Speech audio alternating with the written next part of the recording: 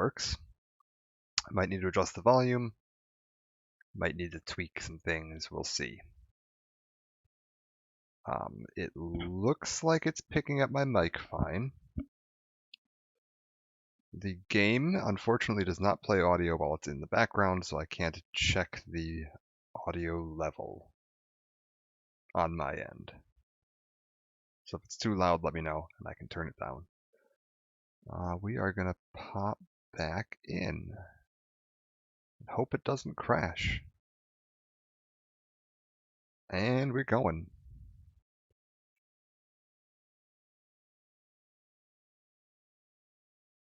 Alright, we're in.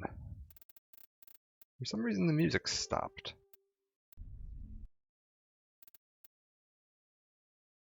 No, that's fine. We'll start a new character here. Classified information requested.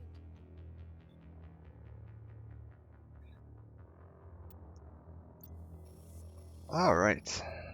Establishing secure connection. Secure connection confirmed.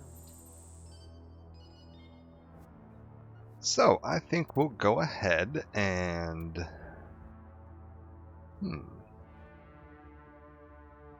Do we want to do new game plus? Nah, we'll start a new character. That's fine. And we'll do custom male because I tend to play male Shep. Who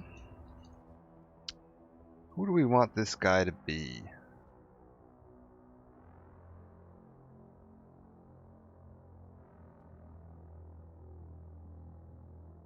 I mean, John Shepard's the default, but I don't really want to go with just John. That's a boring way to start the game.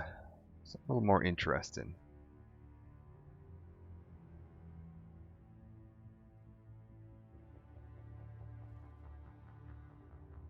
I know I've got on here. I think this PC has Commander Goddamn Shepard and Commander Picard Shepard.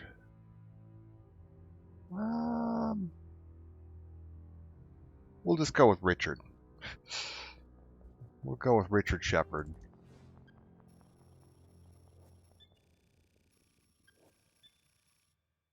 And we're going to get the data corrupted, I believe. Yes. Bingo. Warning. Data corruption detected. I don't think it does this if you just pick the default default one. Confirm pre-service history.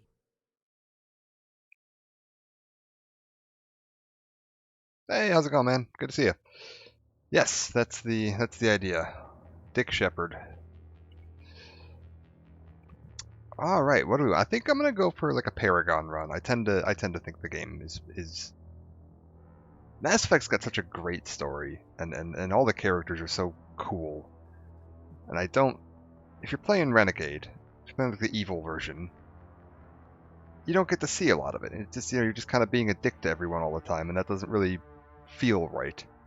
So I tend to play the good guy Paragon route for the most part. Every now and then I'll throw something in that'll spice it up, but what do we got here? Spacer. Both of your parents were in the Alliance military. Your childhood was spent on ships and stations as they transferred from posting to posting, never staying in one location for more than a few years. Following in your parents' footsteps, you enlisted at the age of 18. 19. I can read. Well... Yeah, I enjoyed playing evil characters in Fable because it was just so comically over the top evil. I'm doing well. I'm on vacation this week, so I've been kind of kicking back and just trying to relax a little bit. Yeah, Fable I tend to play evil because it's easy to be comically evil in that game, and it's kind of funny because you're not taking the world too serious. Fable isn't a very serious game. But like Mass Effect and usually like Knights of the Old Republic, I don't like playing particularly evil characters. I'll do evil in Knights of the Old Republic because Sith, if you're playing Star Wars, playing as a fallen Jedi is an RP choice you can do pretty easily. Spacer, so we're doing that's like a military background. I don't really want that. I think that's going to be a bit just kind of bland, like oh the military action hero in the game comes from a long line of military, and that sounds boring to me. I don't want to do that. Colonist, you were born and raised on Mindwar, a small border colony in the Attican Traverse. When you were 16, slavers raided Mindwar, slaughtering your family and friends. You were saved by a passing Alliance patrol, and you enlisted with the military a few years later. That's debatable. No. Might go with that one. And then we got, lastly, Earthborn. You were an orphan raised in the streets of the great megatropolises covering Earth. You escaped the life of petty crime and underworld gangs by enlisting with the Alliance military when you turned 18. So all three options here, it looks like we joined the Alliance military at the age of 18. One of them is because it's what our family did. One of them is because our family's dead. And one of them is because we wanted to get out of a seedy underworld back on Earth.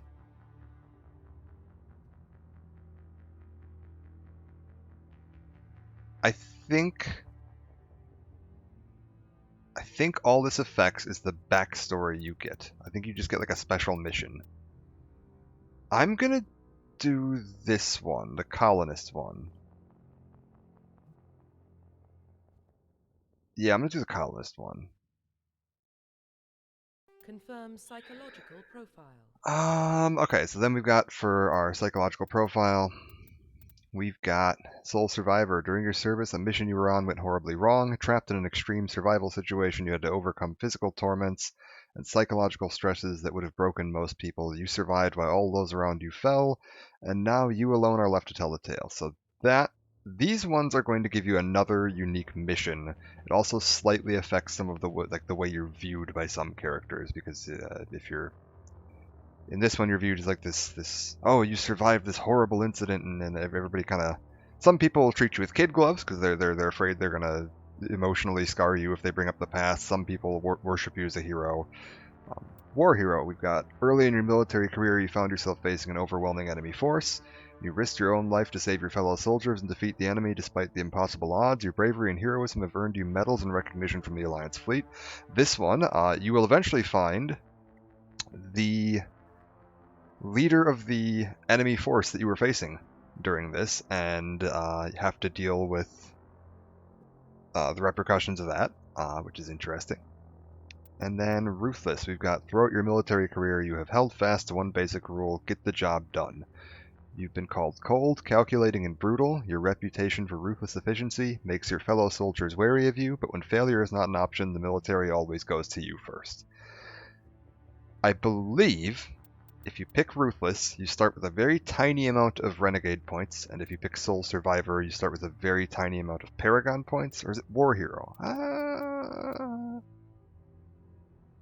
It feels like War Hero would be the Paragon one, because you risked your own life to save your fellow soldiers. But I don't think it is. I think it's Sole Survivor that's the Paragon one. I typically go Sole Survivor, but this time I think I want to do War Hero, because it's actually kind of a neat... I know the backstory on that one. That's kind of a neat one. Confirm military specialization. Alright, then we've got to pick what type of soldier we are. This is a choice.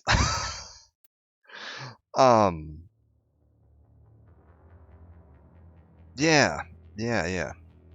Go with a theme for my character. He's a survivor.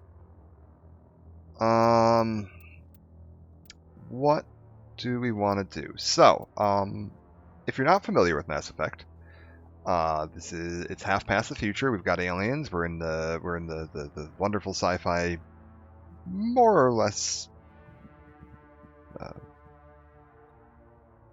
benevolent future. All the aliens are more or less friendly. There's a couple minor skirmishes in the borders and whatever, but more or less life's good. This is a pretty good future. We've got faster than light travel because we've developed some magical mineral substance that lets you reduce or increase the mass of an object. So you can reduce the mass of an object to the point that you're able to move it at higher speeds, eventually getting it to faster than light. Also, there was the element that allows them to do this. If you run an electrical current through it, they call it element 0.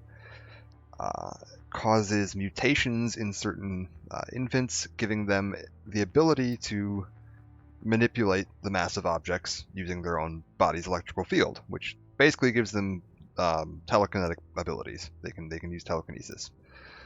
So your options here, you could start out with, you got Soldier, which is just all about guns and armor, and then this is your Call of Duty character. You want to go into this game and play it like a first-person shooter, you pick this guy.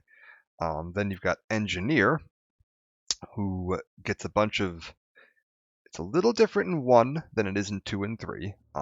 In 1, they're all pretty similar, to be honest. In 2 and 3, it expands a lot. But Engineer's general idea is that you have tech savvy. You're not as good with guns. You don't have as fancy armor. I think they can only use light armor, and they only have pistols in this game. That changes a little bit later. But they are very good with technology. They can hack enemy shields, they can shut down enemy weapons, they can heal their team more efficiently, they can decrypt security systems, they can hack vehicles, they can shut down robots, they can eventually take over robots and force them to fight on your side. Lots of fun tech stuff. Adept, you've got your biotic, your psychics, your all about psychic powers. You can lift people up, you can throw them, you can knock them down, you can suck them into a little black hole. You can provide an energy shield for yourself, but stops projectiles from hitting you, so you're able to defend yourself and your squad mates. Yeah, so they're all that. They are very low hit points. These guys are very much like a glass cannon kind of crowd control, magey type character. So those are the 3 basic classes. You got your all guns in combat, all tech, and all psychic. Then you have combo classes down here. So Infiltrator is the combat and tech combo class, which is you have some ability to disable enemies. You're expert with the sniper rifle. You can use medium armor instead of just the light armor. So you're halfway between there. Still have some hacking abilities and offensive abilities. You don't have as much of the healing. You're a little bit lower on the HP. This is a pretty good middle durability character with a slight focus on sniping. In the later games, that again, they double down on the sniping. I think this character in the later games is able to go invisible, and they get some bonuses to sniping damage and like an assassinate ability and everything. It's much more focused on sniping. Then we got Sentinel, which is the combination of biotic and tech. They are god-awful with armor and god-awful with weapons. They have literally no advanced weapon training, meaning that they have terrible accuracy with weapons in this game, and will never get any damage bonuses. They're always doing just the base damage with weapons, but they have almost the entire biotic ability tree and a few of the tech crowd controls. These guys are all about just shutting down the enemy's ability to fight you. You can just lock them in place, knock them over, keep them on the ground. Very heavy crowd control. They're not very good in this game. If you later in the game, if you get really good with spamming the abilities, you can do something with them. But because they don't have any really weapon skill, and your teammates aren't going to be doing anything with their weapons, that is a challenge run. If you are playing Sentinel, you are playing a challenge run. In the later games, they again balance this out a little bit more. They have some weapons abilities, and they get some fancy stuff like they get a really heavy biotic shield they can throw up that just makes them effectively invulnerable. They're a support class, though, for the most part. Vanguard, very different between Mass Effect 1 and the other games. In this game, it is the biotic combat specialist. They have pistols and shotguns, can go up to medium armor. They have a lot of close range knockdowns and everything else like that. Fun. In the later games, they get an ability that allows them to dash forward to slam into the enemies. What's bugging you about the arm? Is it the Vanguard arm or the the Sentinel arm.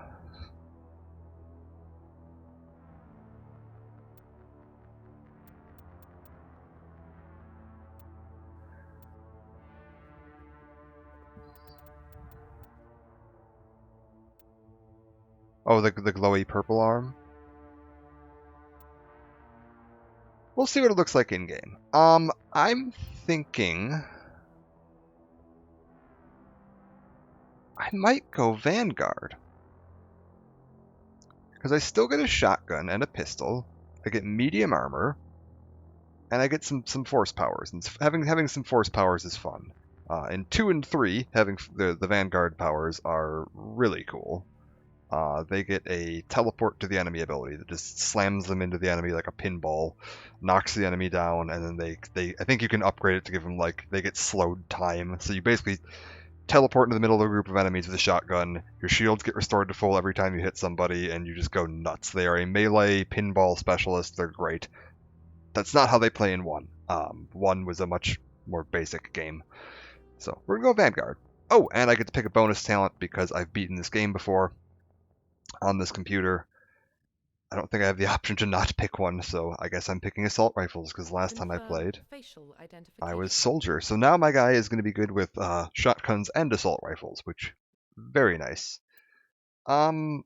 Appearance, we're going to change the appearance. I don't want that face. This is pretty close to the shepherd that I usually use. I think I might change his nose a bit, but let's take a look at what else we've got. I'm running a mod that does increase the textures quite a bit. Makes things look a lot prettier. No. No.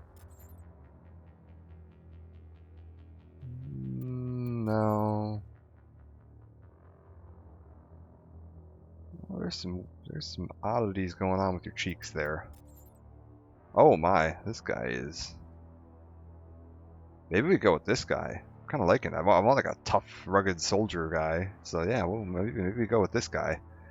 Liking the scar here. He kind of reminds me of one of the characters from Knights of the Old Republic. Looks a bit like Canderous. Oh, got the nice eye scar there.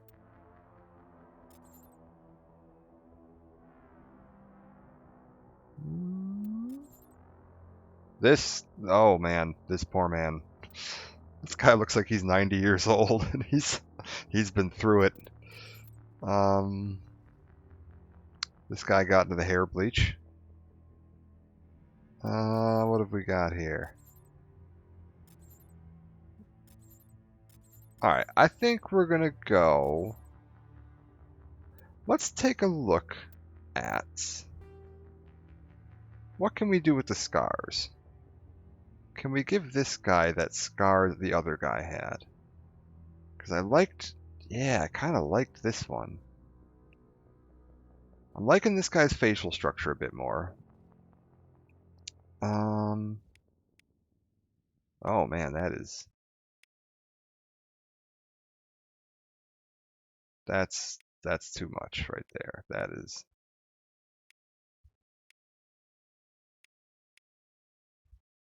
Yeah, I think we'll go with this. And then skin tone. Give him like a that. Do we wanna go? No, too light doesn't look right. Maybe we go with that. And then facial structure, I don't want to mess with this too much because that's going to really start changing who this guy looks like, and I kind of liked the way he looked, so we'll go with that. I'm not going to mess around with this all too much, but I do want to just get a couple of little tweaks in here to try to make him look presentable. Yeah, that'll be fine. Maybe bring the ears in just a little bit. Alright. Let's take a look at my options for... Oh my god, look forward. There you go. So we're at this one right here.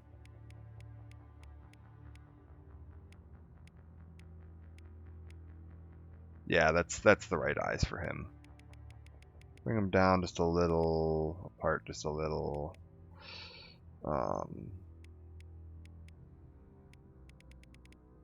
We want to put him right about there. Give this guy a bit more of a scowly brow. Yeah, there we go. Leave that alone. Eye color, what have we got here? Can I do anything that I'm really like, oh, that jumps out at me? Nah, that's fine.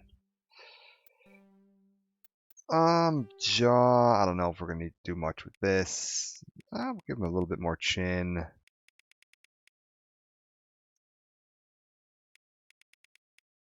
Yeah, we'll give him a little bit of chin.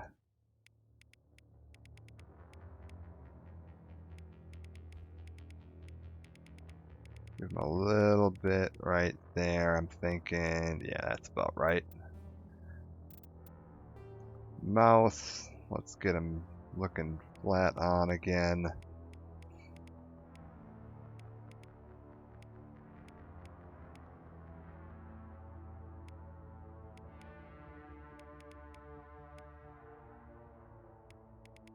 I want a slightly wider mouth. What is this doing? That's affecting his mouth depth. Lip size. Oh, so that was why that one looked so stupid. Alright, one sec. Hold up. If we put that there, and then we actually give him some lips.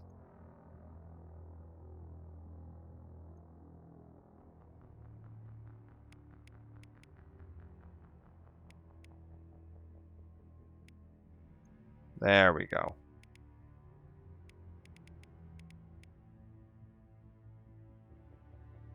Oh, I don't know. I just realized that's making his lips really stand out, and I don't want that. Alright. Maybe we go with that.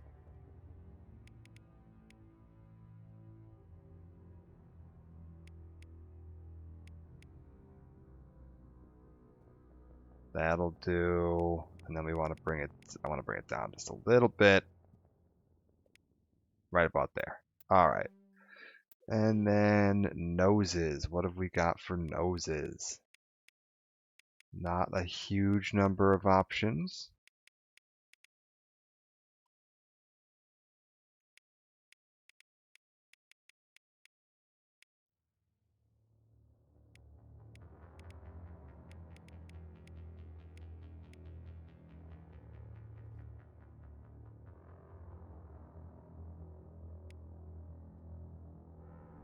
Oh my god, it is so hard to get him to look forward.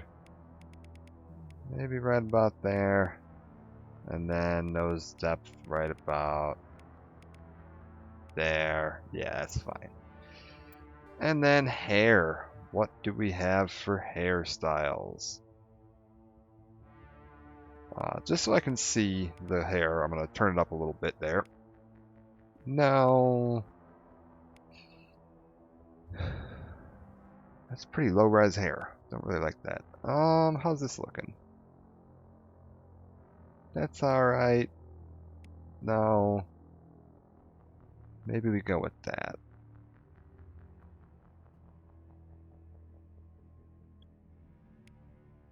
I think we're going to go with that.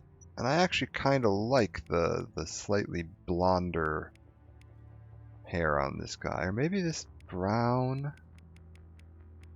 No, I think I kind of like that. Yeah, there we go. And then facial hair color. Okay, facial hair, beards. Does this guy want a beard? We give him a little bit of stubble.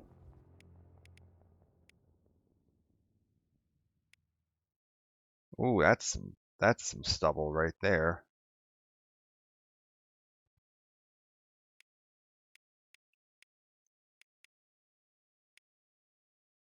No, that's a little too much. That's a little too light. Maybe we bring it down to about there? Yeah. We're gonna give him about like that. Because now his eyebrows match his roots. So that looks like his natural hair color now. Good. Liking that.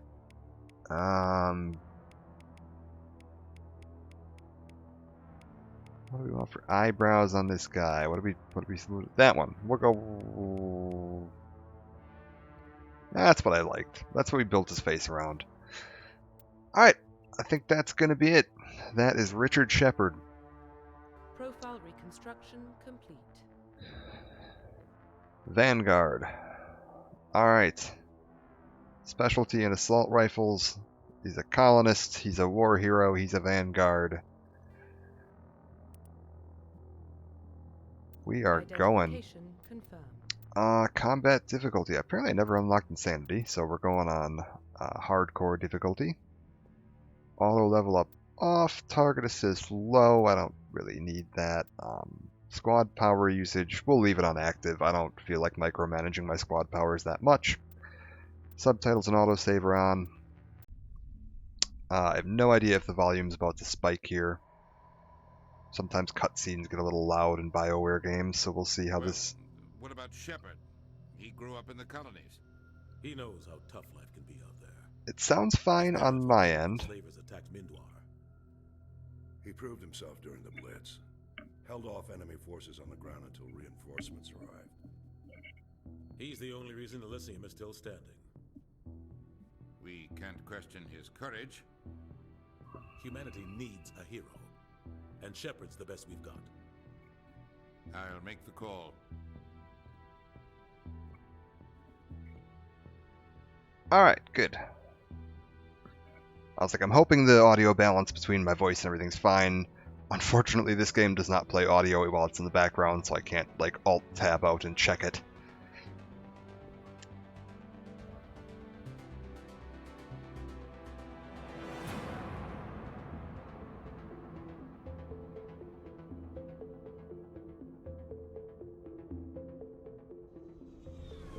Please do, because I won't know.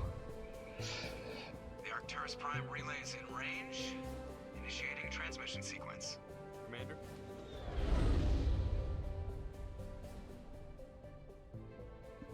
Ah, I missed the SR-1 Normandy. We are connected. Calculating transit mass and destination. The relay is hot. Acquiring approach vector. Got a painting of this on my wall. Here for transit.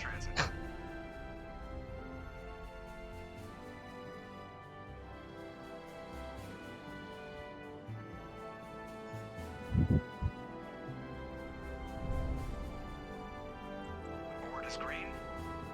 Approach run has begun.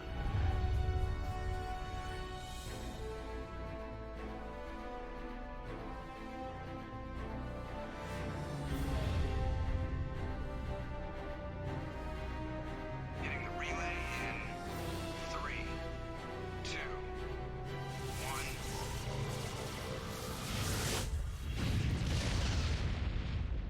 1. And we're away. Thrusters, check.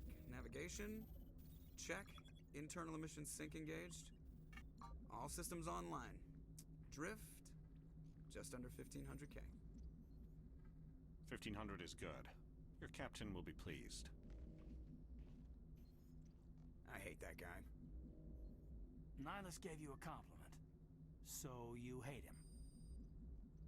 You remember to zip up your jumpsuit on the way out of the bathroom? That's good. I just jumped us halfway across the galaxy and hit a target the size of a pinhead, so that's incredible. Besides, Spectres are trouble. I don't like having them on board. Call me paranoid. You're paranoid. The Council helped fund this project. They have a right to send someone to keep an eye on their investment. Yeah, that is the official story. But only an idiot believes the official story. You're overreacting, Joker. Well, bad feelings are an occupational hazard.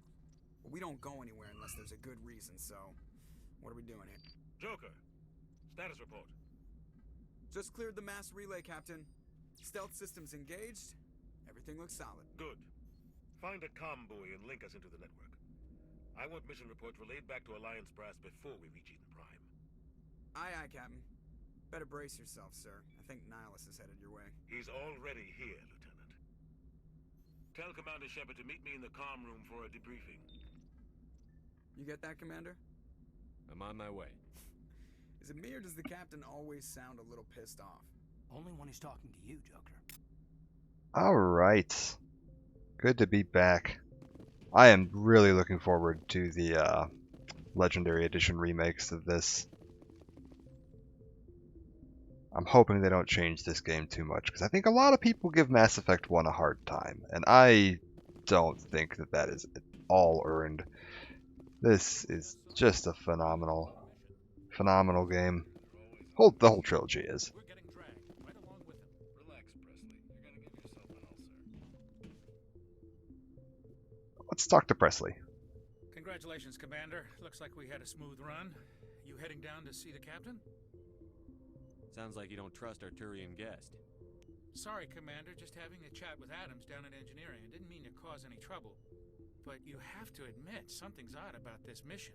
The whole crew feels it. You think the Alliance brass is holding out on us? If all we're supposed to do is test out the stealth system, why is Captain Anderson in charge? And then there's Nihilus.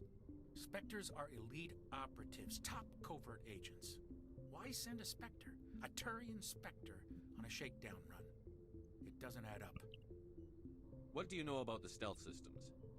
I just know it masks our location from scans and sensors. Cutting-edge technology. The Normandy's the only ship with this prototype drive. But why are we fully staffed? A skeleton crew would be cheaper. Less chance of security leaks, too. Plus, there's Nihilus. It's pretty obvious this shakedown run is just a cover.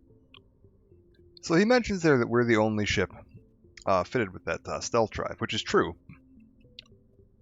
And the second game, you get a new ship. It also has an upgraded version of this stealth drive. But you never hear about anybody else using it. So like, it seems odd to me that I think this trilogy, I think it's supposed to be about 5 years between the start of the first game and the end of the third game. I've never understood why this seems to be the only ship that gets this. Like it's supposed to keep you completely invisible on radars. Yeah, apparently. For what? Damned if I know, Commander. We're out here on false pretenses. I'm not a fan of being left in the dark.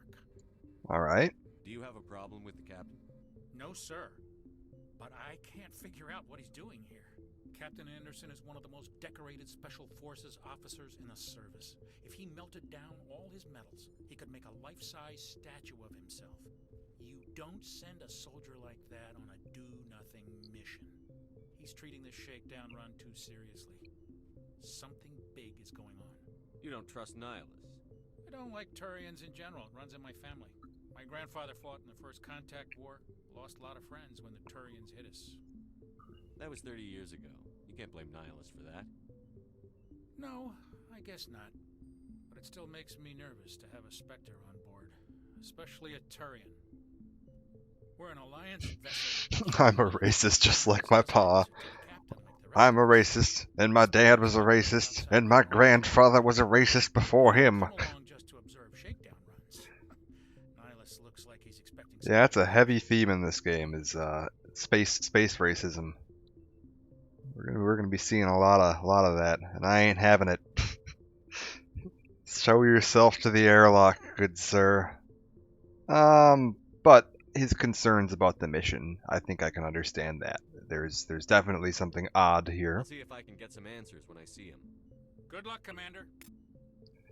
You know, his comments about it being odd that Captain Anderson is here and a Spectre being on board the mission. Yeah, that is all very odd. Turian racism aside. I'm really not having any Turian racism because that's Garrus. Garrus is the best part of this series.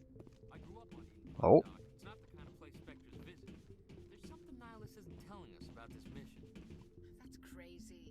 The captain's in charge here. He wouldn't take orders from a Spectre. I almost said.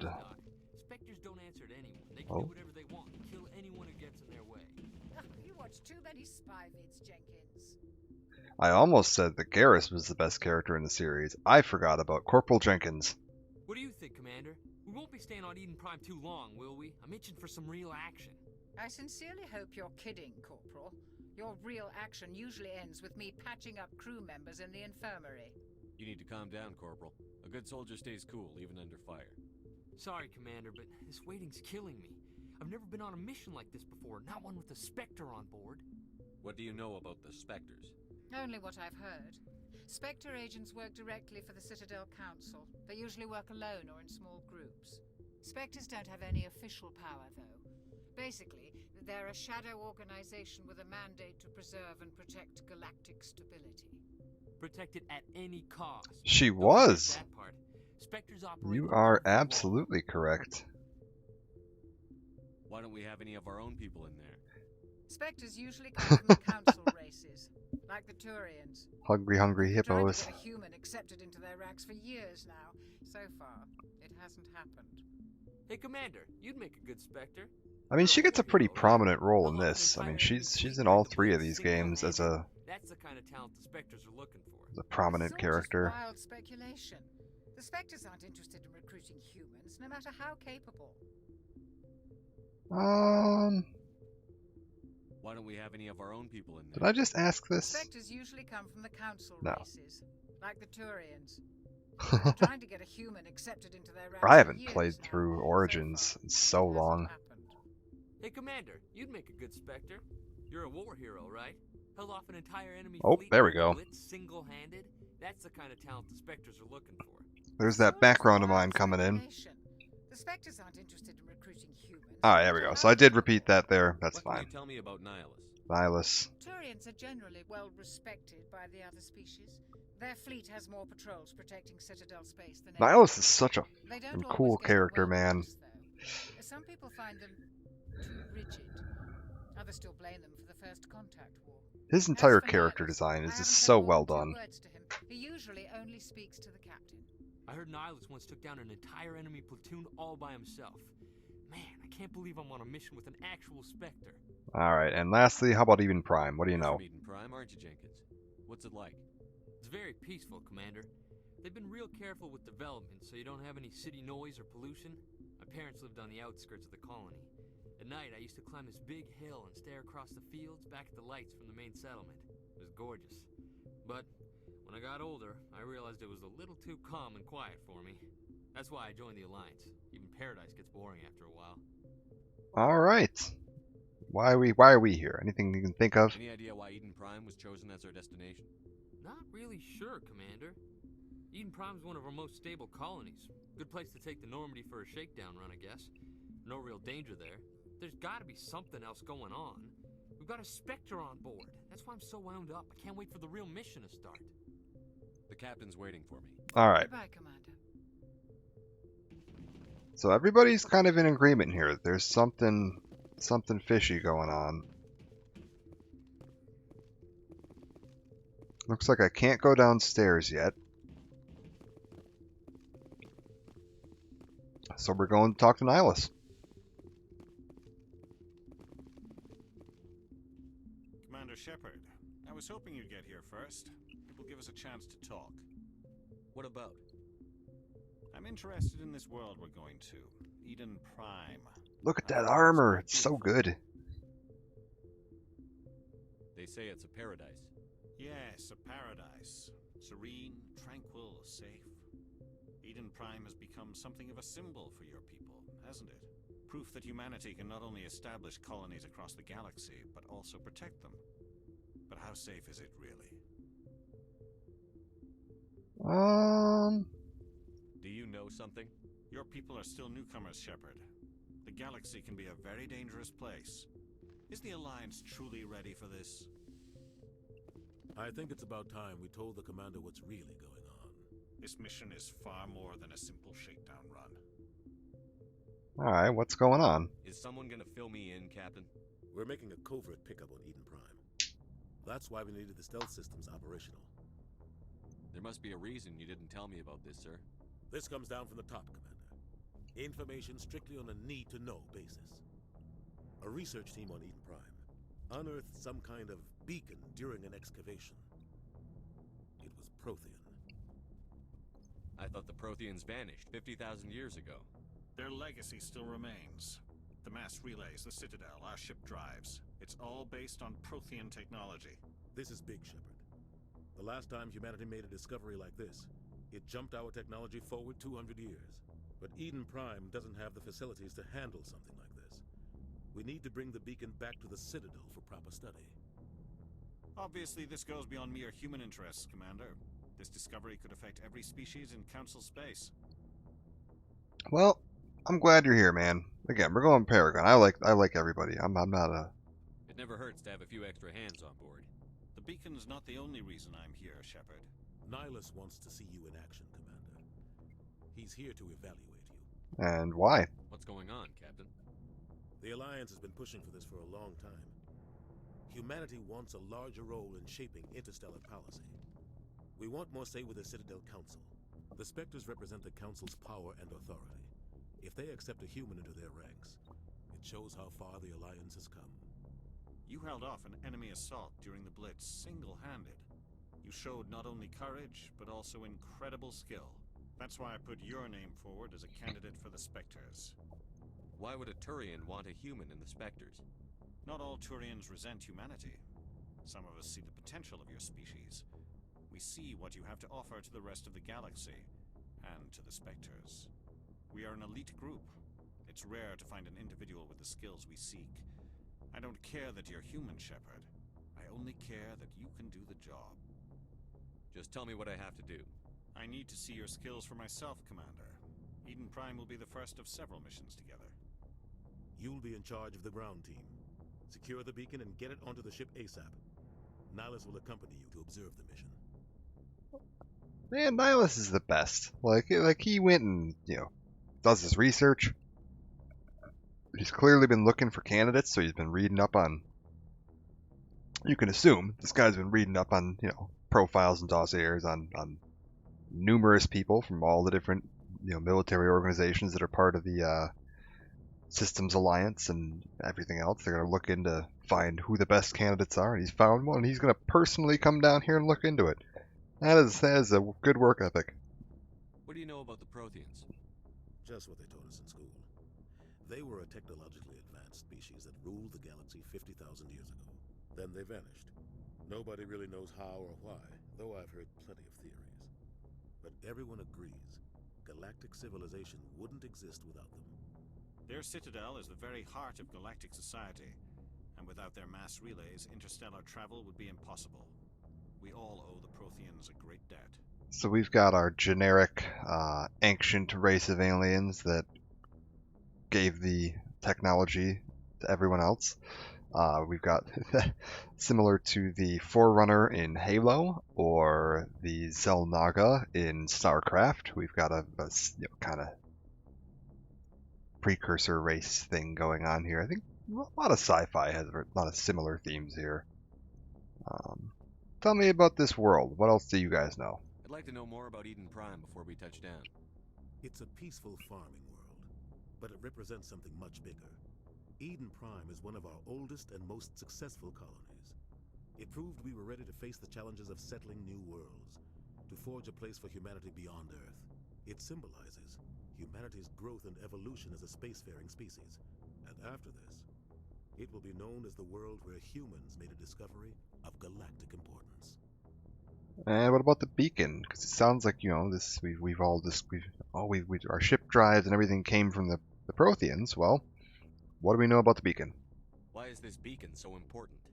All advanced galactic civilization is based on Prothean technology, even yours. If we hadn't discovered those Prothean ruins buried on Mars, we'd still be stuck on Earth. That was just a small data cache. Who knows what we can learn from this beacon? What if it's a weapons archive? We can't let it fall into the wrong hands. Like who? The Attican Traverse isn't the most stable sector of Citadel space. There are plenty of raiders and criminal groups active in the region. They might figure a Prothean beacon is worth the risk of attacking an Alliance ship. Plus, Eden Prime is right on the border of the Terminus systems. Alright, tell me about that. We're getting a little bit of info on the kind of galactic power setup here. Citadel space, it seems to be, humans, Turians, the other major ruling races, but there's some outlaw space too. The Attican Traverse is under Citadel protection. If the Terminus systems attack, it's an act of war. Technically, yes. But some of the species in the Terminus might be willing to start a war over this. The last thing the Council wants is to get dragged into a major conflict with the Terminus systems. We have to keep this low-key. Okay, I didn't know if they were going to mention it there. The war that my character fought in, where I held off the enemy force, is a war with the Terminus systems. So, We fought off pirates from the Terminus systems at the Skillian Verge, I believe, in the Attican Traverse. So I was hoping they were going to mention that, but no, we're not going to. My guy apparently just forgot what the Terminus systems were, even though it's the most notable thing that's ever happened to him in his life. He's fine. Just give the word, Captain. We should be getting close to Eden. Captain, we got a problem. What's wrong, Joker? Transmission from Eden Prime, sir. You better see this. Bring it up on screen.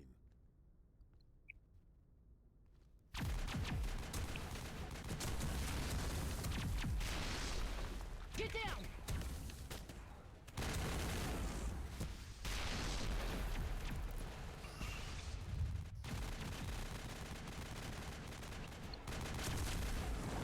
We are under attack, taking heavy casualties. I repeat, heavy casualties. We can't. Need evac. They came out of nowhere. We need.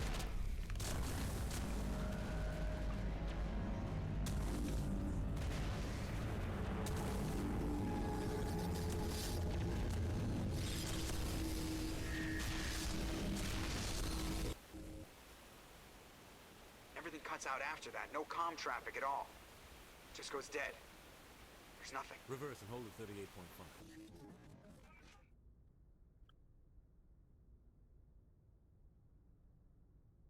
Status report. 17 minutes out, Captain. No other Alliance ships in the area. Take us in, Joker, fast and quiet. This mission just got a lot more complicated. A small strike team can move quickly, without drawing attention. It's our best chance to secure the beacon. Grab your gear and meet us in the cargo hold. Tell Alenko and Jenkins to suit up, Commander. You're going in. Alright, we're off. Me and Jenkins are going to save the day. Engaging stealth systems. I'm really doing some serious digging here, Captain. Your team's the muscle in this operation, Commander. Go in heavy and head straight for the dig site. What about survivors, Captain? Helping survivors is a secondary objective. The beacon's your top priority. Approaching drop point 1. Nihilus, you coming with us? I move faster on my own. It's a little windy, guys. Nihilus will scout out ahead. He'll feed you status reports throughout the mission. Otherwise, I want radio silence. We've got his back, Captain. The mission's yours now, Shepard. Good luck. And we're out. Approaching drop point 2.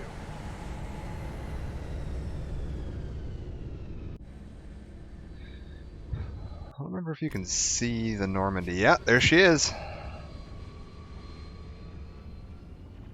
And away she goes. This place got hit hard, Commander. Hostiles everywhere. Keep your guard up. Man, look at that. They redid all the skyboxes and everything in this mod, and this looks just gorgeous. You are walking. Press Z to run. Oh. I did not know that was a thing. Yeah, this all looks great. So, I really like that the, that they didn't make the Normandy invisible. Because it's supposed to have a stealth system. And I think a lot of game designers and game developers would have just said, oh, we're going to give it a shimmery, Star Trek cloaking field, and it's going to go invisible. But that's not how this works, because it's not, when you're in space, you don't need to be invisible to be stealth in space. Because, space is huge, and your ship is very tiny, and they're not going to, visibly see your ship. What you need to do is you need to mask their ability to pick it up on sensors. So heat sensors is the big one. And that's what the stealth drive does, is it masks your heat emissions, so there's no thermal emissions for them to pick up on. Because they actually took some time to think about, how would this work? Oh, we got some corpses.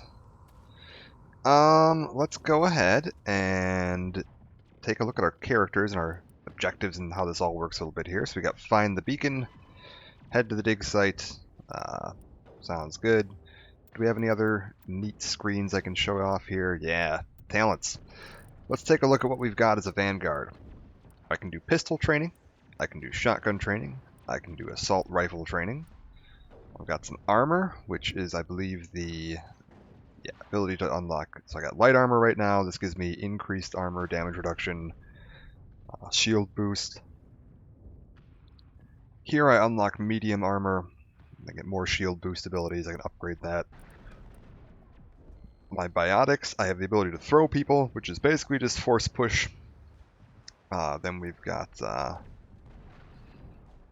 lift, so I can cause people to hover in the air. So you pick them up and they kind of just float around in the air for a little bit. Duration of 6 seconds, they'll just kind of hover around. If you do a lift and then you do a throw, you will send them flying. Warp is... it's basically a damage over time effect. This changes again in the later games, but right now this is a damage over time. You put a thing on them, it makes them hurt. Accuracy cost is, while you're using this ability, your accuracy gets lowered. I think a lot of these have that. Yeah, accuracy cost 80%. Barrier makes my shield stronger. Got assault rifle training down here. We got my Vanguard class thing. It's my pistol and shotgun damage up. Charm and Intimidate. I have a very tiny amount of Paragon points over here. Do I have any points to spend? I have 3 points to spend. Alright. We've got Throw, and we've got Warp already. I'd like to start moving towards shotguns. We want to get into shotguns, so we're going to start putting some points into that. Once I get to here, I'll be able to unlock the shotguns. So we got to put some points into pistols to unlock the shotgun tree.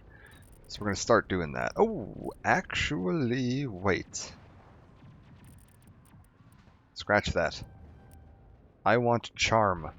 I want speech. We want to pass our speech checks, and there might be some early on here before I gain a level. Next points we get go into pistols. So we got throw, warp. We're good at talking to people. That sounds good. How about Caden? Caden's got throw. What does this do for him? Oh, he's a sentinel. The one that I said was a support class that was kind of useless. Caden is that. Reduces the cooldown, so all of his abilities come off cooldown faster. Cooldown is tech abilities as well.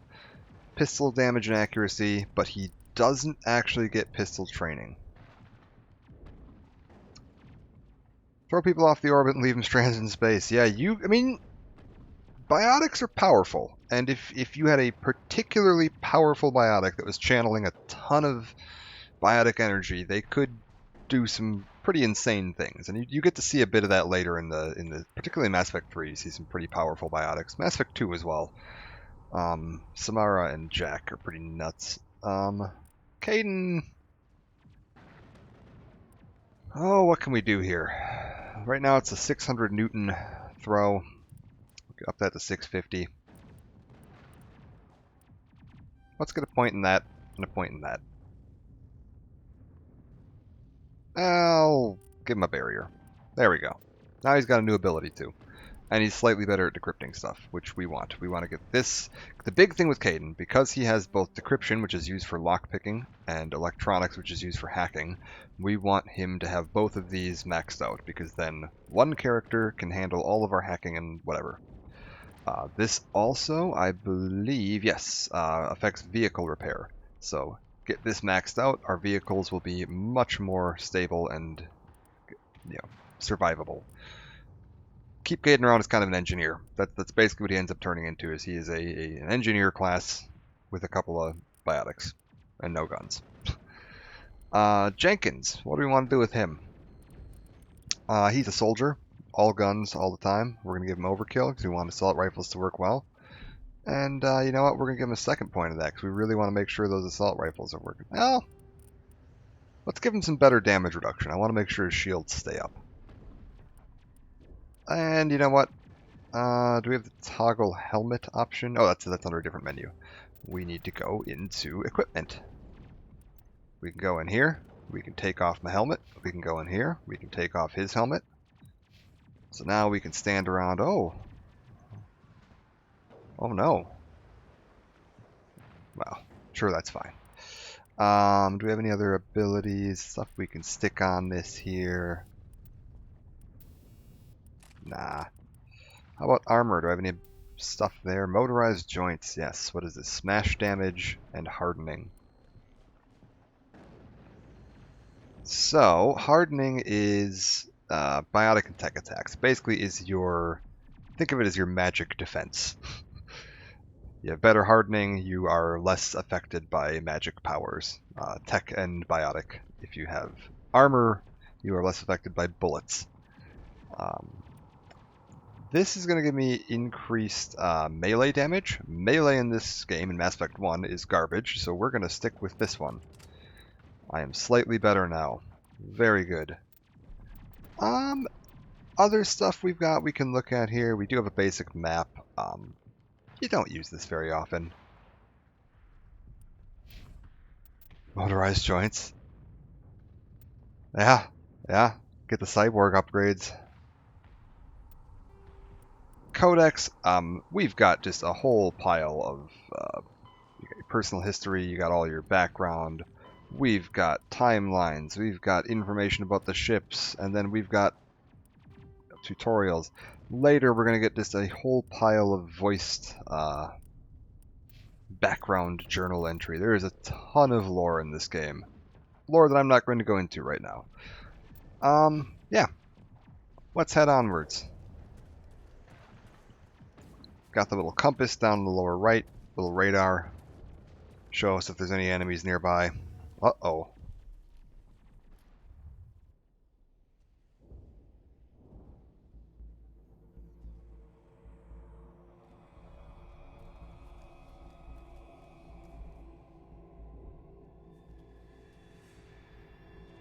Uh-oh, my spidey sense is tingling. Oh no! Jenkins is down! He lasted all of 5 seconds. Oh my god. Haha! That's my shields out already. Okay. We are a lot squishier than I'm used to. That's fine.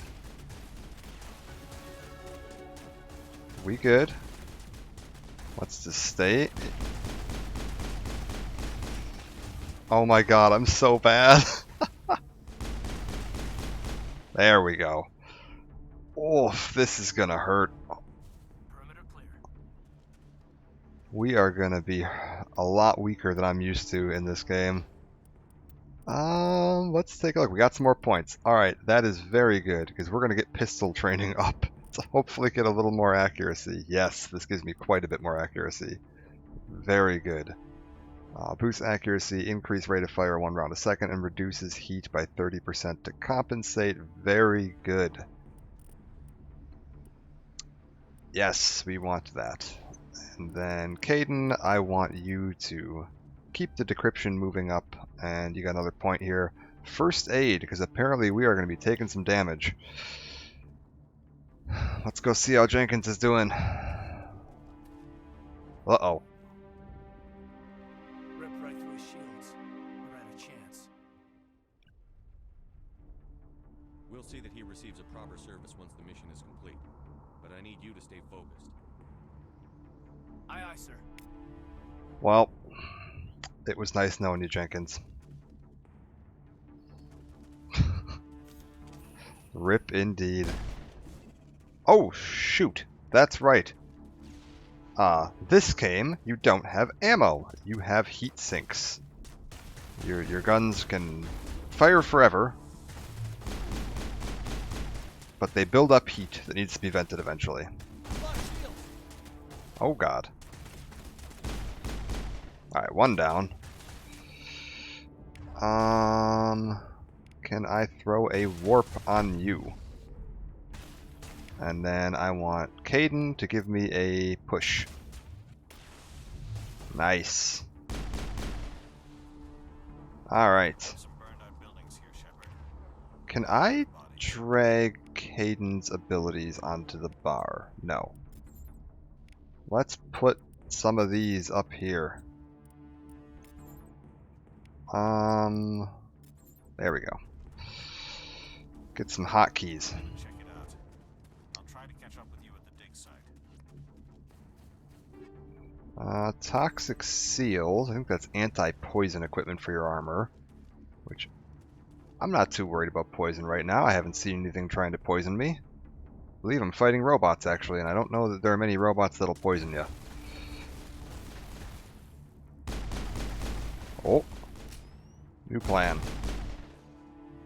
We're going to switch over to that pistol ability that gives me better accuracy. There we go. And there's one more out there.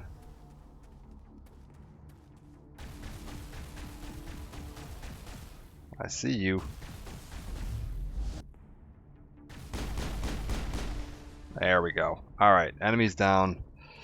We can move out.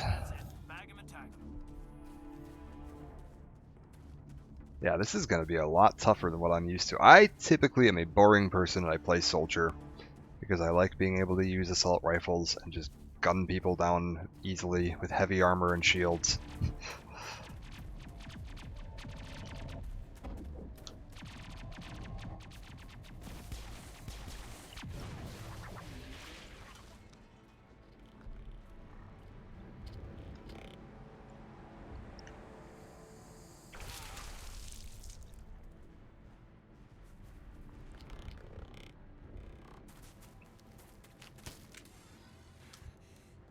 We got robots.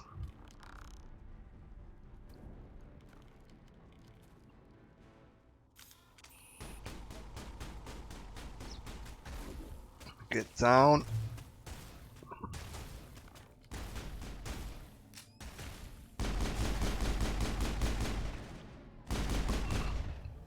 All right. Thanks for your help, Commander. I didn't think I was going to make it. Gunnery Chief Ashley Williams of the 212. You the one in charge here, sir? Are you wounded, Williams? A few scrapes and burns, nothing serious. The others weren't so lucky. Oh man. We were patrolling the perimeter when the attack hit. We tried to get off a distress call, but they cut off our communications. I've been fighting for my life ever since. What happened to the unit? Where's the rest of your squad? We tried to double back to the beacon, but we walked into an ambush. I don't think any of the others... I think I'm the only one left. Oh, don't beat yourself up, kid. This isn't your fault, Williams. You couldn't have done anything to save them. Yes, sir. We held our position as long as we could, until the Geth overwhelmed us. The Geth haven't been seen outside the Veil in nearly 200 years. Why are they here now? They must have come for the beacon. The dig site is close, just over that rise. It might still be there. Now, can you take me there? You're coming with us, Williams. We need that beacon. Aye, aye, sir. It's time for payback. So I'm curious here. So both Ashley and Kaidan, and I'm assuming Shepard, all seem to know about the Geth. I don't entirely know how. If the Geth haven't been seen outside the Perseus Veil, which is the sector of space that they live in 200 years, because they've isolated themselves behind their little nebula and they're hiding in deep space, how do we know about them? Because we only encountered the other aliens in this universe something like 40 years ago. So we very much would never have encountered the Geth. And if it's been that long, I feel like an enemy that hasn't been seen in 160 years, when we first encountered the other aliens, it'd been 160 years. I feel like that wouldn't be a very big priority to tell us about. What else do you know about the Geth? Just what I remember from history class back in school. They're synthetics, non-organic life forms with limited AI programming, created by the Quarians a few centuries ago. They were supposed to be a source of cheap labor, but ended up turning on the Quarians and drove them into exile. Well, after that, they just kind of disappeared behind the Perseus Veil. Nobody's really heard much from them since. I mean, I guess you would have heard of the Geth because of the Quarians. You'd know why the Quarians didn't have a homeworld. But you wouldn't know what they looked like. Like, why would you be able to visually identify a Geth? Tell me everything you know about the beacon. They were doing some digging out here to extend the monorail and expand the colony. A few weeks ago, they unearthed some Prothean ruins, and the beacon. Suddenly, every scientific expert in the colony was interested. That's when they brought us in to secure the site. I don't know much about the beacon itself, but I heard one of the researchers say this could be the biggest scientific discovery of the century. What happened to the researchers at the dig site? I don't know. They set up camp near the beacon. The 232 was with them. Maybe their unit fared better than mine. Alright, what's going on here? Tell me. Describe what happened leading up to the attack. We were sent out a couple of nights ago from the main colony to secure the area. Seemed like a routine patrol until the Geth hit us. We never knew they were coming. Okay. Did you see my buddy, Nihilus? Have you seen a Turian Spectre around here? There aren't any Turians on Eden Prime. None that I've ever met. Not sure I'd be able to tell if one was a Spectre anyway. If you saw this guy, you'd know. Carries enough firepower to wipe out a whole platoon. Luckily, he's on our side. Sorry. Like I said, no Turians. Alright, well, let's roll out then. Move out. So what do we get here? A pistol. Oh, that's good. I need pistols. And armor-piercing rounds, we'll take that. Yes, give me some gear. I've been using this pistol, so we're going to go ahead. This gives me more damage, fewer shots before an overheat, and slightly less accurate. Ooh, that's debatable. My accuracy's already pretty rough.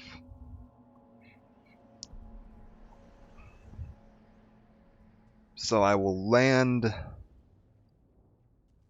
slightly fewer shots, about 5% less shots. But I get a 11-point damage bonus. It's got to be worth it. And can I put the armor-piercing rounds? Synthetic targets. Bonus damage against robots. That sounds like what we want right now. So we're going to go ahead and, yeah. Switch to that. Kaidan, how's your gear looking? Yeah, you're fine. Ashley, you're looking fine. Alright. Oh, we'll have to check Ashley's abilities. Armor-piercing rounds and chemical rounds. Okay, those are good. And light armor. Scorpion light armor. Let's take a look. Alright. Ashley, can we give you some ability points? We can. You can get overkill. And either shield boost or adrenaline burst. I feel like we want shield boost right away. That's going to be important. And what does soldier give me? Increase health regen. Yes, we want Ashley's health regen up because that's, I think, unique to her. I don't think either of us have health regen. Or maybe I do. Maybe I do and I just can't upgrade it.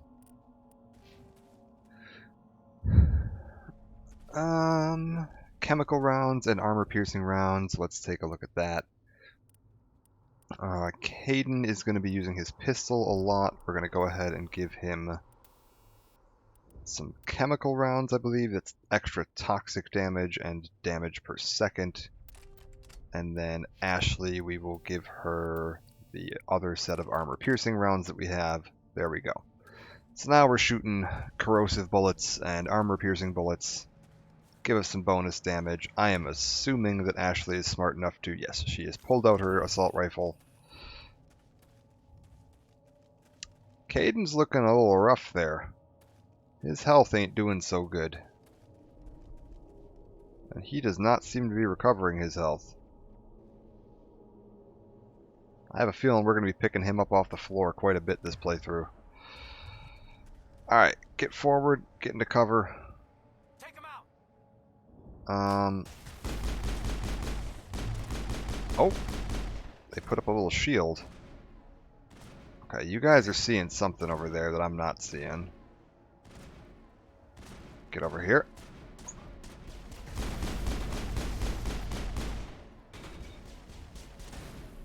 Oh my god, they're just standing here shooting me.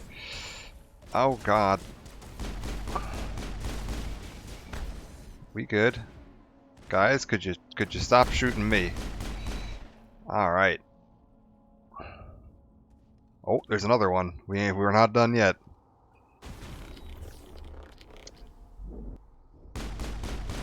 Get that shield down.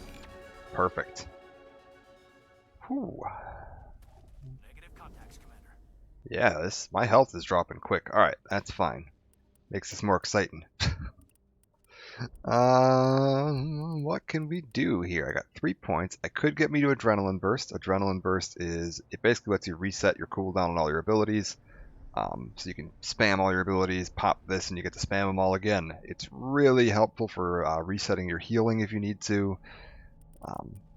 Don't really need it right now.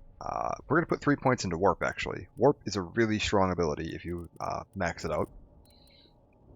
Also, putting 3 points in will allow me to unlock Barrier, which gives me extra shields. Adrenaline is a hell of a drug. That is actually very true. Yeah, that'll get you through a lot. Decryption. This unlocks electronics. We want that because we want him to have overload. This is a god tier ability. That is the one thing that yeah, that is the one thing that Kaidan is going to bring to the thing. Overload is amazing. 200 damage to enemy shields makes them 20% more vulnerable to damage for 10 seconds, and that is at tier 1. Tier 2, that is double the damage. Oh, that's right. There's a 50 damage in a 6-meter radius. So there's an explosion. There's 200 damage to enemy shields, and extra vulnerability. We get double the damage and 5% more vulnerability here, with a faster recharge time. And then we have this one down here, which is triple the damage and 10% more vulnerability, and it's even faster cooldown. So that is insane. That is going to be one of the best abilities we have.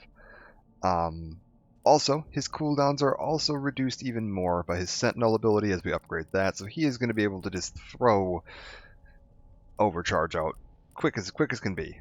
We've got this other one here. This is a little damage explosion, and it overheats enemy weapons.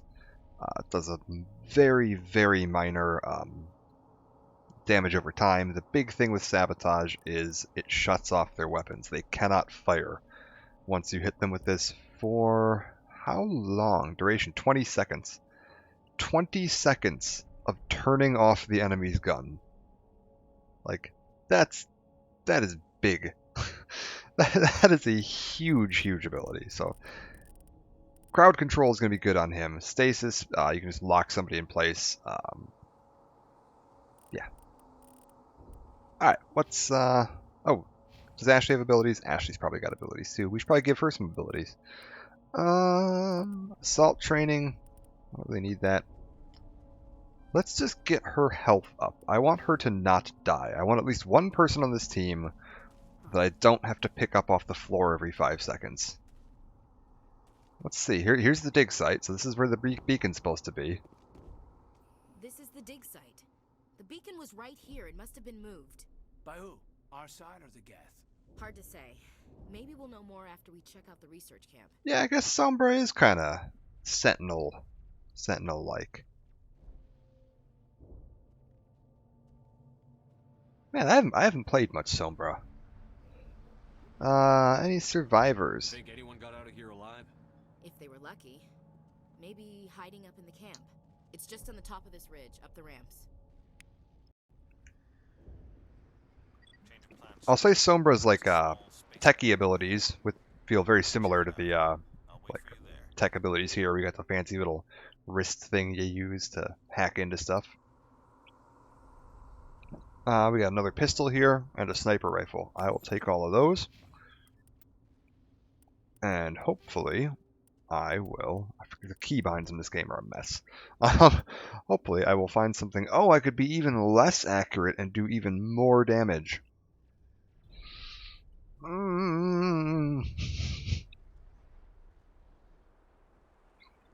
38 accuracy is very low.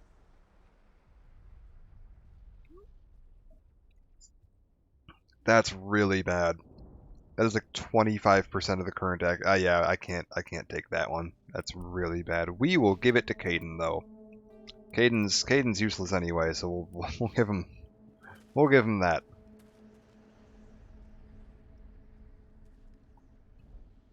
Yeah, that's like a. It basically affects how big that circle is. So the lower your accuracy of the gun, like the lower the stat is, the bigger that circle where I'm aiming is, and that means the wider the spread on the shots is. And if I manually aim, I can tighten it up a little bit. I can make the circle smaller. But yeah, if you're playing with a gun with like low accuracy, matter of fact, let's take a look here. Let me take that gun back from Kaidan real quick.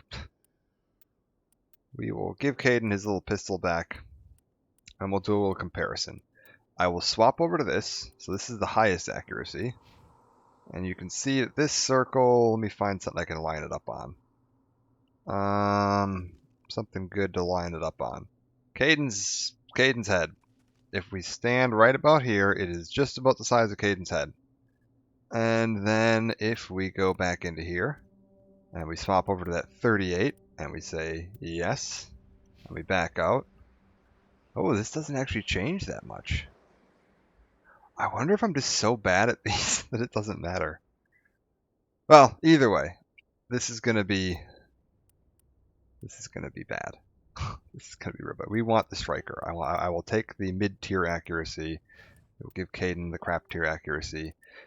You'll see this when you start getting pistols that have like a 90 plus accuracy. That circle is gonna be honed in. You are not missing many shots. At that point, if you're missing, it's because you're missing, not because your character's missing. Oh God, they're still alive. We got zombies. What did the Geth do to them? Robot zombies.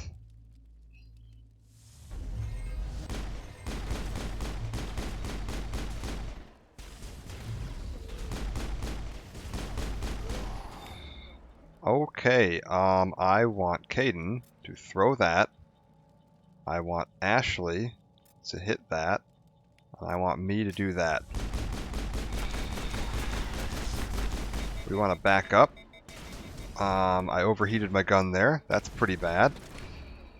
What have we got for abilities right now? Kaidan, can you go ahead and overload that, please?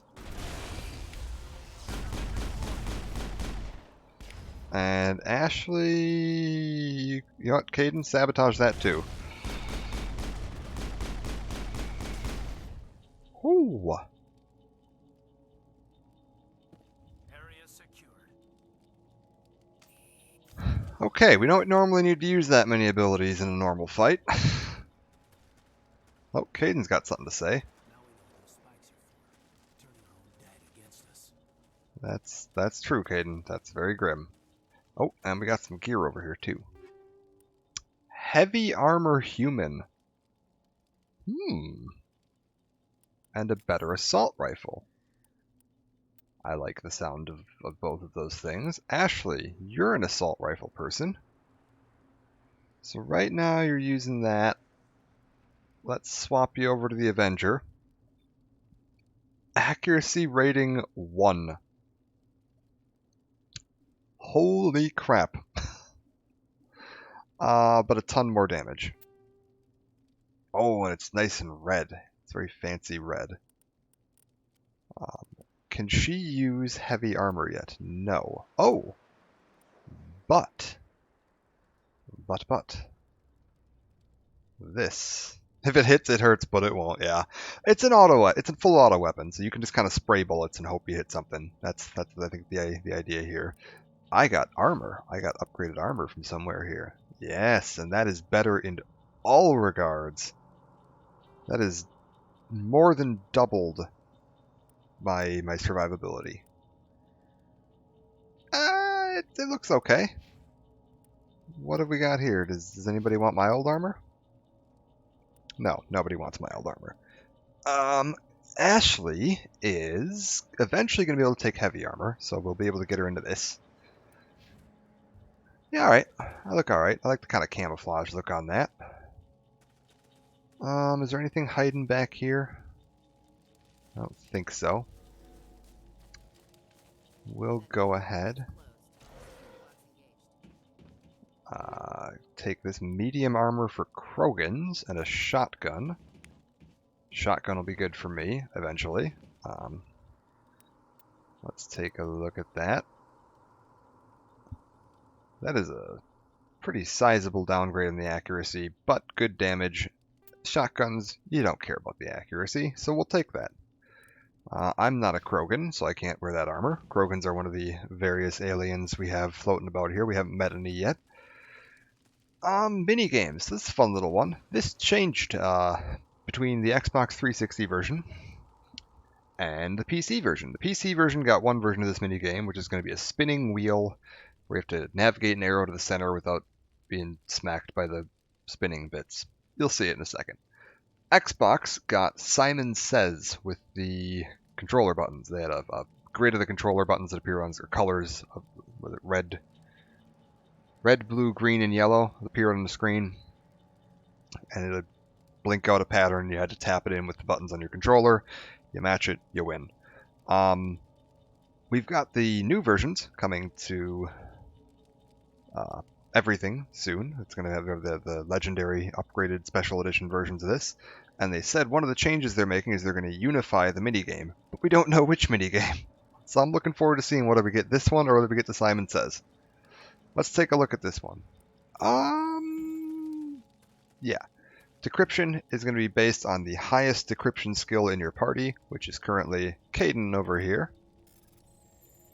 And there we go. I got to move this little cursor into the middle without getting hit by the red things.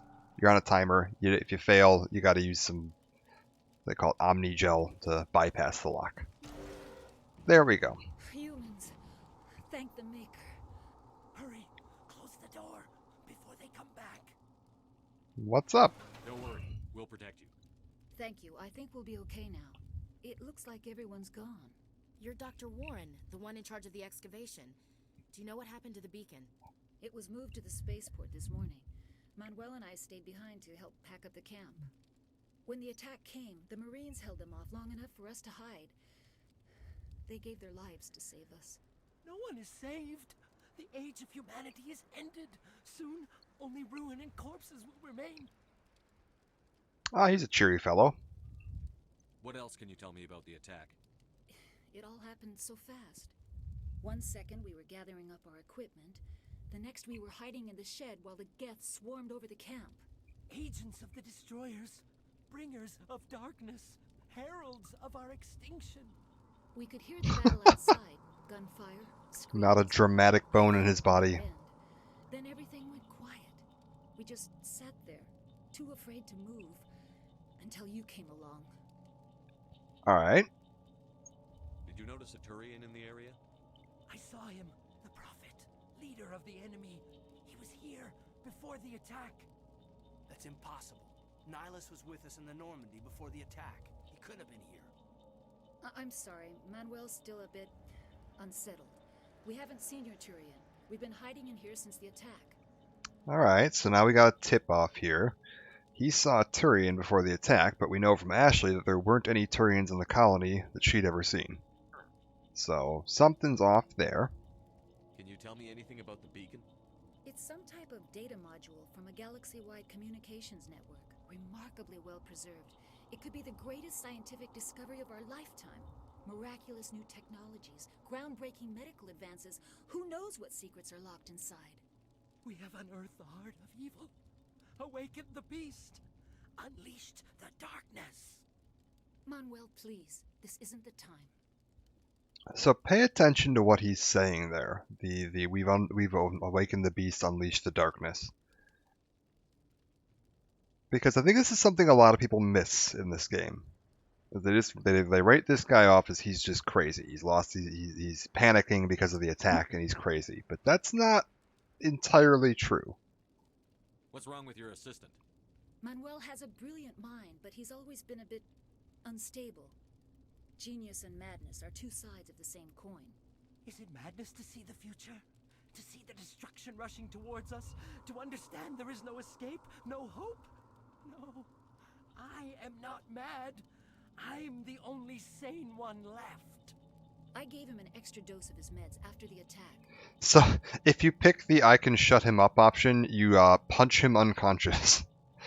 You just walk up and slap him with a right hook and he gets knocked out, which we're not going to do. It's a little amusing to watch. It's a renegade action. We're not doing that. Williams, take us to the spaceport. You can't stop it. Nobody can stop it. Night is falling. The darkness of eternity. Hush, Manuel. Go lie down. You'll feel better once the medication kicks in. So again, you kind of get this impression that, you know, apparently he was on some kind of medication already for some form of mental issues. But that's not necessarily what's going on here. We're going to see exactly what he's talking about before we get off this planet. Oh no, I think my squad mates may have gotten a little stuck in here. Guys. Kaidan. Alright, that's one of you free. Can I get you out of there?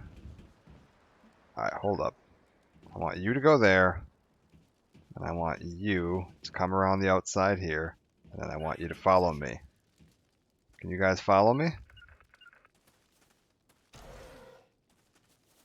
Ashley, there we go. They will actually get stuck in there if you leave them in there. And the next firefight, you won't have any backup because they'll be stuck inside that that hut.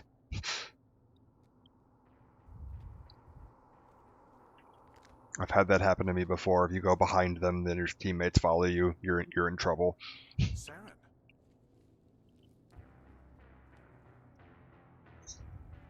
Ooh. This isn't your mission, Saren. What are you doing here? The Council thought you could use some help on this one. I wasn't expecting to find the Geth here. The situation's bad. Don't worry. I've got it under control. Wow. Throw power to knock back enemies. And they're teaching me how to hotkey abilities. Oh.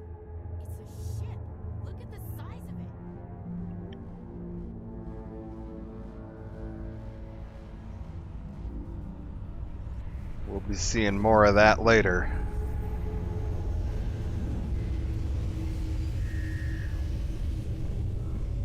And away it goes.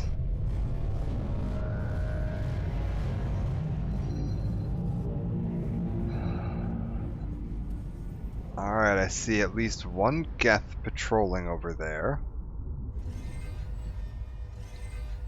Oh. And we've got more of these enemies coming at us. I'm going to fall back a little bit. Get to this hill. And we're going to try and hold here.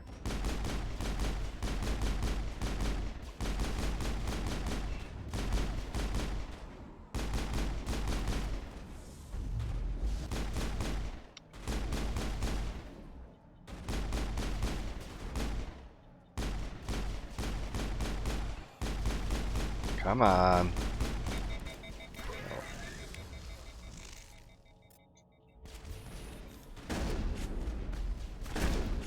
There we go. Perimeter clear. So your comment there when he said he seems like a person who's seen an Eldritch Abomination. You're not far off. We'll see what happened to him here before we get done with this this level, mission, whatever. Oh my lord. Okay, that was rough. Oh, there are a couple of them over here. I might have pushed a little too far forward. Oh,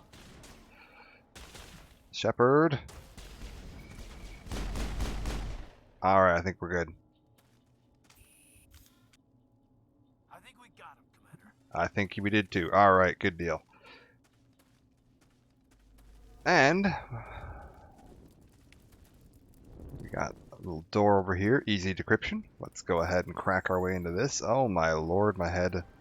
What is happening? Ah, good, we win. Stay calm out there. We're coming out. We're not armed.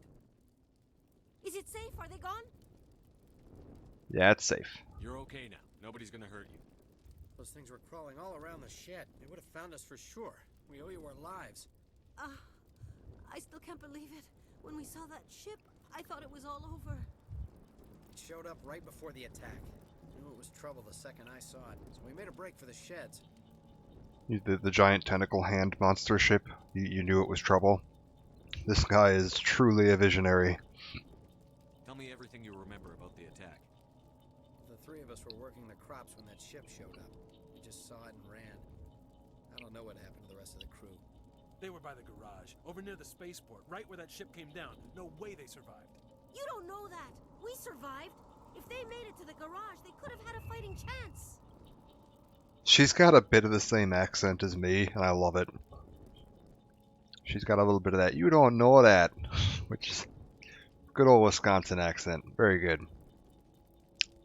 And yeah, those ships, to me, they kind of look like lobsters. That's been my idea. Do you know anything about the Prothean beacon they dug up? We're just farmers. We heard they found something out there, but it never really mattered to us. Not until now. What else can you tell me about the ship you saw? I was too busy running to get a clear look at it. I think it landed over near the spaceport. Tell them about the noise, Cole. That awful noise. It was emitting some kind of signal as it descended. It sounded like the shriek of the damned. Only it was coming from inside your own head. Alright, this is also an important thing. So these guys heard a noise. And they said it sounded like it was coming from inside their own head. It was probably trying to block communications. Whatever it was, felt like it was tearing right through my skull. Almost made it impossible to think. I have to go. Hey, Cole, we're just a bunch of farmers. These guys are soldiers. Maybe we should give them the stuff. Jeez, Blake, you gotta learn when to shut up. You have something to tell me, Cole? Some guys at the spaceport were running a small smuggling ring. Nothing major. In exchange for a cut of the profits, we let them store packages in our sheds. What kind of packages? I found a pistol. Figured it would come in handy if those things came back. But you'll probably get more use out of it than we will. Ah, good. So now we can see another little system in this game. You can, if you see over on the left here, my options, I've got is it all, or is that all, in blue. I've got thanks, and I've got you're holding out on me in gray. The blue and the gray are persuasion checks. If you meet the respective charm or intimidate, you can pick these options. So because I have 3 points in charm, I'm able to pick is that all. But I don't have enough points in intimidate to tell him you're holding out on me. So I couldn't even pick this one right now if I wanted to. But this one I can pick. Usually if it's lit up and you can pick it, that means you're going to get something special for doing that. So we're going to go ahead and do that. We're risking our lives to save this colony. You sure there's nothing else in here that could help us out? Yeah, there's one more thing. I was gonna sell it after this was over, but you probably deserve it more than I do. Who's your contact at the spaceport, Cole? What's his name? He's not a bad guy. I don't want to get him in trouble.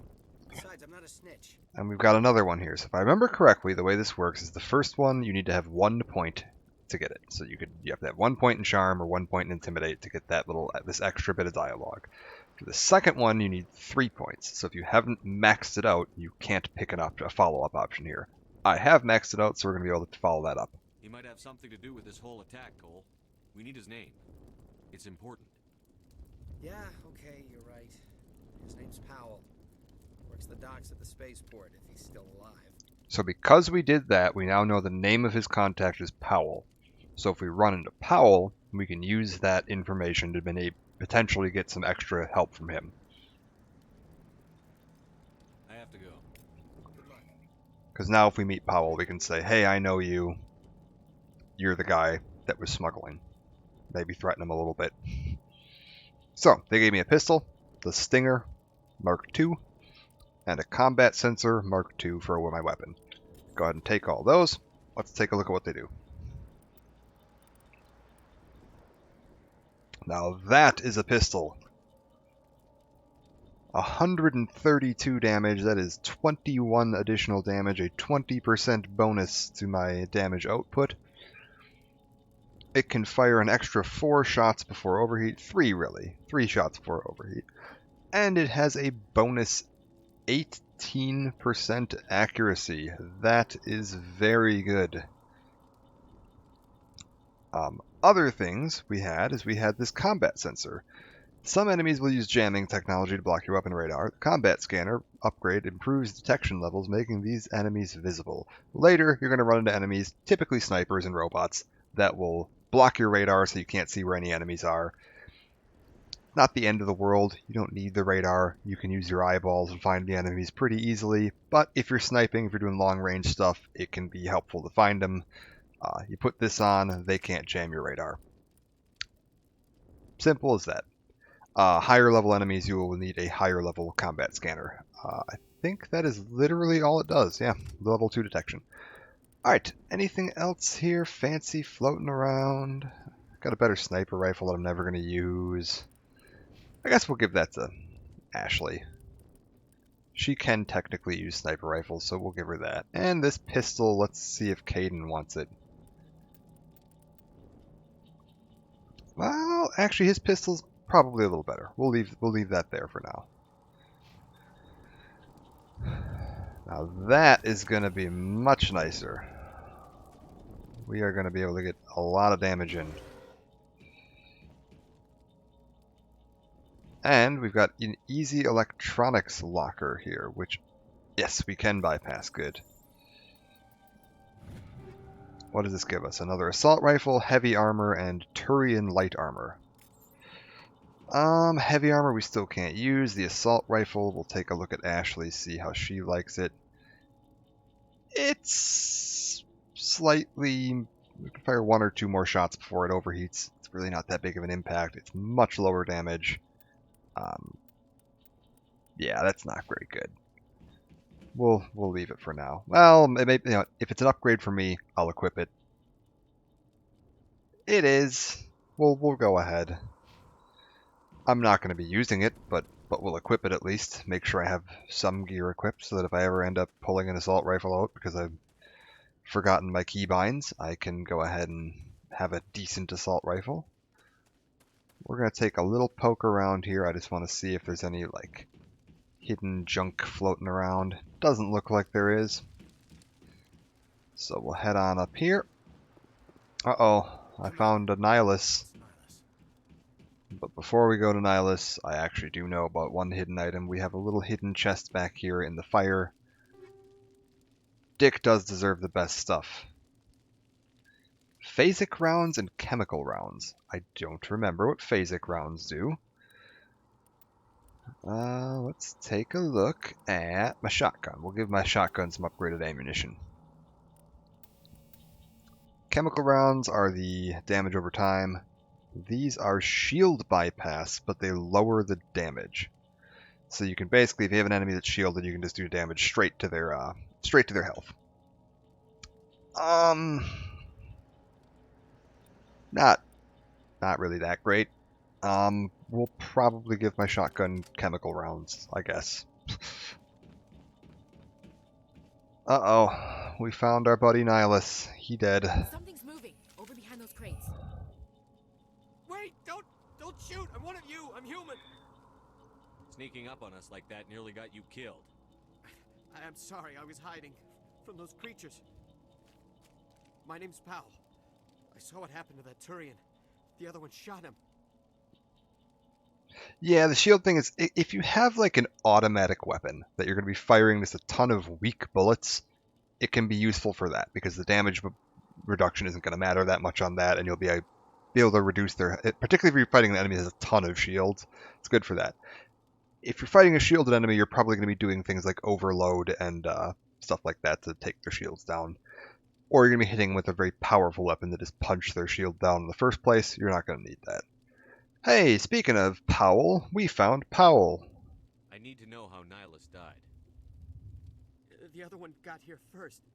He was waiting when your friend showed up. He called him Saren. I think they knew each other. Your friend seemed to relax. He let his guard down. And Saren killed him. Shot him right in the back.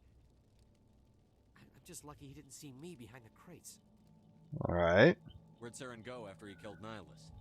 He jumped on the cargo train and headed over to the other platform. Probably going after the beacon. I knew that beacon was trouble. Everything's gone to hell since we found it. First that damn mothership showed up, then the attack. They killed everyone. Everyone. If I hadn't been behind the crates, I'd be dead too. How come you're the only one who survived? Why didn't anyone else try to hide behind the crates? They never had a chance. I was already behind the crates when the attack started. Wait a minute.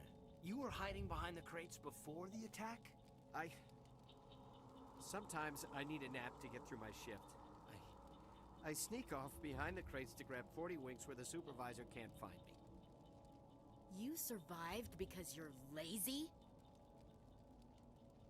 If you hadn't snuck off for that nap, you'd probably be dead just like all the others. Yeah, I guess. I don't really want to think about it. I really like this guy's voice acting. He comes across with a very, very genuine read of these, the dialogue here. I've seen this. There we go. 1 minute that ship was disabled. Naps do save lives. Geth were swarming over the platform, thousands of them. They must have been inside that mothership. They shot anything that moved. It was a massacre. Is there anything else you can tell me about the beacon? They brought it here this morning. We loaded it up onto the train and shipped it to the other platform. Hard to believe that was only a few hours ago. Feels like a whole other life. Tell me about this mothership you saw. I've never seen anything like it before. It was huge. Landed over near that platform. The whole place got dark as it came down. And it was making this noise, this sound that bored right into your brain. That's what woke me up. The attack came a few minutes later. Alright, so now we can mention, now we've heard his story, that Cole mentioned him and that we know about the smuggling ring. You're Cole's contact here on the docks for the smuggling ring. What? No! I mean, what does it matter now? So I'm a smuggler, who cares? My supervisor's dead, the entire crew's dead. Doesn't matter now, does it? Anything hidden nearby that we could use against the Geth? A shipment of grenades came through last week. Nobody notices if a few small pieces go missing from the military orders. You greedy son of a bitch. We're out here trying to protect your sorry ass, and all you can think about is how you can rip us off? I never thought you'd actually need those grenades. Who'd want to attack Eden Prime? We're just a bunch of farmers. How was I supposed to know? Let it go, Ash. Forget about him. He's not worth it. You're lucky the commander's here, pal. Hand over those grenades. They're yours. Take them. My smuggling days are over, I swear. And we got another Paragon check. A lot of Marines died here, Powell. Those grenades could have come in handy. If I were you, I'd think of some way to make it up to them. Yeah, okay. There is something else I was saving. Could be worth a fortune. Experimental technology, top of the line. Take it. I don't need it. I didn't want anyone to get hurt. Really, I'm sorry. Alright. We need to find that beacon before it's too late. Take the cargo train. That's where the other Turian went. I can't stay here.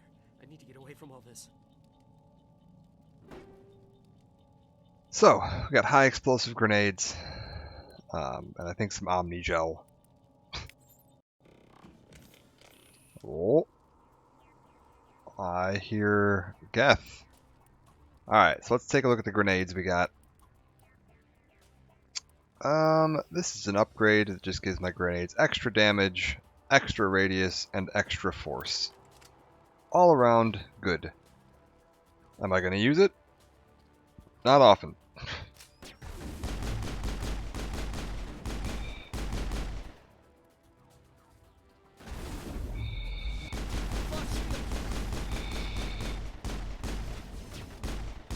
Oh, I think the one I'm shooting is down. Alright. Let's try and carefully get up here. Alright, and you can see there that enemy's shields are still up, but his health is going down. That's from my warp. You put the warp on them, it goes right through their shields and just starts melting their health. So, good to get in there quick. Oh, this is gonna hurt. This is gonna hurt a lot.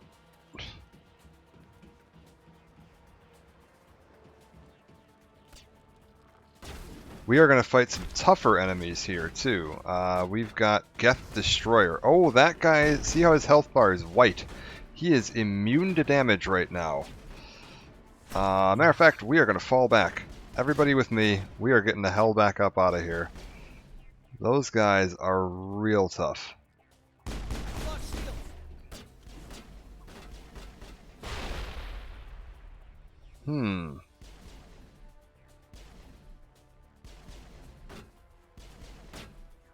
He's got a ton of shields. He's completely invulnerable to damage right now. Kaidan, can you do something about the shields? Literally does nothing. How about a grenade? Absolutely nothing. Oh, it wants me to use biotic throw. Okay. I will try that. I don't think that's going to do terribly much. Oh. I keep hitting reload. I keep hitting R to reload, and R is grenade in this. Matter of fact, let's take a look at my settings real quick. Can I go ahead and rebind grenades to something that isn't R? How about G? Or one of the side mouse buttons? Yes, none of those are being used right now. Grenades are on there. You got it. Hopefully I won't do that anymore then. Waste any more grenades.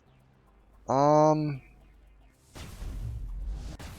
we can't actually do that game because you can't use biotic abilities on shielded enemies. But I will... Oh, apparently that's scripted. Apparently that one is just asking you to do that to show how abilities work. Also, I think Kaidan's dead. Oh, okay. Oh, he wasn't dead, but he is now. That's a problem.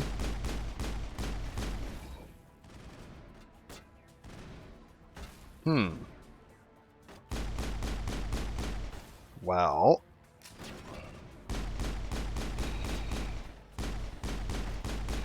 we are going to hang back here a little bit. Let these guys come to us. I take damage way too quickly here to be getting too far ahead. Oh. We'll head up a little bit.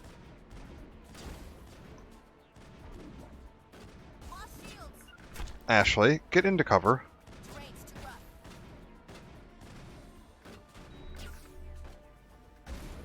Get into cover. There you go. Now you're doing cover correctly.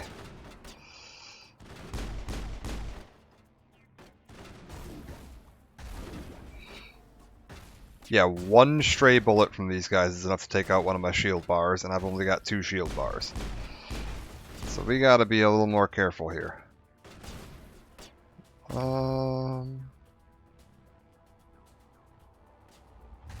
See if I can get a little closer so I can at least get a lock on him. Yeah, there we go. Put a warp on him. I think that missed.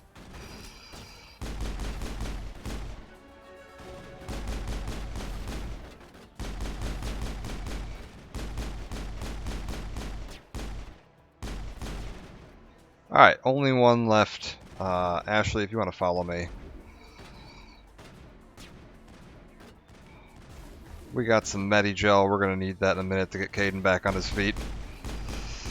Unfortunately, I don't have the revive dead enemies or dead allies ability yet, so I can't actually get him back up. There we go. He'll get up in a second. Now that all the enemies are dead, he should stand up and start coming over this way. Come on, Kaidan.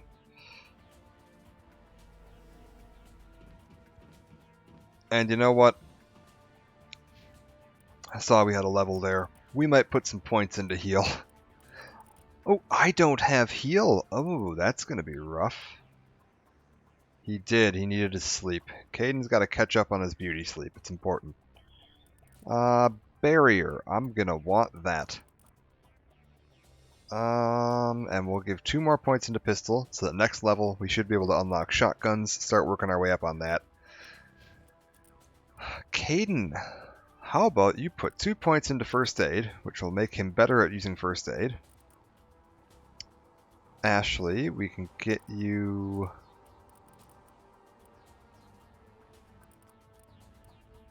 Let's keep you alive. That's the goal. And then we'll use a heal here to get Kaidan's health back. Alright. Metagel you can get from defeated enemies, quest rewards, all over the place. So this game's system, you have a cool, on cooldown heal you can use. Costs you some Medigel. It's alright. It works as a system. Your health doesn't automatically regen. Some classes have auto regen health. Set the charges. Destroy the entire colony. Leave no evidence that we were here.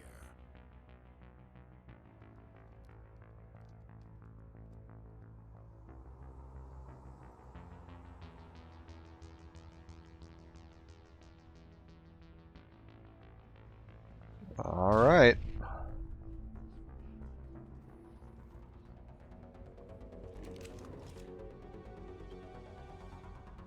It's a bomb!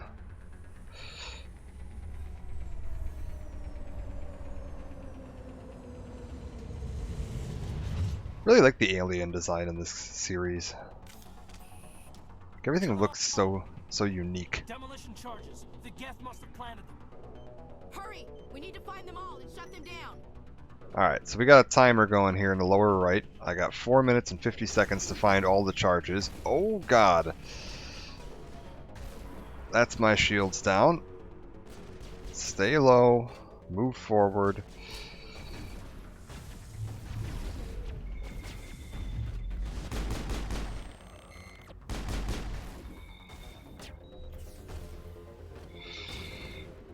We can use their shields to help me here a little bit. I think I saw a bomb over here. Yeah, let's get this taken care of. Sounds like my team's doing alright over there.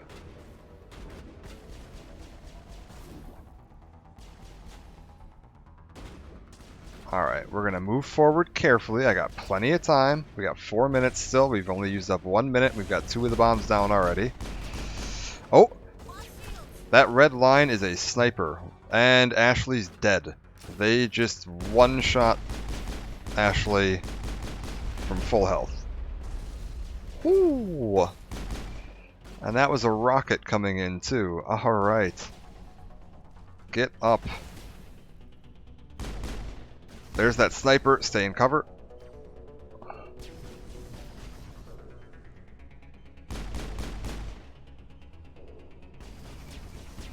Oh. Oh! I thought he'd already taken the shot, but he hadn't. Knock that guy off a cliff. I believe if you knock him off a cliff, they are instantly dead. Oh. That very nearly killed me. Hey, Ashley's back up. Good for her. And I hear the last bomb. There it is.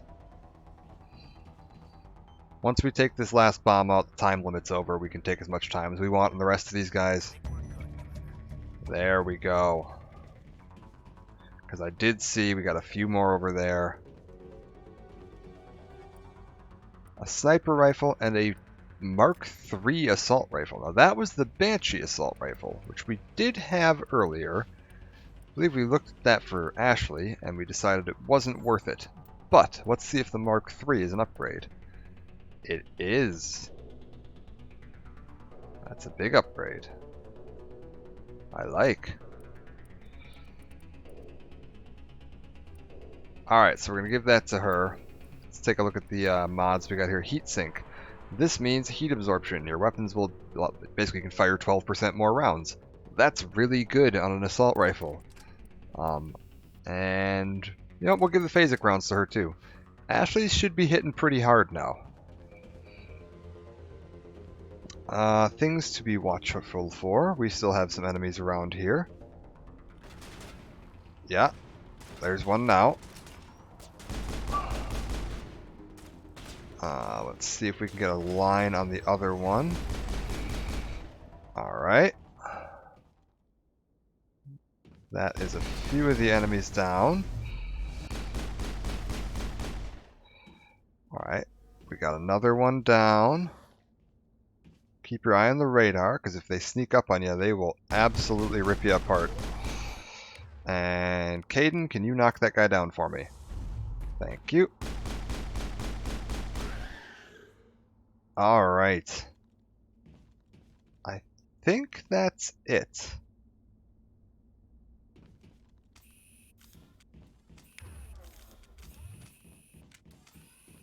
So yeah, work together with a team. You have some biotic guys that can help keep things on the floor for you, keep things lifted, keep things knocked over. It'll help you survive stuff. We got a technician kit. These are kind of rare. There aren't that many of these in the game, and they can give you some useful upgrades. Kind of rolled a bust on that one. It just gave me some grenades. You can get upgrades for like your tech abilities in those occasionally. Like I've got this biotic implant that affects my psychic powers. And Caden's going to have the biotic implant and a tech implant that give him extra abilities. We kind of rolled a bust. It wasn't a great roll. That's fine. What have we got here? High explosive 1. Let's give myself this upgraded high explosive 2. And this is the end of the level here. So we are about to see the end of Eden Prime. I'm going to go over to the other side of this platform real quick because I know there's a box over here. Try to get all the boxes. I want as much stuff as I can get because I can sell stuff for money. And I can use money to buy more stuff in an endless loop. We got an Avenger, a Banshee 2, and a sniper rifle. Don't really need any of that stuff. There's a safe on the wall over here that should have some more stuff. Yes, more stuff. And weapon upgrades and ammo. Hammerhead rounds. I believe hammerhead rounds increase weapon knockdown. Good on shotguns. Because they already have, shotguns are reasonable knockdown. You can knock that up a little bit more and really put enemies on the floor. Alright. Prothean Beacon. Now we saw Saren using this, and he was floating. We're going to go ahead and take a look at it ourselves now.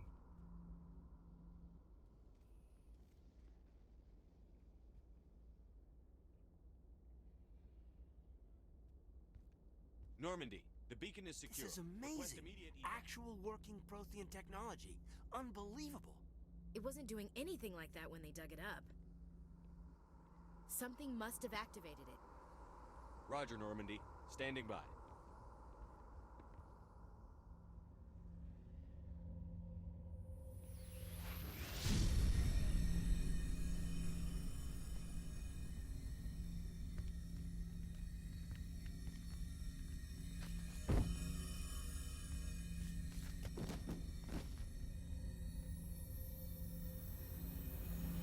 Shepard! No, don't touch it. It's too dangerous. Oh.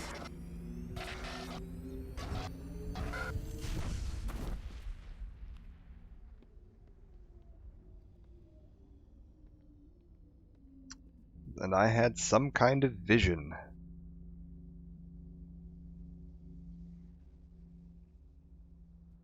And the beacon exploded. Meanwhile, on Saren's ship,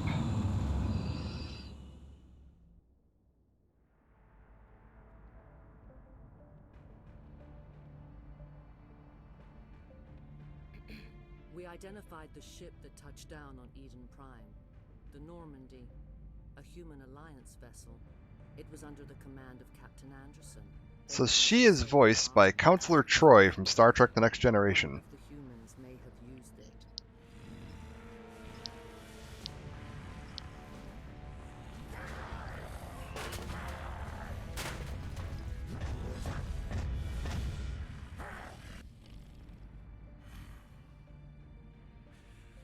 This human must be eliminated.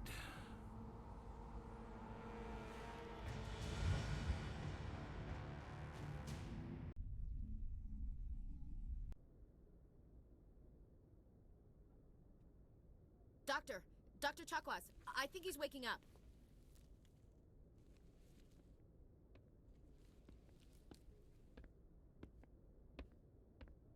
You had us worried there, Shepard. How are you feeling? Yeah, what the hell just happened? How did I end up here? How long was I out? About 15 hours. Something happened down there with the beacon, I think. It's my fault. I must have triggered some kind of security field when I approached it. You had to push me out of the way. I was out for 15 hours? That sounds like me on my first day off of work. What have we got here? What about the beacon? Where's the beacon now? What happened to it?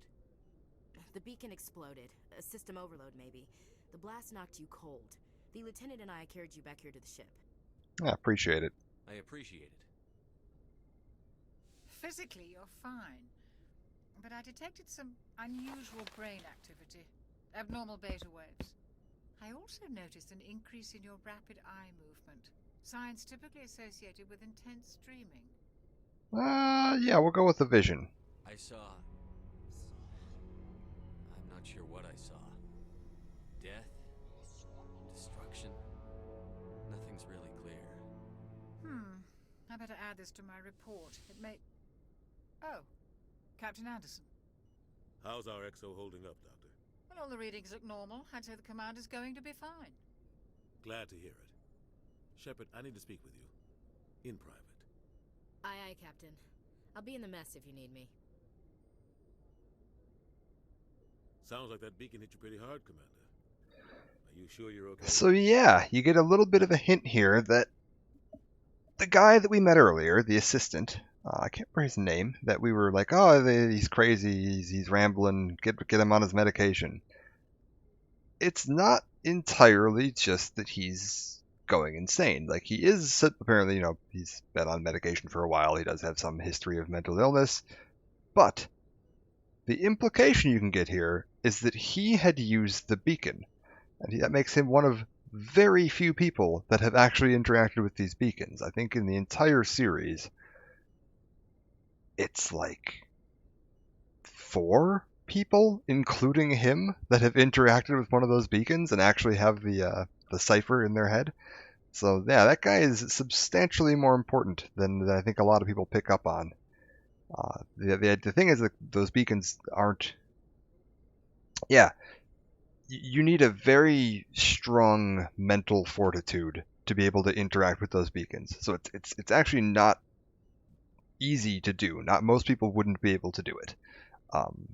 Saren's able to do it. You're able to do it. There's a couple other people you meet throughout the series that are able to do it. But yeah, that guy is a lot more important than I think a lot of people pick up on, because they just kind of dismiss him as, oh, he's crazy. That guy's nuts. He's off his meds. But yeah, there's more going on there. Also, the sound thing. We'll get back to that later. When everybody's like, oh, I heard a sound in my head. That comes up later. So, what have we got here? Beacon hit me hard. You sure you're okay? I feel bad about Jenkins. Did we get his body? I don't like soldiers dying under my command. Jenkins wasn't your fault. You did a good job, Shepard. What have we got here? Why is Williams here? Pissed off about the Geth. I mean, I think I can assume why Williams is here, and I'm not that pissed off about the Geth. Why would I be pissed? They're Geth. You said you needed to see me in private, Captain? I won't lie to you, Shepard. Things look bad. Nihilus is dead. The beacon was destroyed and Geth are invading. The Council's going to want answers. Council's gonna want answers. We got nothing to hide. I didn't do anything wrong, Captain. Hopefully the Council can see that. I'll stand behind you and your report, Shepard. You're a damned hero in my books. That's not why I'm here. It's Saren, that other Turian. Saren's a Spectre, one of the best, a living legend. But if he's working with the Geth, it means he's gone rogue. A rogue Spectre's trouble. Saren's dangerous, and he hates humans. Why do you say that? Why? He thinks we're growing too fast, taking over the galaxy. A lot of aliens think that way. Most of them don't do anything about it. But Saren has allied himself with the Geth. I don't know how, I don't know why. I only know it had something to do with that beacon. You were there just before that beacon self-destructed.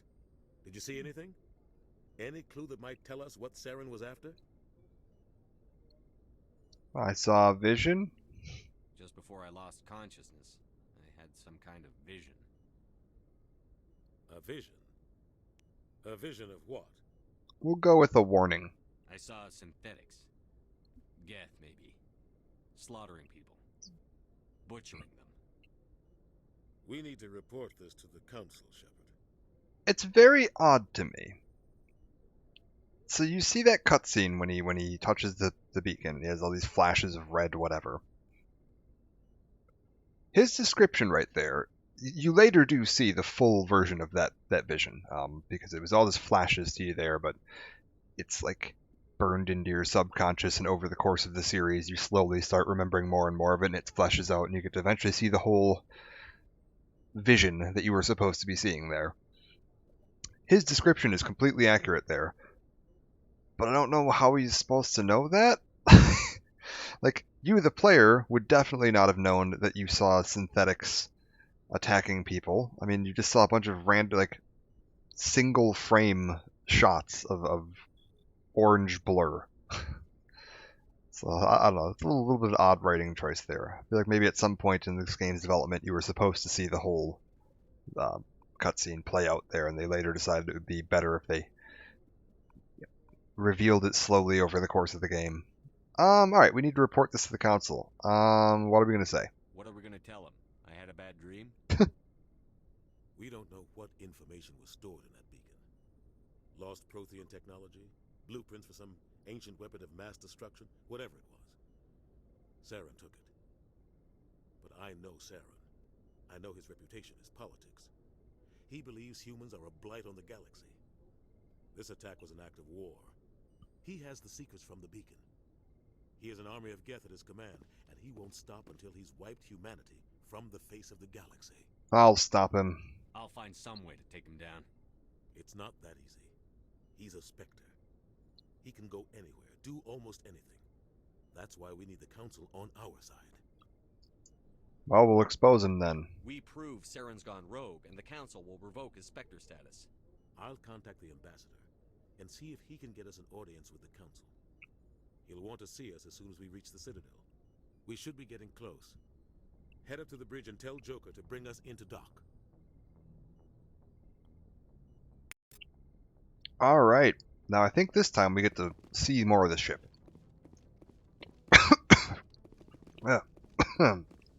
Choking on my own saliva. Oh, that's rough. Alright, let's take a look around a little bit here. Hey, Chakwas. Yes, Commander? Is there something you need? How did you end up serving on an alliance? Oh, man. Right out of I'm gonna get a drink of water real quick. Be right back. Earth always seemed boring to me. Too safe. Too secure. I figured the colonies were teeming with exotic adventure. I wanted to travel the stars, tending the wounds of tough soldiers with piercing eyes and sensitive souls. Turns out military life isn't quite as romantic as I'd imagined.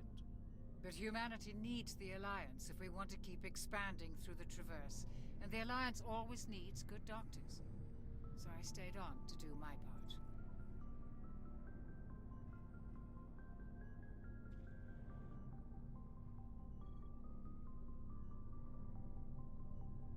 Alright, there we go. Choking substantially less now. Yes, so she's here. Any regrets? Ever think you made the wrong choice? Sometimes I think about opening a private practice back on Earth, or maybe taking a position at one of the new med centers out in the colonies. But there's something special about working on soldiers.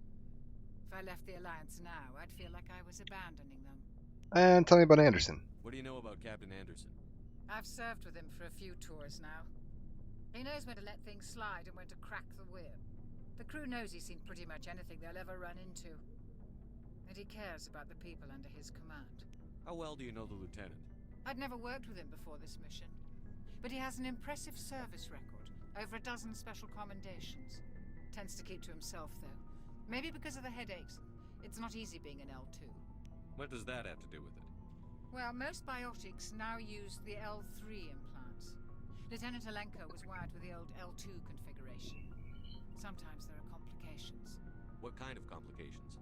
Severe mental disabilities, insanity, crippling physical pain. There's a long list of horrific side effects. Caden's lucky.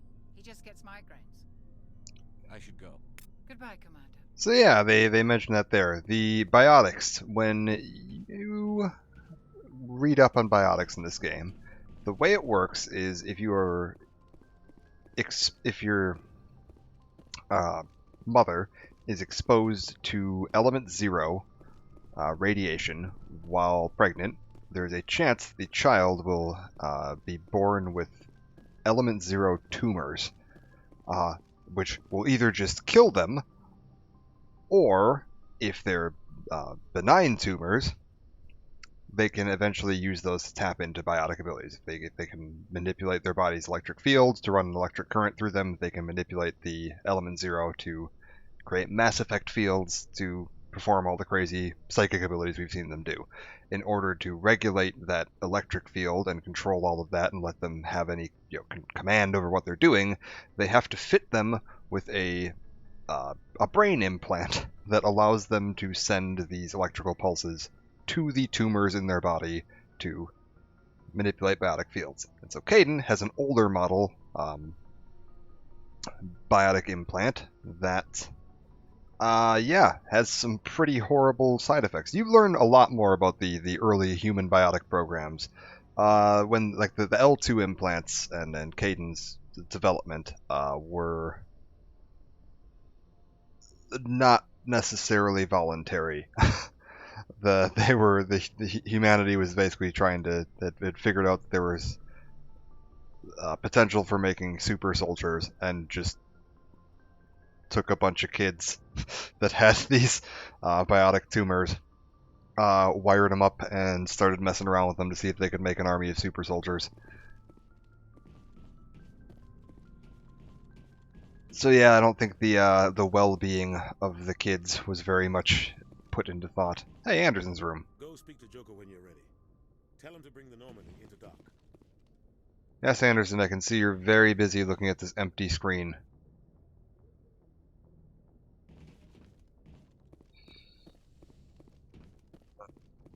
Let's talk to Kaidan right now, actually. How's he doing? He doesn't have much to say right now. Alright. We can talk to Ashley, too. I'm glad you're okay, Commander. The crew could use some good news after what happened to Jenkins. He'll be missed. He's the best member of the team. Jenkins was a valuable part of this crew. Part of me feels guilty over what happened.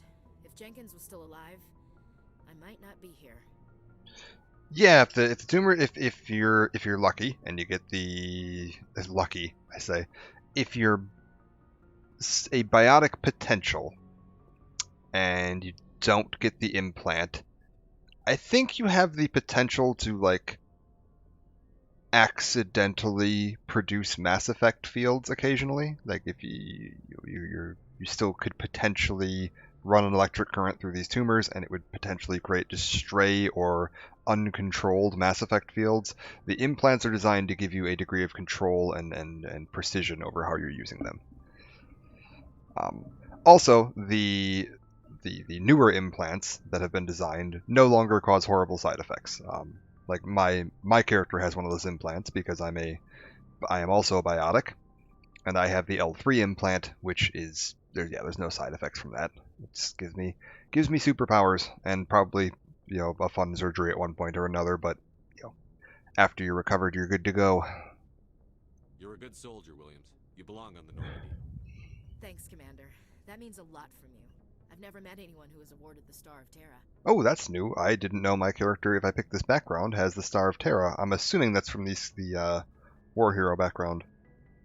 Things were pretty rough down there. Are you okay? I've seen friends die before. Comes with being a Marine. But to see my whole unit wiped out, and you never get used to seeing dead civilians. But things would have been a lot worse if you hadn't shown up. Well, you did well, Ash. We couldn't have done it without you, Williams. Thanks, Commander. I have to admit, I was a little worried about being assigned to the Normandy. It's nice when someone makes you feel welcome. I think you're gonna fit in here just fine, Williams. Thanks, Commander. You say that now, Shepard. You say that now. I don't know that she is going to fit in around here very well, to be honest with you, but we'll see. You know, I'll take a look here too. When I have a second here, if I have the codex entry on biotics unlocked yet, because if I have that codex entry, I can go in there and it'll tell me a bit more about biotics. Let's take a look at purchasing some new equipment. Looking for some extra supplies before you head out? What have you got? Whatever you want. Armor, weapons, mods. It's not standard Alliance issue, but that's not necessarily a bad thing. Well, as long as you don't mind paying for it. Why should I pay you for my weapons and armor? My stuff doesn't come from the Alliance. I have to purchase it myself, and it's not cheap. Hell, the licenses alone have set me back more than I'd like. But no licenses, no goods. Without the goods, I'm out of a job. What are licenses? Why do you need them? Manufacturers sell licenses. Each license allows me to buy and sell a certain brand of products. I already have several basic ones, but you'll need to buy more if you want me to bring in different brands. Many of the best licenses are hard to get, but they're well worth the cost if you can find them. What do the different manufacturers offer? There are too many for me to keep track of, but each license will explain what it's good for. How often will you get new items? Well, that depends on how many licenses you've purchased, but I'll rotate items on a regular basis regardless. And anytime we land someplace with a big enough port, I'll buy, sell, and trade whatever I can. Check back often. I need to move items quickly, so only the most basic items will be stocked consistently. Let's see what you've got. You bet, Commander. Alright, let's take a look at the shop here. First of all, let's sell a bunch of crap that we don't need. I don't need these high explosive early grenades anymore. Motorized joints. Those are terrible. I'm gonna get rid of those. Toxic seals. This is poison resistance. You don't need that. We can get rid of these spare pistols. We can get rid of that spare pistol. I'll keep the non-human armor until I get some non-humans. I don't need this. All these tier 1 guns I can get rid of. We're not going to be using those. We got some heavy armor. We'll keep that for right now just in case Ashley gets the upgrade to use it. Hammerhead rounds, I'll probably keep that for just a minute, and the heat sink I'll keep for just a minute. Shock absorbers, what's this do? Physics threshold. Riding protection against... Oh, this is a armor upgrade. Gives you... basically resistance to knockback. Meh. Hang on to it for now. The Banshee 2 we decided was really bad. And we'll hang on to these for right now. Physics protection. Alright. So we will go and take a look at buying stuff. What can we buy? Okay, I've got 2,168 money, credits, dollars, space bucks, whatever we're calling them. I've got a sniper rifle here that costs 313,000. Can't quite afford that yet. Anyways, this stuff here, this HMWSR, HMWSG, HMWA. That is, I don't know what the HMW stands for. I think it's Human Militia Weapon. Human Marine Weapon. I don't remember. It's the end game gear. It's the best stuff in the game. Sniper rifle, shotgun, assault rifle, pistol. We are going to be wanting these. The tier 7 versions are quite good. There is a tier 10 version of these available eventually, but you have to be on a second playthrough of the game. Can't even come close to affording that stuff right now. That's fine. Grenade upgrades. Increases max grenades by 1. We'll want that. That's good. Metagel. Increases metagel by 1. We want that. Pistols. Can't afford any of the rest of this stuff. Is there anything here I want to sell? Nah. Nothing that's really worth it. Alright. So down here we've got our little vehicle. A little hard to see probably because of the lighting in here. This is the M35 Mako. It is a little tank. We will be driving around in this thing later.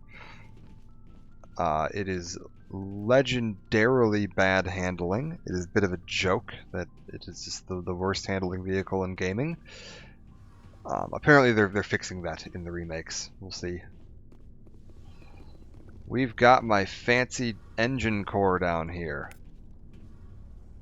So there is some element 0 with a bunch of the power being run through it in there, and this has all the heat sinks and everything else around it to keep our ship invisible.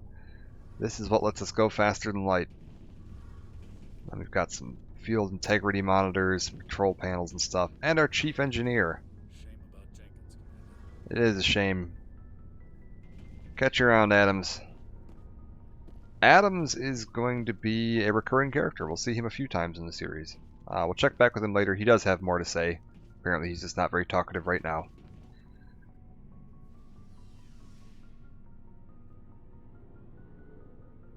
So that's the basement. We got a shop, we've got an armory, and we've got an engine core. This is the main floor we were just on. We've got our med bay.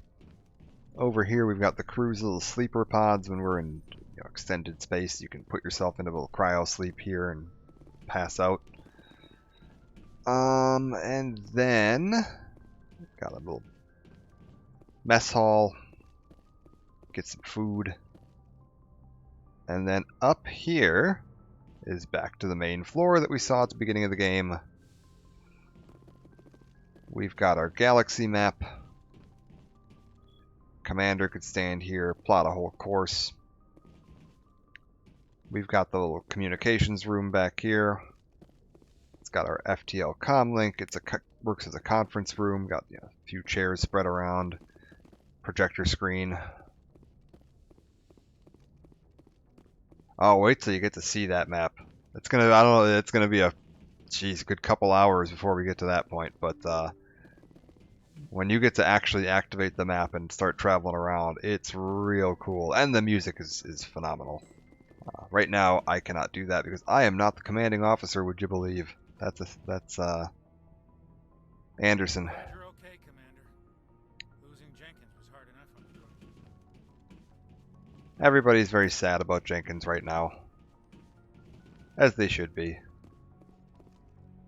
And we got all these people up here. I don't know what they're all doing, but we got them.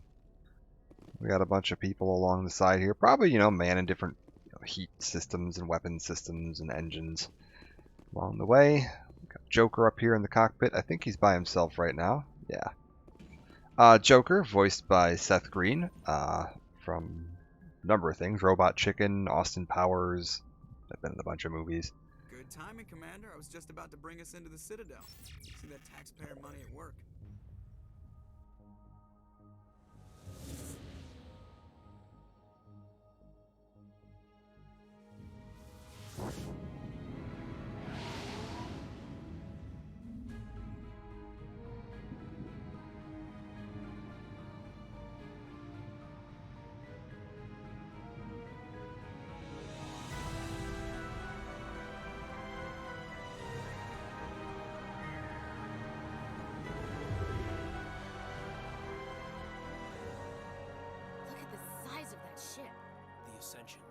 Flagship of the Citadel fleet. Well, size isn't everything. Why so touchy, Joker? I'm just saying you need firepower, too.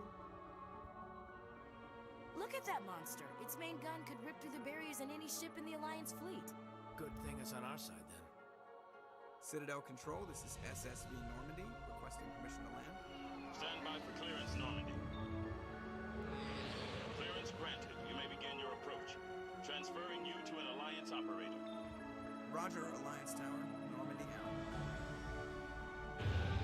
Normandy, this is Alliance Tower. Please proceed to Dock 422.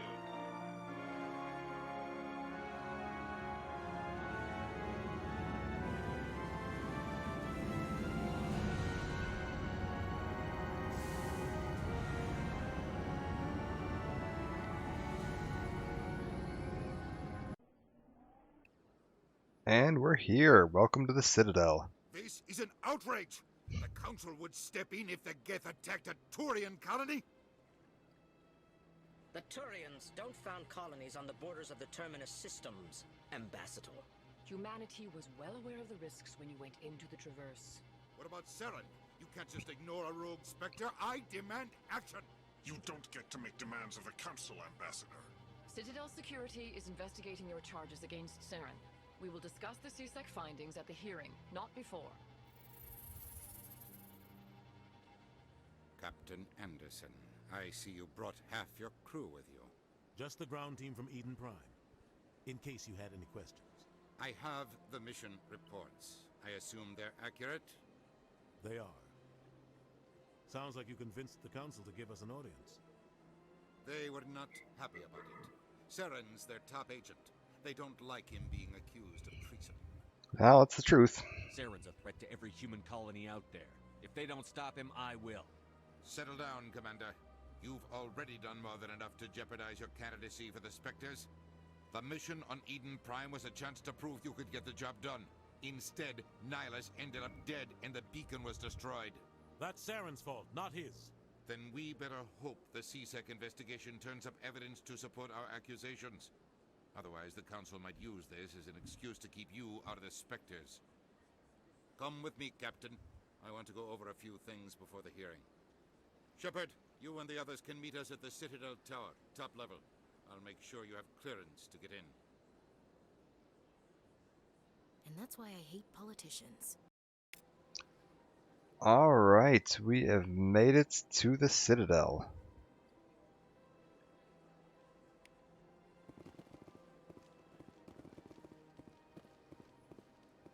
Got the nice fancy sky cars flying overhead, got some nice fountains.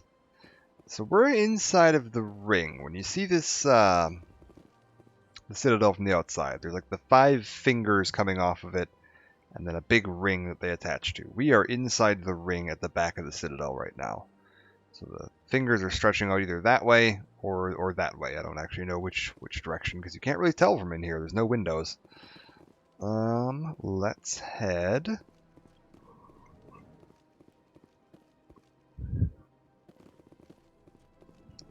I think right now I'm just going to try to get us onto the next section of talking. There's a couple missions I want to pick up. I'm not going to do all the chatter dialogue right now because you can talk to everybody here. You can talk to this guy to learn about his aliens. You can talk to this guy to learn about his aliens. This guy's got a little quest though. We'll pick it up. Hello there, human. Sincere apology, but I am here on business and cannot be distracted right now. You seem distressed. Is there something I can do to help? Alarmed response.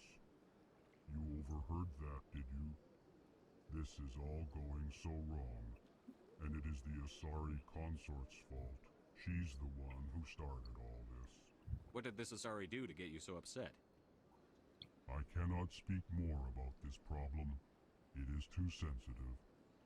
Suffice it to say, she has compromised my authority as a diplomat. Where can I find this Asari consort? She is across the bridge from here. Her offices are easy enough to spot. Good day, human.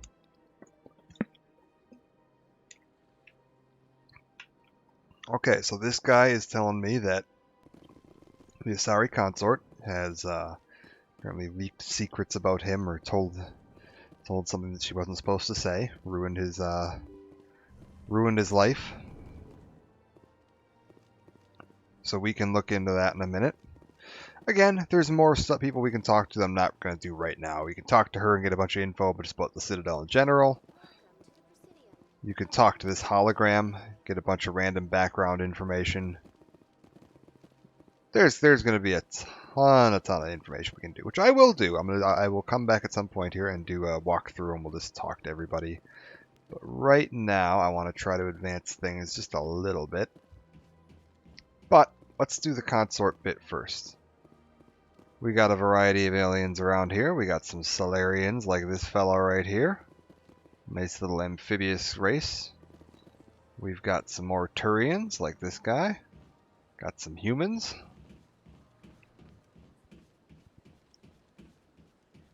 What else do we got around here? Oh, we got the Krogan statue. Oh, what's this sign? Welcome to the Presidium. I will take that. We got the weird bug people keepers.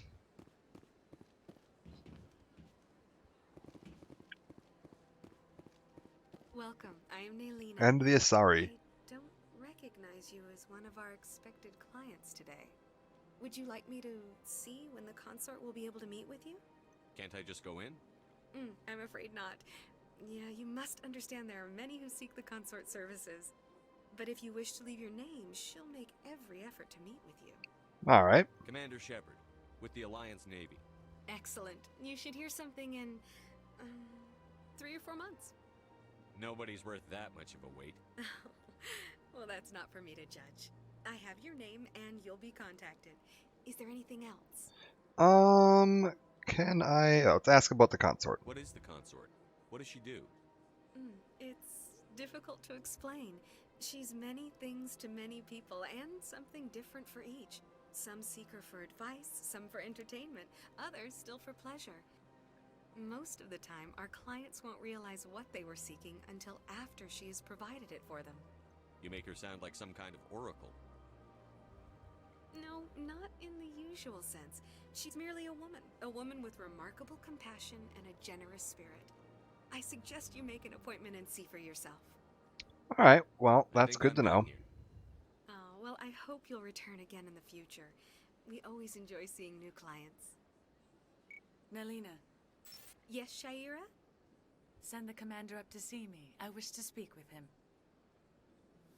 Yes, of course, mistress. And a weird lingering ass shot. Another thing they mentioned they're going to be changing in the sequel, or in the remakes. It appears the consort has taken notice of you. She'd like to meet with you now. Why? If there's a 3 to 4 month wait, why am I cutting ahead? What does she want to see me for? I don't know. You'll have to ask her yourself. Just head upstairs. She'll be waiting for you. Alright.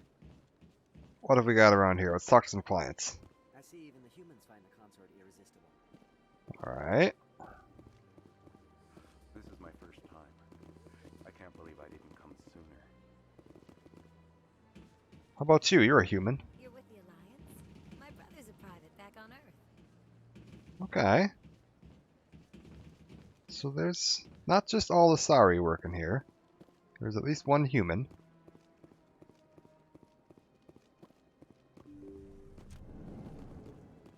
And Shaira. That is close enough, Commander. I've heard a great many things about you since your arrival here in our citadel. I mean, from what I can tell, I've only been here about half an hour. What exactly do you do? That depends on your needs. I offer advice to some, comfort to others. I have a certain problem that could use your expertise. Okay. Tell me about this problem you're having. I have a friend, Septimus, a retired Turian general. I won't discuss the details, but he wanted me to be more than I could be.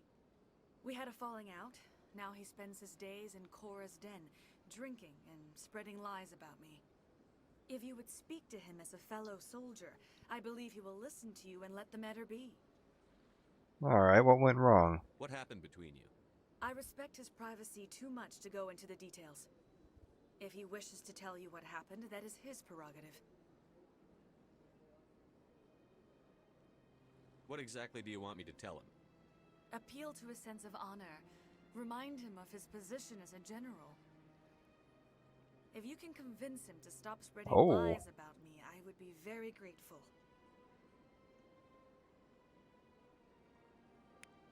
Now I must ask you to take your leave. I have many clients waiting to see me. Okay, your weird bubble bed.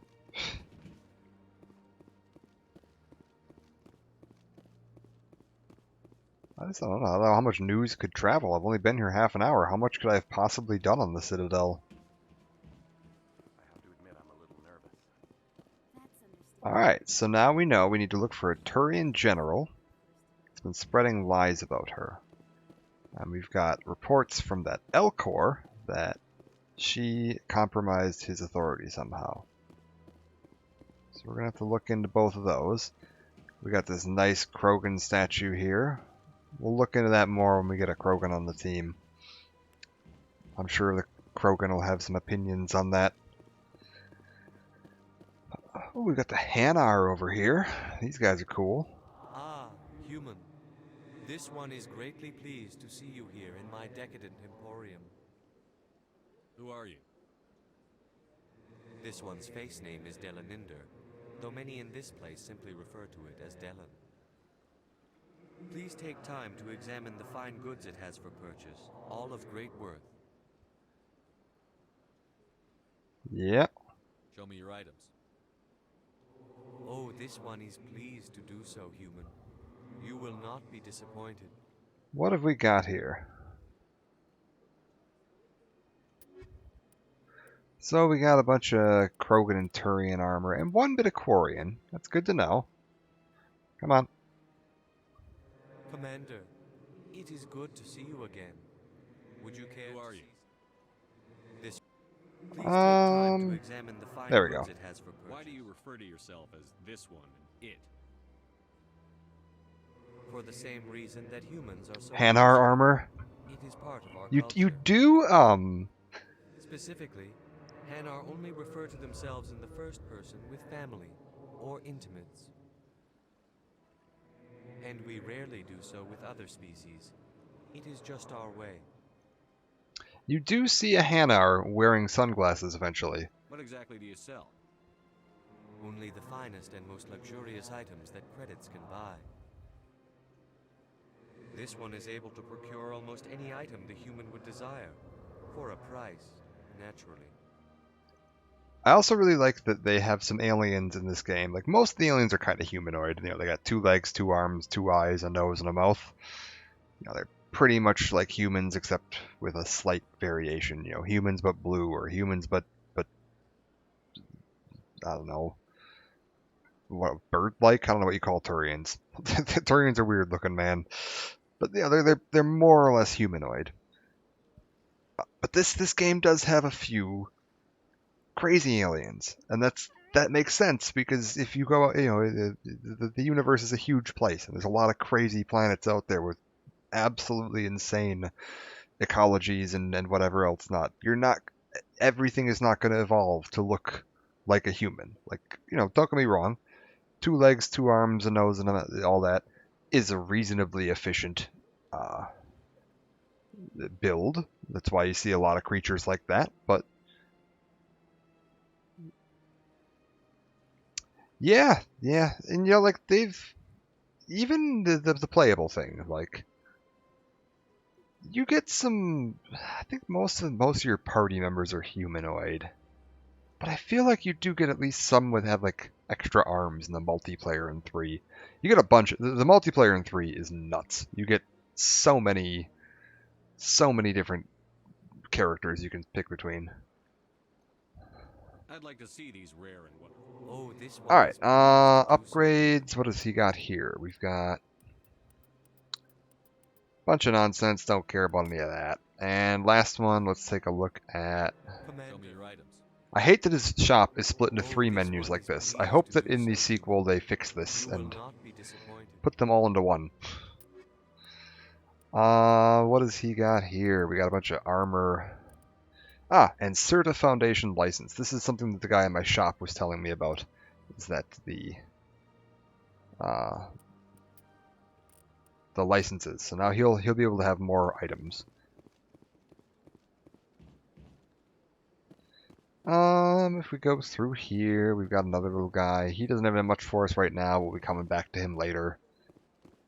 I'm just kind of taking a poke around, see if any other quests are available. I'd like to try to at least start any quests that are available right now, because it's a good idea to get your quests in your journal as quick as possible, so they don't accidentally advance dialogue or advance the main plot to a point where you can't access them. Most of the like background chatter and all that is going to be there forever. So it looks like we are good on that. Got this mass relay statue.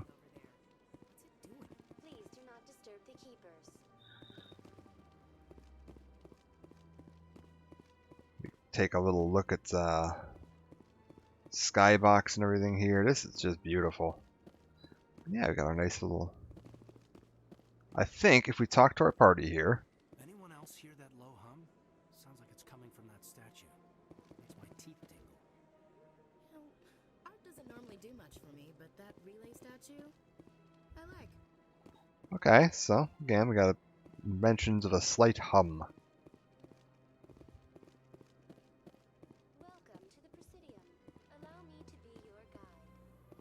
Alright, we're going to head on up to the... This is where that meeting we were going to have is. Up to the Citadel Tower.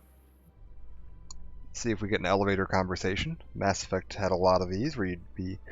You know, they'd disguise a loading time with an elevator ride, so your team would have a little conversation while you were waiting. The council isn't going to ask me any questions, are they? I doubt it. We've made our reports. Now we just have to trust Ambassador Udina. No, we don't, sir.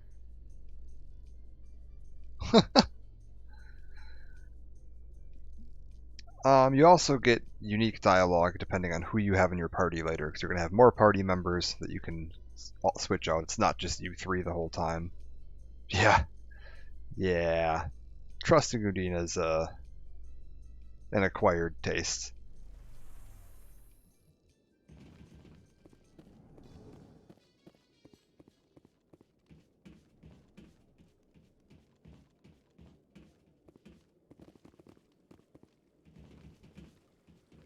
Saren's hiding something. Give me more time. Stall them. Stall the council? Don't be ridiculous. Your investigation is over, Garrus. And the best party member. Commander Shepard, Garrus Vakarian. I was the officer in charge of the C-Sec investigation into Saren. Who were you just talking to?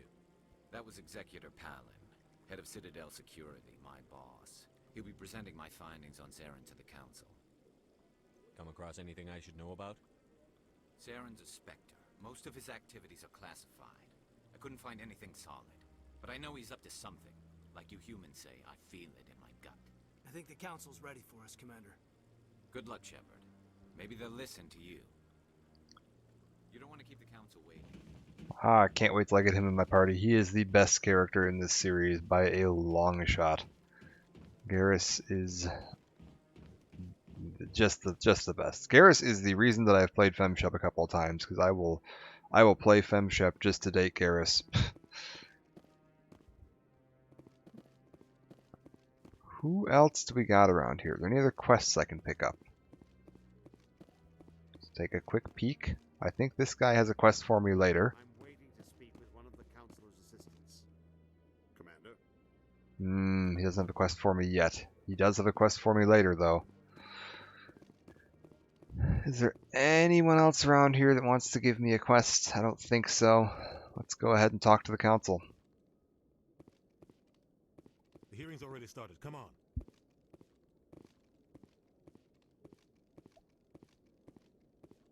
I mean, this game does have like various, you know, gay, straight, bi characters. Just that Garrus happens to be straight, and so you have to be a female Shepard if you want to date him. We've read the Eden Prime reports, Ambassador. The testimony of one traumatized dock worker is hardly compelling proof. I resent these accusations. Nihilus was a fellow Spectre and a friend. That just let you catch him off guard. Captain Anderson, you always seem to be involved when humanity makes false charges against me. And this must be your protege, Commander Shepard. The one who let the beacon get destroyed. The mission to Eden Prime was top secret. The only way you could know about the beacon was if you were there. With Nihilus gone, his files passed on to me. I read the Eden Prime report. I was unimpressed. But what can you expect from a human? And yeah, like the gender-locked relationships, I agree. I don't want to see things too locked. However, I also... Like, you get games like Skyrim, where any dateable character will date any dateable... Well, any protagonist. And it just basically means that everyone in the universe has no preferences. They're just down with anything, which, you know... It's fine. I get that that is a very easy way to make sure you're not offending anyone, you're keeping everybody nice and happy. But it doesn't feel very realistic, because in the real world, that's not how things work. There are going to be people who have preferences one way or the other, and I think that I kind of prefer the Mass Effect approach of having, you know, specific characters that have their, you know, like Garrus is straight, Liara is pan, Yeah, everybody has their own preference, their own unique thing that is them, and you just have to deal with that and accept that that's who they are as a person. And I kind of prefer that they took that approach. I think they handled that pretty well overall. There's actually a very recent news article that just came out when they were talking about the remakes. When they did this game initially, there's some nudity in this game later. There's some romance scenes similar to Dragon Age, but there's some, I'd say somewhere between Dragon Age and Witcher level nudity in this game. And they were concerned that was going to get it some backlash, so they were trying to play things pretty safe, because they were like, well, we don't want to get congressional hearings in the U.S. saying that we're corrupting kids with too much adult content in our M-rated video game. But they have I think there were three dateable companions in Mass Effect 1. There's the two humans, Ashley and Kaidan, and they're both straight. Only male Shepard can date Ashley, only female Shepard can date Kaidan, and then Liara her entire species is monogendered, and they can date anyone of any race. It's odd. They're an odd species. But yeah, so Liara is available for either companion, and she's, I guess most humans would see her as female. Her species doesn't have genders, so that's a little odd. Yeah, the Asari are weird. But they put that in there.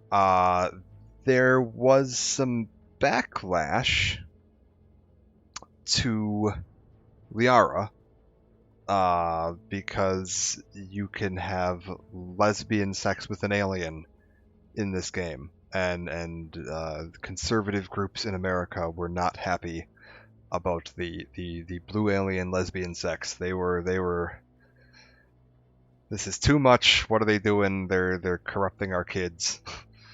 It was a whole mess. And so when they went into Mass Effect 2, they actually toned down the they toned down the options a bit. I think in the base game of Mass Effect 2, everyone is straight, and if you were a female character, because Liara wasn't a companion in 2 unless you had the DLC, so the only way you could date Liara as a female Shepard in 2 is if you were already dating her in 1 and bought the DLC, and then you'd be able to meet up with her there. And none of the new characters and none of the new options in 2, they were all straight. And they were originally planning on having a couple more options. They were going to have some characters that had a few bi characters planned. They had a few other characters planned. They'd written all the lines. They had it all gone through. But then there was a big Fox News broadcast, and they were like, "Oh, we're getting a lot of publicity backlash, and we don't want to deal with that. So we're just going to tone it down and try to play it safe." I get it from a corporate standpoint. You got a lot of money riding on this franchise. This is an expensive game to make. You are putting a lot of money into this. I mean, I would say at the time this came out, Mass Effect 1 was probably the biggest, most successful game they'd had as a company. I can't remember if this came out before or after Dragon Age Origins. It was right around the same time, but I would say this definitely, at the time, was substantially more successful than Dragon Age was. Dragon Age eventually caught on, and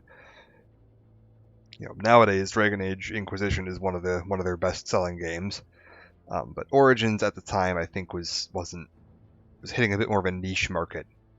And before this, they'd done like Knights of the Old Republic 1, the Baldur's Gate series, things like that had been mostly PC exclusive.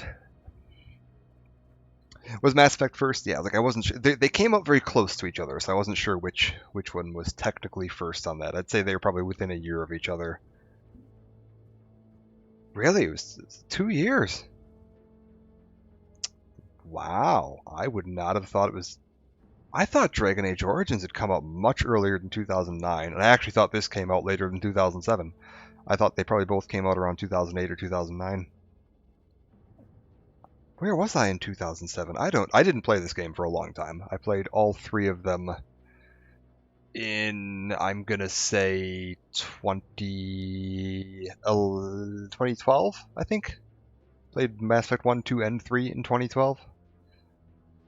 Anyways, back to the game. Yeah, they cut a bunch of stuff in 3 after they decided that, you know what, to hell with it. People are going to complain if they're going to complain. We might as well just put the characters in that we want to put in. They added a few more options in. 3's got probably the most diverse cast in the series. And, you know, it was fine. Everything was fine. That wasn't what people were complaining about in 3. People were complaining about the the ending, which is a whole other discussion that I will get to. I'd like to play through all of these games. I want to try to play through all 3 of these before the Legendary Edition comes out in May, because I can compare how they look to the Legendary Edition. And yeah, we'll discuss the ending of 3 when we get closer to the ending of 3, because there's a lot going on there. I think it's one of the most hated games. You know, like everyone, oh, Mass Effect 3 is terrible, oh, they ruined the series, blah blah blah. I don't know that it deserves all that hate. I think the game's fine. I think the game's really good, and the ending is fine. It's just not what people were hoping for. You know, with a series this beloved, I think people wanted an absolutely perfect ending, and we didn't get that. We got a perfectly average, acceptable ending. We'll get into that more as we get to Mass Effect 3. Back to our game here. Saren, what can you expect from a human? Let's see. Let's not threaten him. I feel like that's not going to go over well in front of the council. And yeah, let's just point out that he's being hard on humans. Saren despises humanity. That's why he attacked Eden Prime. It's not quite what I was going for, Shepard. You're not ready to join the council. You're not even ready to join the Spectres. He has no right to say that. That's not his... Oh my god, Udina, calm down. Shepard's admission into the Spectres is not the purpose of this meeting. This meeting has no purpose. The humans are wasting your time, Counselor, and mine. You can't hide behind the council forever. There is still one outstanding issue. Commander Shepard's vision. Anderson, please don't bring up the vision. Are we allowing dreams into evidence now? How can I defend my innocence against this kind of testimony? I agree. Our judgment must be based on facts and evidence, not wild imaginings and reckless speculation. Do you have anything else to add, Commander Shepard? We'll just go with no. Go with a nice neutral no. You've made your decision. That is not a neutral. Oh no. Shepard, that wasn't a neutral no. The Council has found no evidence of any connection between Saren and the Geth. Ambassador, your petition to have him disbarred from the Spectres is denied. I'm glad to see justice was served. I want to know why Saren gets to be a 50-foot tall hologram for that conversation while the rest of us are all standing here normal height.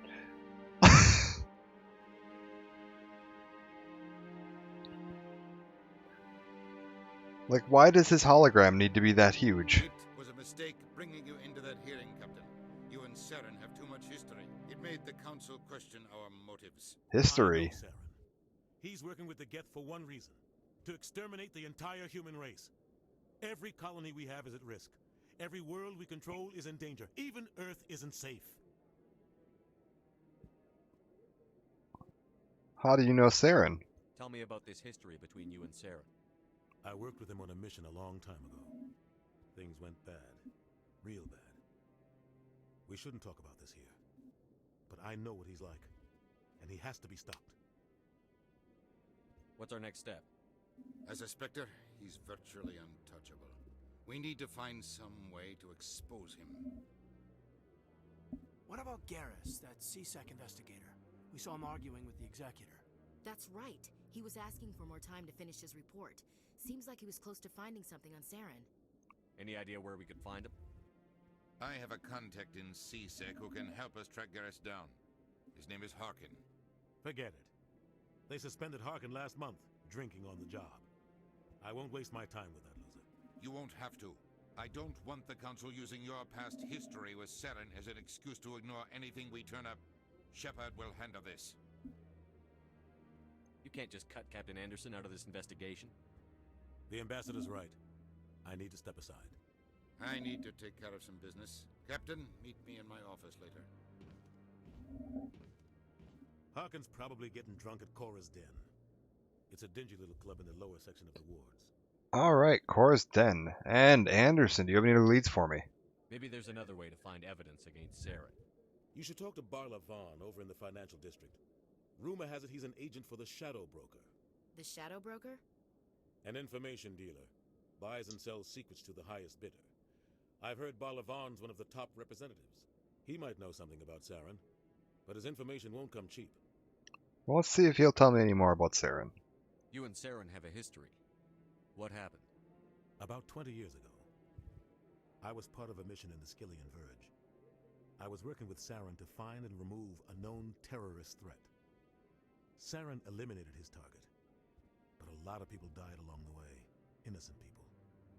And the official records just covered it all up. But I saw how he operates. No conscience, no hesitation. He'd kill 1,000 innocent civilians to end a war without a second thought. So the problem with the Spectres, they're pretty much untouchable. Like, even if they were to walk into a town and kill everyone in the town, because if they say, oh, I had to because it was the only way I could accomplish my mission and it was for the betterment of the Council, and they can, in even a remote sense, demonstrate that that's true, they're fine. They are completely above the law.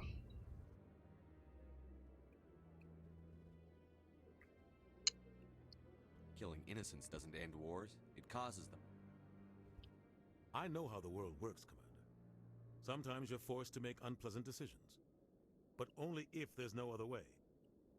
Saren doesn't even look for another option. He's twisted, broken. He likes the violence, the killing. And he knows how to cover his tracks. I'll go through his dialogue here because you'll get a chance to see it otherwise, so we'll just ask through these. Tell me more about the Shadow Broker. He's a necessary evil of galactic politics. Buying and selling information is a part of the game, and the Shadow Broker just happens to be the best player on the field. Always sells to the highest bidder. Doesn't get involved in politics, doesn't pick sides. A simple system, but it works. He's not a threat to anyone, not directly. He's just a resource we can use, or she is. Or maybe they are. Nobody really knows. Alright. Our ambassador doesn't seem to get along with the Council. He's just frustrated. The Council's always preaching that we need to be part of the galactic community. But for them, it's a one-way street. They want us to expand and settle unstable regions like the Skillian Verge and the Attican Traverse. But when we run into trouble, they don't want to help us out. Everyone knows it's only a matter of time until we get a seat on the Council. The ambassador just thinks it should happen sooner rather than later. And I agree. Maybe they'd let us join the Council if we were more willing to cooperate with the other species. Of course they would. If we did everything they told us to, they'd love to have us on the Council. But it wouldn't be much of a deal for us. I understand their side. They don't want us dominating the Council. It's founded on cooperation and alliances. But we have to look out for our own interests too. Okay. You don't think much of Harkin. The guy joined CSEC about 20 years ago. He's been an embarrassment to our species ever since. Roughing up suspects in custody, bribery accusations, alcohol and drug use. The embassy used to step in when he got in trouble. But I guess enough was enough. The guy's a scumbag. He should have been cut loose a long time ago. He was one of the first human CSEC officers. Guess it would have looked bad if he got fired. A lot of backroom deals were worked out over the years to keep him on the force. Politics is a dirty business sometimes, but it looks like his time's run out. We've got enough humans in CSEC now to stop protecting him. Alright. You don't think much of Harkin. Oh, I meant to ask him about the other option here. Spectres. Bribery accusations. There we I go. want to know more about the Spectres. They're not your typical government agency. They tend to work alone, behind the scenes. They take care of problems the Council can't. It's not easy preserving peace across an entire galaxy. The Council prefers to use diplomacy and negotiation. But sometimes more extreme measures are needed. Alright. They sound like shadow operatives. Everything about them is classified. We don't even know how many there are. The latest Alliance estimate puts their numbers under 100. But the Council couldn't do its job without them. They're the Citadel's top agents, the last line of defense, the final option before open war. The entire galaxy respects and fears them. If a Spectre shows up, you know something big is about to happen. How do they decide who becomes a Spectre? You can't just apply to join. There's no training program. Spectres aren't made. They're born. The Council's always looking for exceptional individuals. People who can get the job done. Like you. They've been watching you for years. They see something in you. They want you on their side. Nihilus was supposed to give them a final recommendation. But with him gone, things are still up in the air. What's their command structure like? There is no command structure. Each Spectre answers directly to the Council. Sometimes they're sent on specific missions. Other times, they act on their own. They tend to operate outside the law, do whatever it takes to accomplish their goals. The Council just turns a blind eye. Spectres have a lot of power, Shepard. What happens when a Spectre goes rogue, like Saren? It doesn't happen often. The Council is careful when they select their candidates. But when something does go wrong, there's usually only one solution. Send another Spectre to bring the rogue agent down. Alright, so that's all we got about the Spectres. And last thing, Barlavan. Tell me about Barlavan. He specializes in moving large sums of money without leaving a paper trail. A financial genius, doesn't do anything illegal, but he knows all the loopholes. He's got an impressive client list. Ambassadors, diplomats, Spectres. That's probably why the Shadow Broker uses him. I should go. Good luck, Shepard. I'll be over in the Ambassador's office if you need anything else. Alright, so we got a professional money launderer. It's going to help put us in touch with a information dealer.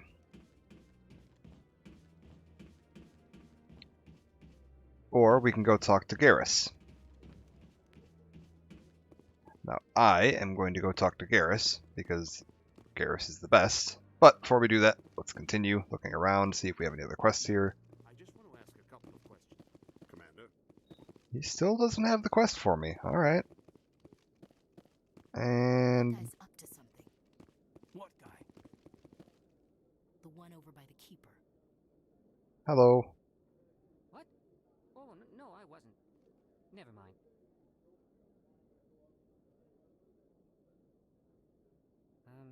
Yes, is there something you want?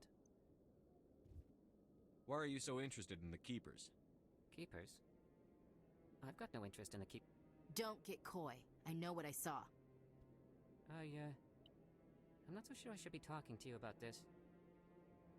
We're just talking. Is there something wrong with that? No. I guess it wouldn't hurt to tell you. I'm using a small scanner to gather readings on the Keepers. So far I've had mixed results. I find it difficult to get near the creatures. Why were you being so secretive about it, though? Well, technically we're not supposed to disturb the Keepers. I don't really think my scanning disturbs them, but the authorities might disagree. I'd like to do it more openly, but it's not really worth getting arrested over. I'll help. I could help you out. I'm not worried about the authorities. I don't even know who you are.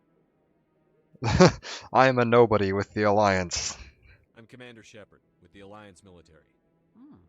Well, I suppose I could use the help. You'll need this. It's the scanning device I developed. Activate it each time you see a Keeper. All collected data will automatically upload to my database. I'll even send a few credits your way for each unique scan. Yeah, why are you doing this? What are you doing with the data once you've scanned it? Trying to learn whatever I can about the Keepers. We see them working everywhere, yet we know so little about them. I'm a scientist. I want to know what makes them tick. I should get going. Yes, I have much work myself. So long, and good luck with the scanning. So, This is a longer quest that we're going to be doing as we kind of just go around the Citadel. There are a bunch of keepers scattered all over the Citadel, and we need to go up to each of them and scan them like that. And every time we do that, we get 11 XP and we get 30 bucks. So we're going to go ahead and make sure we try to clear each area we're in, make sure there's no keepers hiding in the corners. They tend to like to put them kind of tucked away in the corners here. So you got to kind of check all these little back areas. See if you got any. There's one back there, hiding kind of back into to the right of where the council is. If you scan all of them, you get a nice little pile of credits and XP. It's worth doing.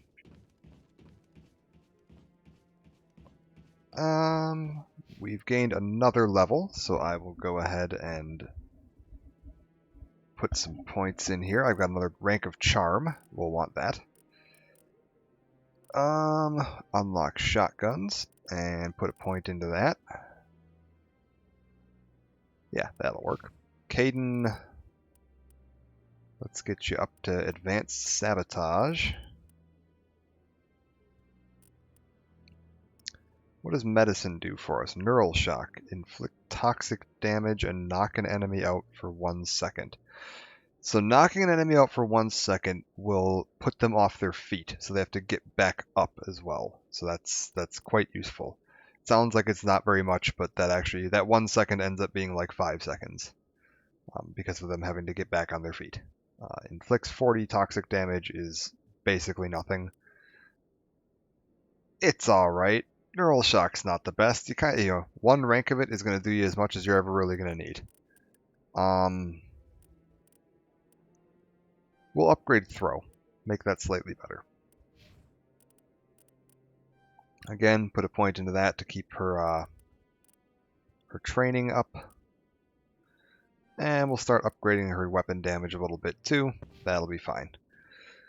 We got the keeper up here. Let's head on down. We checked over there by Kahoku, so let's take a look over here. Are there any keepers hiding back in this little corner? Survey says no. There's a map you can get online. It has all the keepers and it'll kind of tell you the most optimal route to get to them all with. You don't really need it. You can just kind of keep your eyes open. I say that, you're going to end up with one that you missed and you're going to have to go back and walk through the entire Citadel to try to find the thing. But it's fine. There's no rush. You can do all these quests kind of on your own time. I like to try to do them all as I'm going around the Citadel, just so I can leave the Citadel with as much XP as possible. There's nothing stopping you from not doing a couple of them and coming back and doing them later. There's not too many cutoff points in this game. There's one big one at the end. There's one big, if you pass this point, you're cut off from quests right at the end of the game. Up until that point, you're pretty much free to kind of just do what you want. 2 and 3 have their own little... Oh.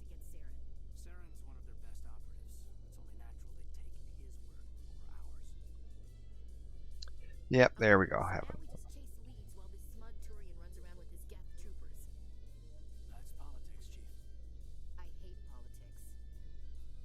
All right. Well, they're having a little argument.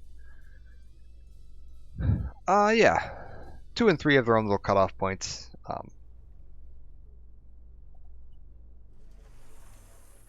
3 actually is a really aggressive one in the middle that I hate. It cuts off quite a bit of content without any warning. We'll scan this guy. We're just going to walk around the Citadel and scan any keepers we see.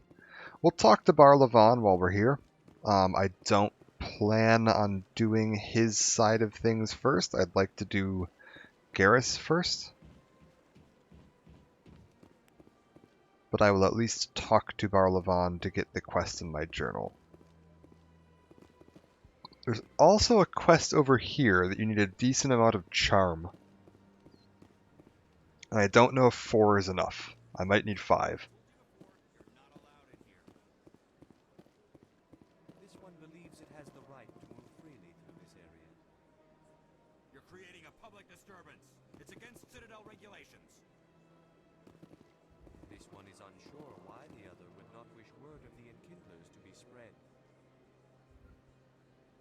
That Hanar refuses to listen to reason. Why can't it act in an orderly and lawful manner? What's the problem? Are there laws being broken here? I am not unreasonable. The Hanar is free to spew its nonsense once it purchases an evangelical permit. Okay. So if the Hanar gets a permit, it's allowed to preach? No. Registered evangelicals must follow regulations. There are specific areas where preaching is legal. Failure to follow the regulations results in the forfeiture of the license. Okay. That seems reasonable. What's the purpose behind the evangelical permits? Forcing religious evangelicals to register for a permit weeds out undesirables. It keeps the area safe. The Citadel is too important to become a battleground for a religious war. That seems reasonable. If you'd like, I could talk to the Hanar for you. I have argued with the stubborn jelly all afternoon. You are certainly welcome to try. Do you desire to learn of the Enkindlers? Or has the Honorable CSEC officer enlisted assistance? Yeah, I mean, like I said, that seems reasonable. And if you purchase the permit, you can still go and do your preaching. So it's not like you're oppressing religious views. What have we got here? What's the problem? You tell me your side of it. What's going on here? The CSEC officer requests that this one purchase an evangelical permit to spread the truth of the Enkindlers. This isn't the way. Oh god, was this guy a Mandalorian? Investigate. Purchase a permit. If that's all the CSEC officer wants, why not just buy the permit? The truth of the Enkindlers is universal. This one humbly believes that the truth should not be suppressed. Exacting payment as a means of imposing limits upon the truth is an abrogation of this one's religious freedom.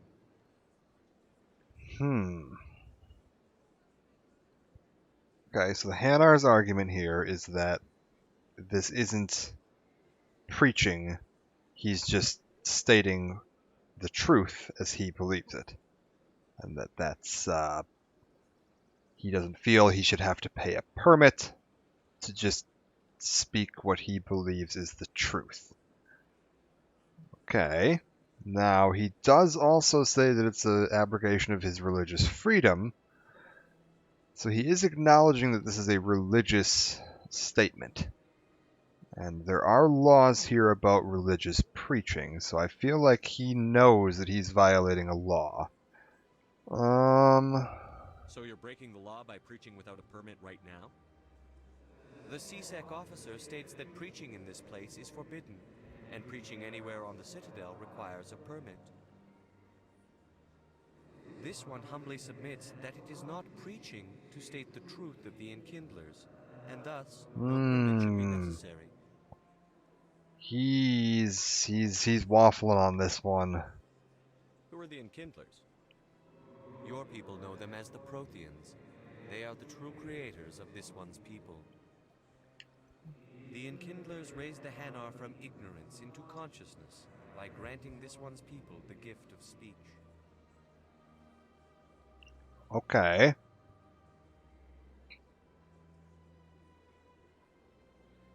Well, let's see if I have the option of just buying this guy a permit. Because if he's okay with me just buying him a permit, I'm fine with that. Let me talk to the CSEC officer. Perhaps I can explain the situation. This one would be most grateful for the assistance. Any progress with that Hanar?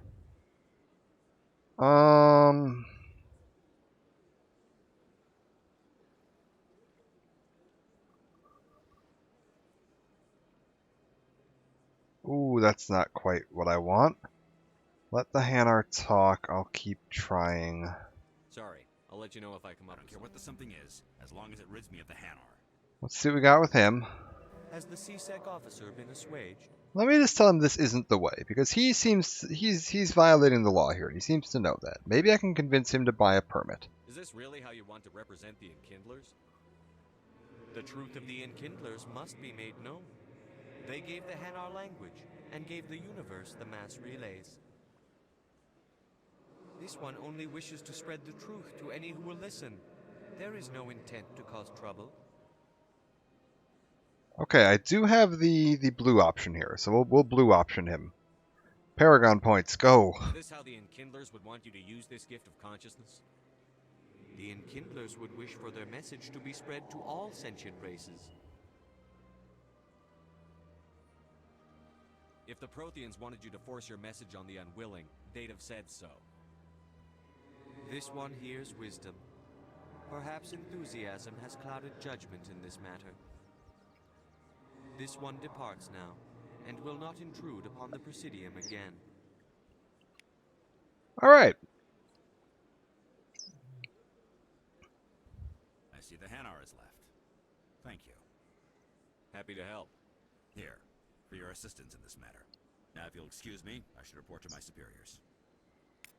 Did he just give me money? Oh, he gave me Omnigel. Okay, that makes sense. I was like, if he gives me money, it's a little weird. I feel like you probably shouldn't get paid for assisting a police officer.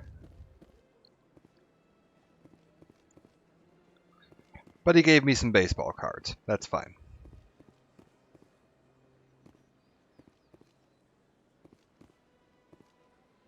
I'm okay with that.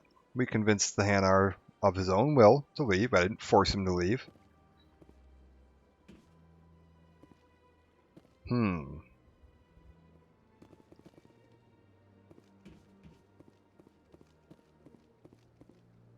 Oh yeah, we're looking for keepers.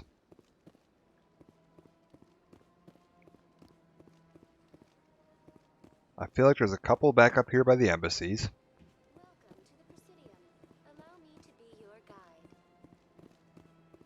And there's some little offices back over here on the other side of the embassies that we can go take a look at.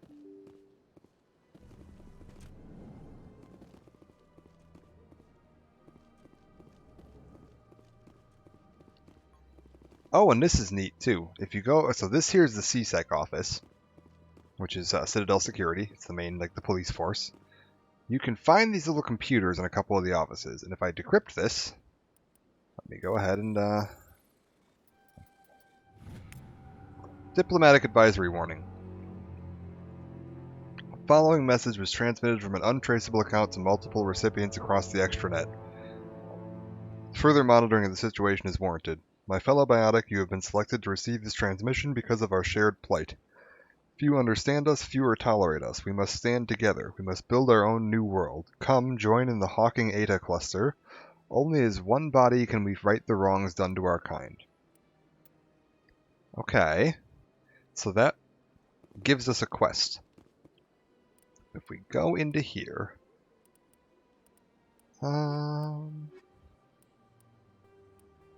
Strange transmission. Yes, find the commune. Head to the Sentry system in the Hawking Eta cluster and investigate the strange biotic commune.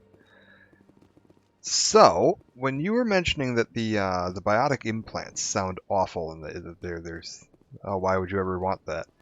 Yeah, there's people in universe that agree that the biotic implants and what was done to the biotics is terrible, and they are gathering somewhere.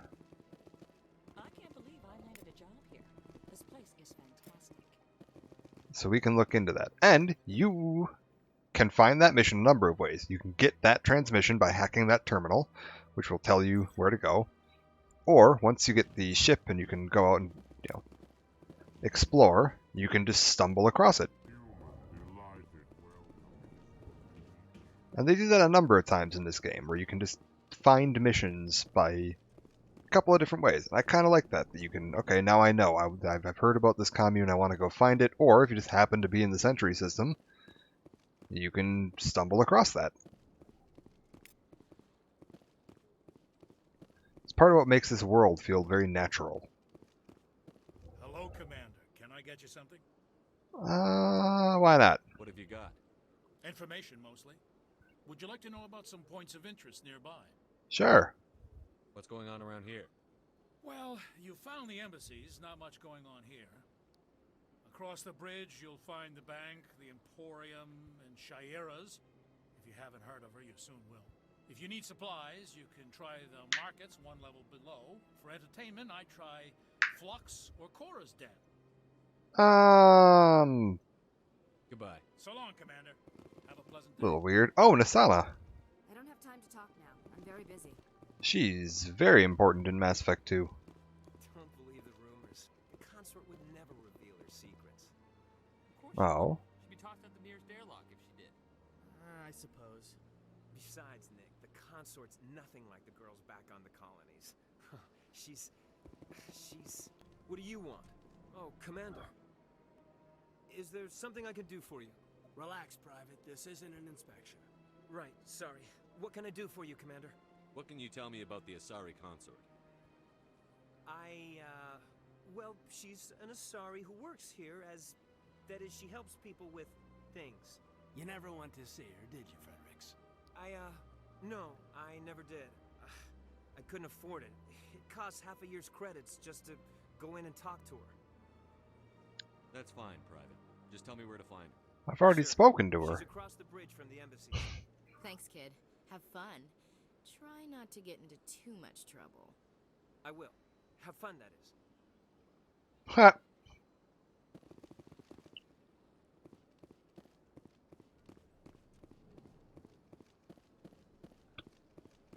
Oh, and this guy, Executor Palin. Commander Shepard, I didn't expect to see you here. Did Ambassador Udina send you? I came on my own. I need information. You humans are always so curious, always sticking your fingers into someone else's pie. Is that the right expression? Never mind, forget I asked. Was there something you needed, Commander?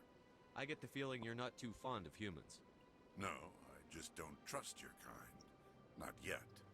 You humans are eager to take all the power you can get, and you're being given a lot. If the Council wants to make humanity their new favorite pet, that's their business. But I don't have to like it. What do you know about the Spectres? They're the right hand of the Council, or so they like to be called. More like the underhanded side of the Council. What do you have against the Spectres? I can't abide any organization that considers itself above the law. Especially when it's left up to each individual Spectre to decide when and how to bend the rules. Tell me about CSEC. CSEC provides necessary police and security services throughout the Citadel. We're a civilian government agency, though many of our members have had military training. Of course, as the CSEC representative to the Council, I spend most of my time liaising between the two. Tell me about your investigation into Saren. Sorry, Commander. I don't make a habit of giving out details about ongoing investigations. Then can you tell me what you know about Garrus? Garrus Vakarian? Good officer. Very good, in fact. But he needs to learn some patience. You'd think an officer of the law would be a bit more mindful of rules and regulations. Was there anything else? I'll be going now. Goodbye, Commander. Alright, so we're gonna go track down Garrus. After I scan all the keepers on this floor. So I think Garrus is we have to go talk to Harkin down in Cora's Den, which works out well because we also have to talk to that Turian ambassador down in Cora's Den. Or Turian general, not ambassador. Too many politicians in this Citadel. There's Anderson. I don't know where Udina went. He should be around here somewhere. This is his office. We can take a look at this terminal here. We get another little hackable terminal that we can get a mission from. Alliance Patrol Report. Captain Hendrickson reported some unusual energy readings during a patrol of the Argos Rho cluster. She had particular concerns about the Hydra system, but was recalled before her team could investigate further. No patrols are scheduled for that sector. Do we want to send in a recon team? So now we know, again, another location we can go and investigate something. If you didn't have decryption, you wouldn't have been able to get that. Could have found it the other way, though. Let's scan this keeper. And then we're going to cross the bridge over towards the consorts. And I believe there's another keeper over there. Then we'll loop back around and talk to Bar Levon.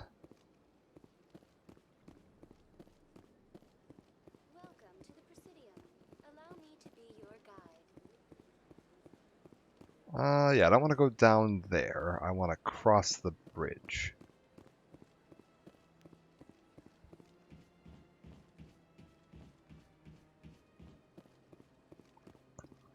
And once we cross here, we can kind of loop back down along the other side. So this section of the Presidium is kind of just a river with two banks. You've got one bank of the river over here. It's got the elevator up to the council, where that Hanar was, and then the embassies and the elevator down the other side of the river. We got the consort, the shops, Bar Levon, and then back around. Scan this keeper. I don't think there's any keepers in here. No, there's no keepers in here.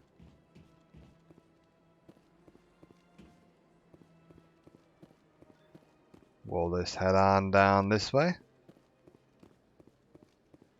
I think there's one keeper up behind the shops, and there's one right there. So we're gonna hit that guy. And I believe if we go through the back of the shops here, we can get up to this little back area. And I think there's one, yeah, hiding up here. I also believe that there's one behind Bar Levon.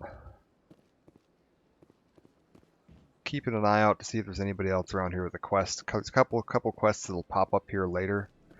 I don't know if they're here yet. No, there's not one behind him. What's this?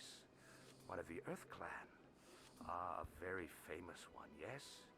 You are the one called Shepard. It is a great honor to welcome the heroes of the Blitz. You've got me at a disadvantage here. Forgive me, Earth Clan. My name is Bar Levon. My job makes it necessary for me to keep informed. I am a financial advisor to many important clients here on the Citadel. When someone as important as yourself arrives on the station, I take notice. I've heard you work for the Shadow Broker. Do you have any information about Saren? You're very blunt, Shepard. But you're right. I am an agent for the Shadow Broker. And I do know something about Saren. Yeah, sorry.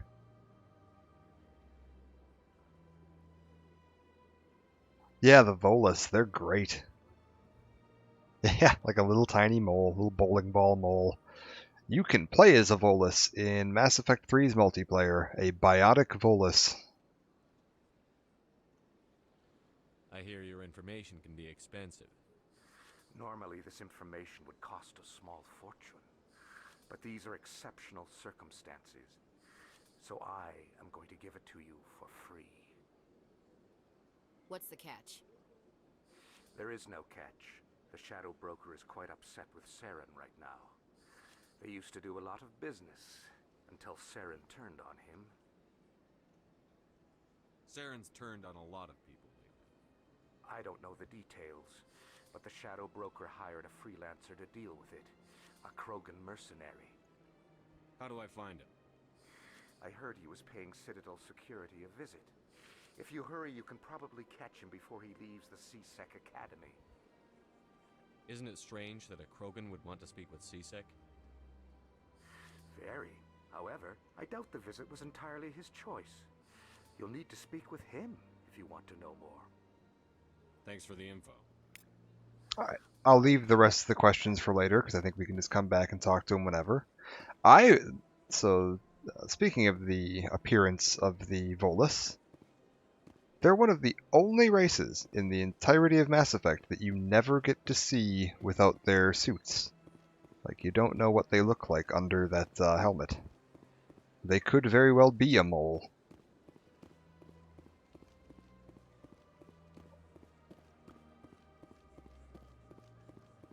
I think every other species in Mass Effect you get to see without a helmet at some point. At least one of them. You get to see at least one member of each species.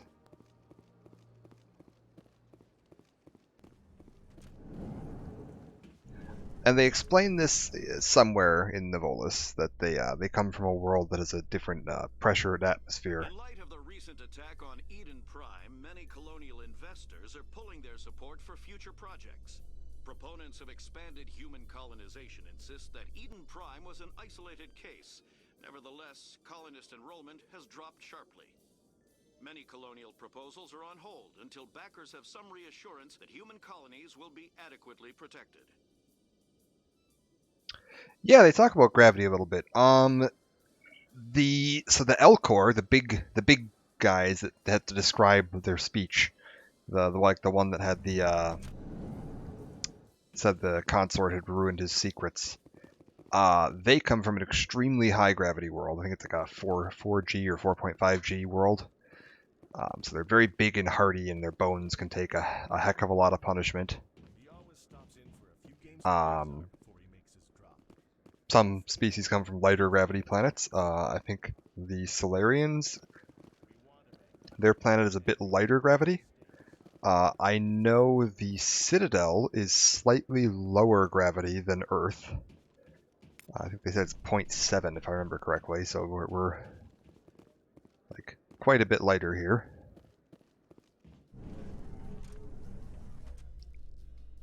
And then yeah, the Volus have they breathe methane. The Solarian excavation team has run into an unexpected problem after unearthing a Prothean dig site. Hanar protesters have blockaded the dig site, claiming that artifacts of the Enkindlers, as the Hanar call them, should not be disturbed. The excavation team has appealed to Hanar representatives on the Citadel to reach a diplomatic solution. Yeah, the Volus are, I believe it's methane that they breathe, and they come from a much higher pressure world. They mentioned that if they take those suits off on like the Citadel, their skin would just split open because the atmospheric pressure isn't enough. But like you never see one, like even like a dead one, like you never find like a suitless Volus suitless Volus anywhere, or see like a cutscene with one of them.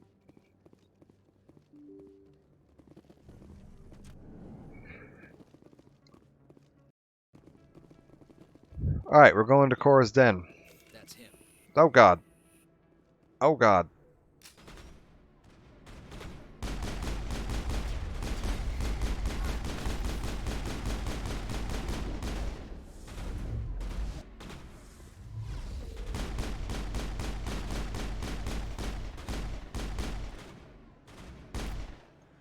Got him. Alright.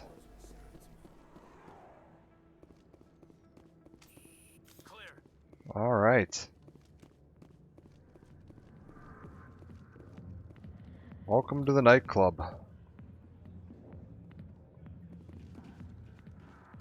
Where's this general at? I got business here, but not with you. There he is. Commander. What do you want? Yeah. We'll just ask him about his problems. What's bothering you, General? I've seen a lot of horrible things in my days, and there's only one woman in this damn galaxy that helps me forget it. So if you feel that way, then why spread lies about her? Because she rejected me.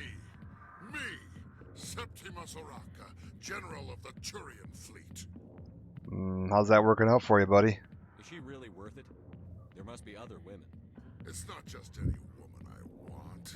It's her, and her alone. Look, kid, I appreciate what you're trying to do, but don't waste your time. General, Did you ever win a battle by moping in a bar? War. That's what this feels like, all right. How did I let it come to this? So you think it's that easy? Just straighten up and act like a general? I don't think it could hurt. Maybe you're right, Commander. Shaira's worth the effort. Even if she won't have me back. This is no place for someone of your stature, General. All right. I'll go to her. After I've had a cold shower or two. Say, you're a bright kid. Would you be interested in earning a few extra credits? What do you want me to do? There's an Elcor diplomat out there who believes Shaira gave up his secrets. Why does he think that? Because I told him. Look, I just need you to convince him of the truth. What makes you think he'll believe me? You'll bring him proof. Take this data pad. It shows where I got my info. It will exonerate Shaira and convince the Elcor. Who am I taking it to, and where is he? I already know this. His name is Zoltan. He's an Elcor. It's the guy. Okay, it's the guy. Here's to soldiers acting like soldiers. Thanks, Commander. You know, you might make a good general yourself one day. Alright, so he's off. Getting so upset about a woman. That's because you don't understand women. Oh no! Alliance military. I could have been a Marine, you know. Instead, I joined the goddamn Citadel security. Biggest mistake of my life. Harkin, right? I was told you could help me find someone. A Turian CSEC officer named Garrus. Garrus? You must be one of Captain Anderson's crew. Poor bastard, still trying to bring Saren down, eh? I know where Garrus is. But you gotta tell me something first. Did the captain let you in on his big secret? Not my problem. I just need to know where Garrus is. But it's all related, don't you see? The captain used to be a Spectre. Didn't know that, did you? It was all very hush-hush. The first human ever given that honor, and then he blew it. Screwed up his mission so bad they kicked him out. Of course, he blames Saren. Says the Turians set him up. You said they covered all this up. How'd you hear about it? I spent 20 years working cases here on the Citadel. People on this station love to talk. Secrets are like herpes. If you got them, you might as well spread them around. Oh, good God. You're a pig. Just noticed that now, did you? That's not why I'm here, man. Where Garrus went. Garrus was sniffing around Dr. Michelle's office. She runs the med clinic on the other side of the wards. Last I heard, he was going back there. What have we got? I don't care. I'm out of here. Yeah, good. Go. Okay, so we've got this area cleared out. Tell us he used to be a Spectre. Maybe it's not true. Harkin's an ass. Bet he's just messing with our heads. Probably right. Still, Let's go ahead and do this level up too while we're here. What can I get? Advanced Warp. What does this do? 8 per second lowers damage protection by 60. 10% more, extra 2 damage a second. Slightly higher radius. Ooh, substantially longer duration. Slightly faster recharge. Okay. Adrenaline Burst is the reset my talent's abilities. Tactical armor. We should probably start working that up so we can get ourselves up to medium armor. Medium armor is going to be important. So we'll start working our way up that too. Caden. We're going to want to start going up here so we can get to Advanced Overload as quickly as possible. Hopefully next level we can knock that out. And Ashley. Combat armor. We're going to want to get her moving up here too. We want to get her into heavy armor as quick as possible. Alright, sounds good.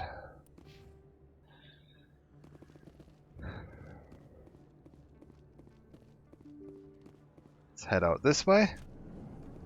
We got a bunch more shops right here. Hello there. Welcome to Moorland's famous shop. You want many good supplies, yes? Let me see what you have. Oh, you will be pleased, I think. Very good things I have. You will see. Alright, we got some armor. This is all the non-human stuff again, Turian Quarian. So we got 2 shops for non-human armor. Hello there. Welcome to Moorland's famous shop. You want many good... Oh, you will be pleased, I think. And then in here we got the rest of the stuff. I got an assault rifle, some Krogan armor, so there is some non-human armor also in here. Great. I'll buy the licenses, Metagel upgrade. Ooh, insufficient credits. We gotta sell some stuff. I don't have much to sell. Uh-oh. Yeah-oh. Well, we'll come back for that later. Keep in mind, he's got some stuff that I want to buy.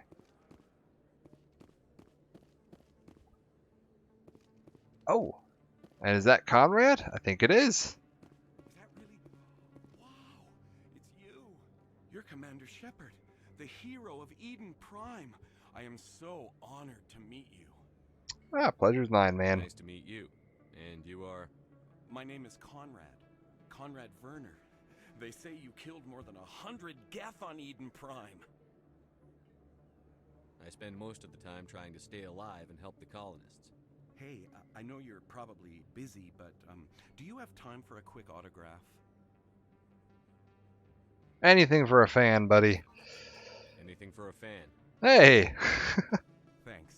I really appreciate it. My wife is going to be so impressed. I'll let you get back to work. Oh, but next time you're on Earth, I'd love to buy you a drink. Thanks again.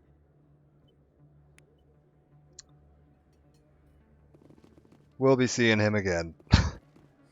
Hello, Earth Clan. No doubt you've just come back from the colonies. Will you be needing supplies? Show me what you've got.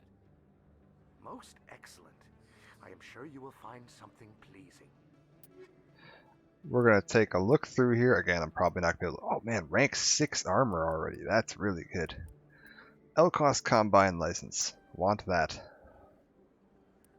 We want to buy all the licenses as quick as we can. Oh, and there's a keeper back here. So that we can have our shop stocked back on the ship.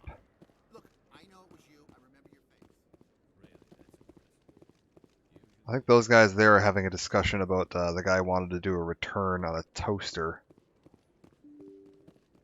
And they have that discussion over the course of the 3 games. 5 years later, they are still having that same discussion. Oh. Excuse me, Commander Shepard.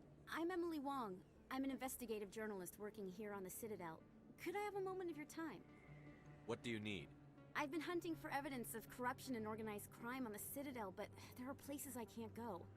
I was hoping you might share anything you find during your own investigation. I can make it worth your time. How do you know that my investigation is going to uncover anything you need? You wouldn't be investigating if it weren't big. And if it's big, it's something I'd like to hear about. Okay. I mean, that's pretty good logic. You've got to have access to better sources. Why contact me? I'm using every source I can find, but I think I've got a better shot with you. I've read your file.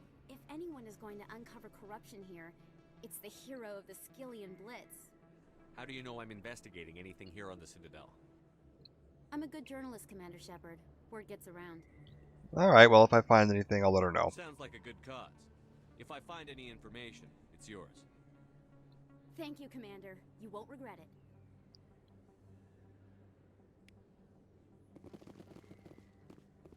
Also, I think we get a unique view here. Yeah. You only get this cutscene available the first time you come here with Caden and Ashley.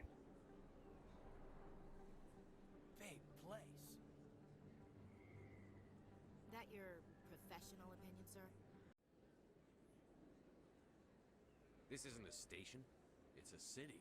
There must be millions here. It can't be possible to track everyone coming and going. This makes Jump Zero look like a porta-john, and it's the largest deep space station the Alliance has. Jump Zero is big. This is a whole nother scale. Look at the ward arms. How do they keep all that mass from flying apart? The council represents more races than I thought. No wonder they're careful with newcomers. They probably just want to keep everything running. It has to be hard keeping all these cultures working together. Or maybe they just don't like humans. Why not? We've got oceans, beautiful women, this emotion called love. According to the old vids, we have everything they want. If you expect to get me in a tinfoil miniskirt and thigh-high boots, I want dinner first. Sir. That will be enough, Chief. At ease, Lieutenant. Can't see her in a skirt anyway. Damn straight you can't. Ready to move out, sir. Good God.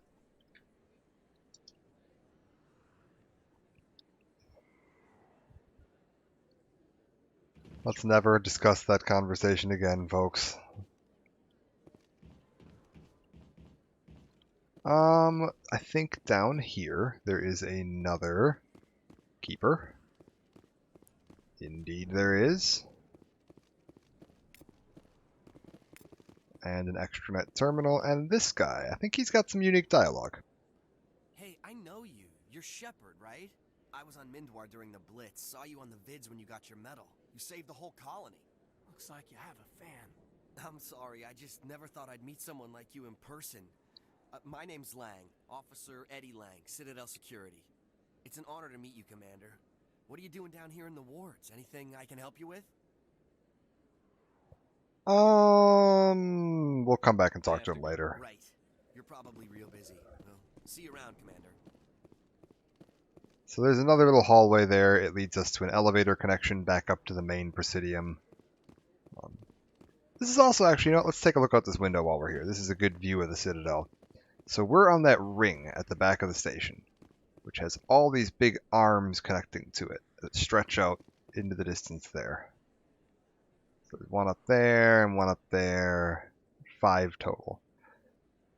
All the way across and then just kind of stretching out into the horizon with full cities built onto their surface. You can see all this traffic flying around there.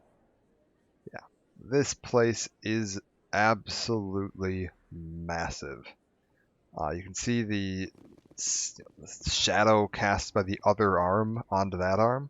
That's why there's that weird black, you know, why part of it's blue, part of it's black. It's because the sun is hitting that arm up there and casting a shadow onto that. So the day-night cycle here is pretty wild. You get to see some of the wards in the later games. I think each game you go to a different part of the Citadel. The third game you get to go back up onto the Presidium, but you're on a different part of the Presidium. And then... oh. Got a view of the Nebula. And a keeper. And then the second game you're on one of the wards. You're actually down in one of the cities. I didn't tell anyone, I swear. That was smart, Doug. Now if Garrus comes around, you stay smart. Keep your mouth shut or we'll... Who are you? Let her go. Damn, Garrus.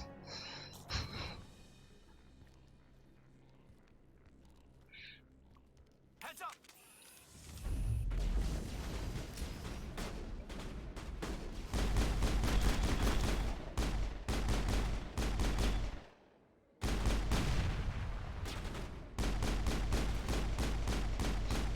Quick, shoot him in the kneecap. Oh my god, I'm missing every shot.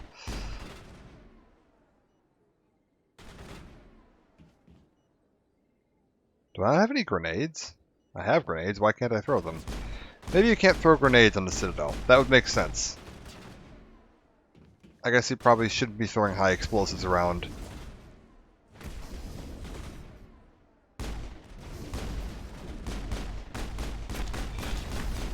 I actually punched him there. That's pretty wild. You don't usually get punches in. Can I get a shotgun out? Yes. Ooh, I just melted that guy. Garrus? Perfect timing, Shepard. clear shot at that bastard. That was a nice shot, man. You took him down clean. Sometimes you get lucky. Dr. Michelle, are you hurt? No, I'm okay. Thanks to you, all of you. Why were they threatening you? Who do they work for? They work for Fist. They wanted to shut me up, keep me from telling Garrus about the Quarian. What Quarian? A few days ago, a Quarian came by my office. She'd been shot, but she wouldn't tell me who did it. I could tell she was scared, probably on the run. She asked me about the Shadow Broker. She wanted to trade information in exchange for a safe place to hide. Then what? I put her in contact with Fist. He's an agent for the Shadow Broker. Not anymore. Now he works for Saren. And the Shadow Broker isn't too happy about it. Oh. Fist betrayed the Shadow Broker? That's stupid even for him. Saren must have made him quite the offer. That Quarian must have something Saren wants. Something worth crossing the Shadow Broker to get. She must have something that proves he's a traitor. Did the Quarian mention anything about Saren or the Geth? She did. The information she was going to trade. She said it had something to do with the Geth. She must be able to link Saren to the Geth. There is no way the Council can ignore this.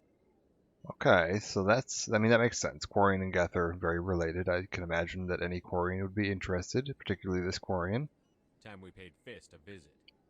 This is your show, Shepard. But I want to bring Saren down as much as you do. I'm coming with you. Hell yeah. Come aboard, Garrus. You know, we aren't the only ones going after Fist. The Shadow Broker hired a Krogan bounty hunter named Rex to take him out. Yeah, we heard about him. Yeah, let's get him. A Krogan might come in handy. Last I heard, he was at the C-Sec Academy. What's he doing there? Fist accused him of making threats. We brought Rex in for a little talk. If you hurry, you can catch him at the Academy before he leaves. Move out. All right, we're gonna bring Garrus, because of course we're gonna bring Garrus, because Garrus is the best. My character is what? Biotic combat. Part biotic, part combat. So these little bars you see there, we got combat, tech, and biotic. So Garrus is a mixture of tech and combat. He's kind of an engineer, basically, like a combat engineer. He's going to kind of replace Kaidan's usefulness. I'm not going to lie. We could bring Kaidan for what they consider a balanced team here, where we have even strength on all the bars. There is no need to bring Kaidan. Kaidan's biotics are, well, I might actually need them this time. Normally I don't need Kaidan, because I don't need the extra biotics and knockdown and whatever, but my character is weak enough in combat that I might actually need Kaidan's force push. I think what we'll end up probably having as a main team here is going to be Garrus, and then once we get her, she has a ton of biotics, and we'll probably be keeping her along, or have him along for biotics, because they're just better options. Pure biotic or biotic combat are better for me than biotic tech. I don't need that much tech right now. Tech wasn't very powerful in this game, so for right now we're going to keep Kaidan because I want the throw. Oh, I got some renegade points there. I think it was because I complimented Garrus on his shot. I never properly thanked you for saving me from Fist's thugs, Commander. I don't know what would have happened if you hadn't been there. I'm just glad you weren't hurt. Me too. Now, was there anything you needed? Let me take a look at what you have for sale. Of course. Alright, so she also has some stuff I can buy. Nothing that useful. This is a health regen item, so I can put that on somebody if I need to give them health regen. They're a little expensive. I don't need them right now, so we're not going to buy them. Let's go pick up Rex.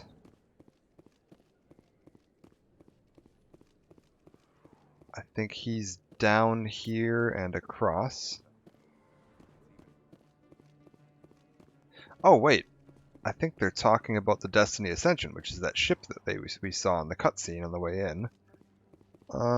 Is it flying past right now? It is. This is, again, a unique thing that you only get one time.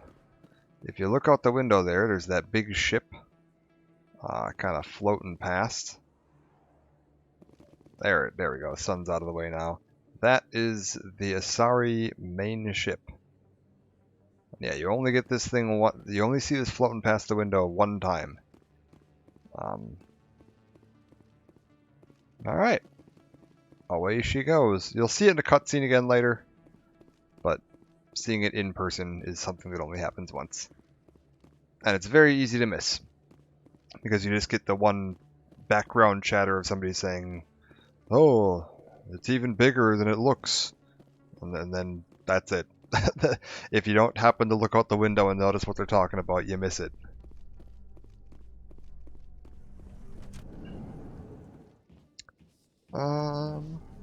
On we go.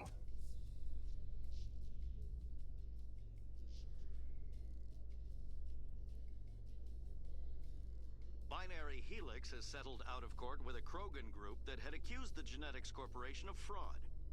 The Krogan group had contracted Binary Helix to perform studies with a long-range goal of curing their genetic sterilization. The group later sued for a return of investment money when the study produced no viable results. Yeah, that's an ongoing thing we're going to be hearing about for the next 3 games, is the Krogan genetic sterilization. That's a recurring plot point.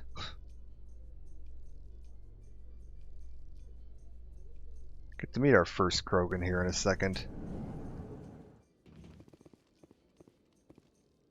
Did this just take me straight up to where I wanted to be? Yes, it did. But first, before I go to where they want me to go, we're going to go down here and scan this keeper. And then I think the guy they want me to talk to is going to be just around the corner here to the left. Yep, there he is.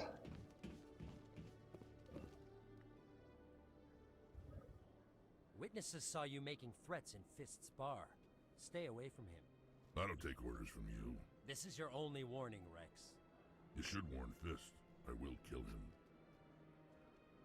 You want me to arrest you? I want you to try.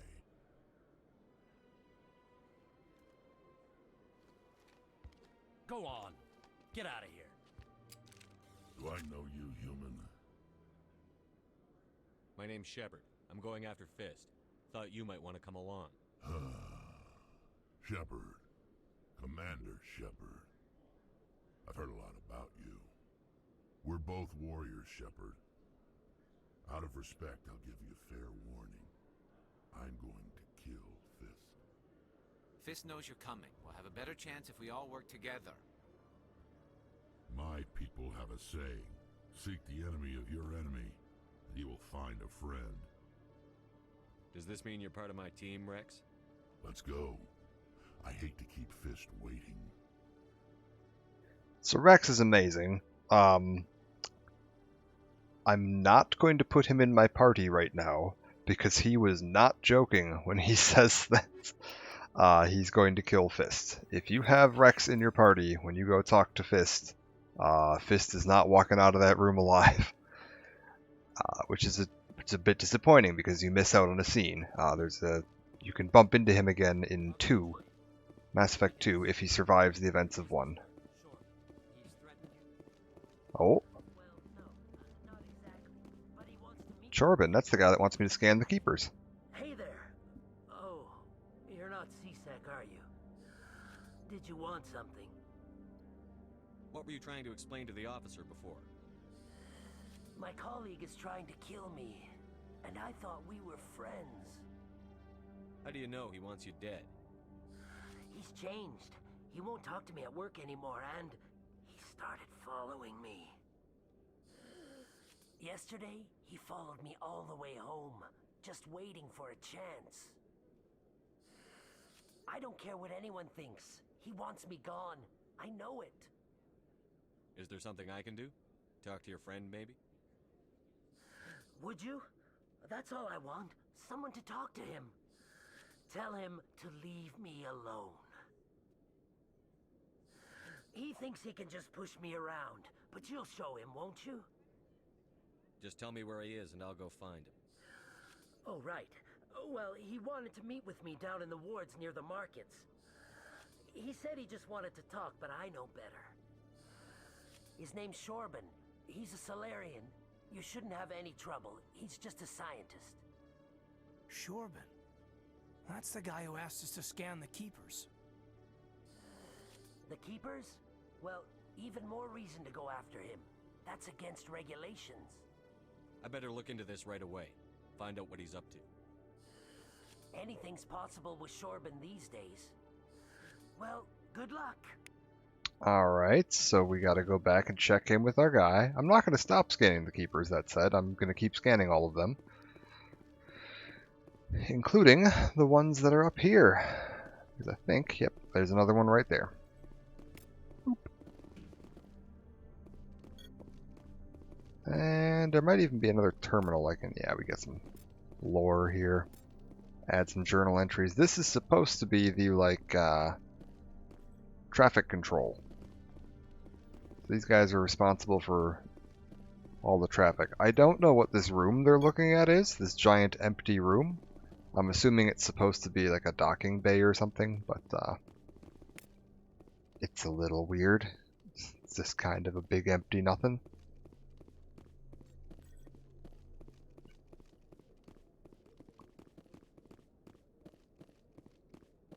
I can't believe this game came out before Dragon Age. Like I know I said I have a texture pack and some shaders and stuff running on here, which I do. But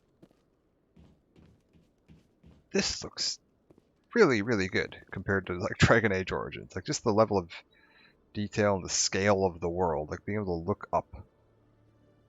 I'm surprised. We're gonna go. I know where Fist is. He's in Korra's Den. So I'm just gonna fast travel over to there rather than walking all the way. Because I believe you get a unique version of Korra's Den. Oh, hold up. Before we do any of that though, we need to give Garrus some points. I'll want shield boost for sure. Matter of fact, let's just get him right on up to medium armor immediately. Give him assault rifle and start boosting him up along assault rifle towards that. And then we'll want to check his gear as well to make sure he's got good gear. Do I have any pistols or shotguns I can mess around with? Biotic amps?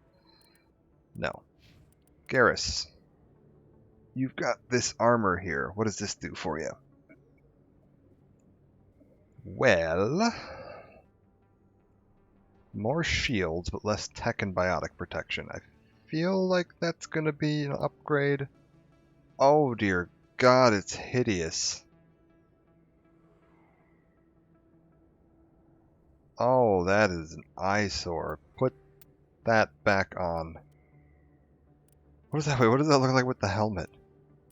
Oh, he wears like a hood.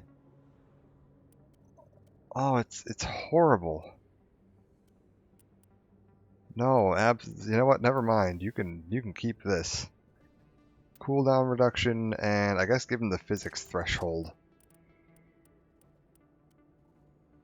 Give him the upgraded rifle, because he's apparently pretty good with these, and we'll want a heat sink, and I guess give him some hammerhead rounds, why not? Those are going to be pretty useless, I'm not going to lie. Yeah, alright. Come on, Garrus, we're going this way. Looks like it's shut down. And there is a whole, one entire party here. Can I get my assault rifle out?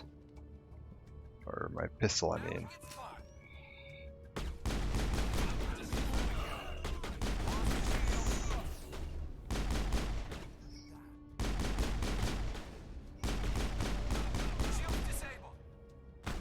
Garrus, I swear to God, if you just throw yourself in front of the enemies and pass out like you always do. Oh, there's a Krogan over there. Those guys are dangerous. Get him down.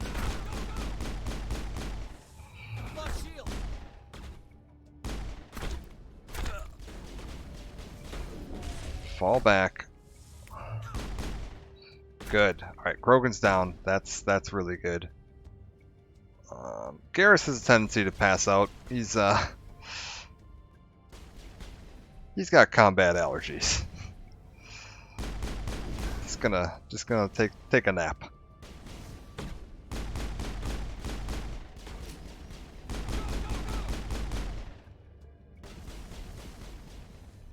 Okay. We took the Krogan down, which is good. Krogans are very dangerous in this game. They regenerate health. They go invulnerable when they're at low health. So they have a tendency to just like, you wear their whole health bar out and then they suddenly go invulnerable and you have to wear their entire health bar out a second time.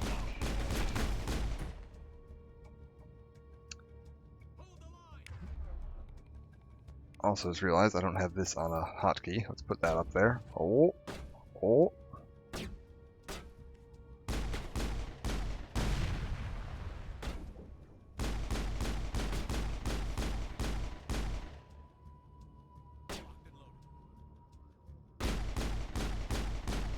Oh my god. And we need one more. Can I hit this guy?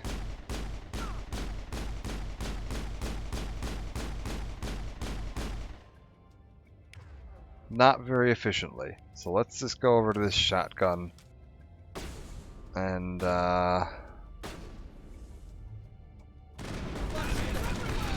that wasn't the shotgun. That is not the shotgun, that is the assault rifle. Oh, the controls in this game are a mess. Okay. Garrus, I need you to come over here and heal up.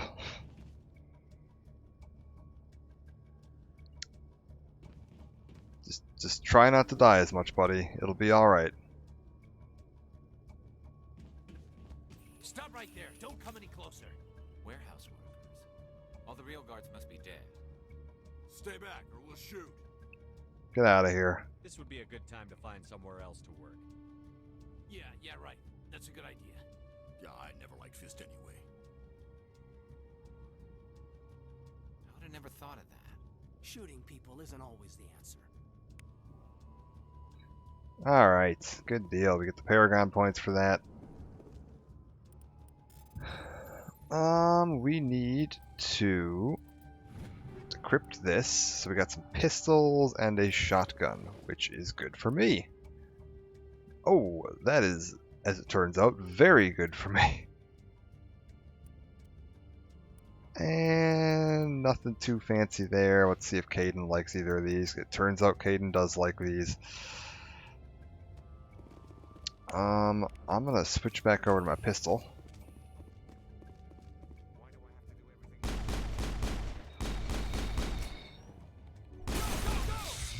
Wah. Alright, one turret down. Can I get Kaidan to overload?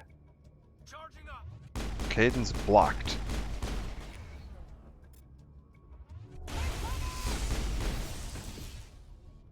Alright, there we go. Don't kill me, I surrender.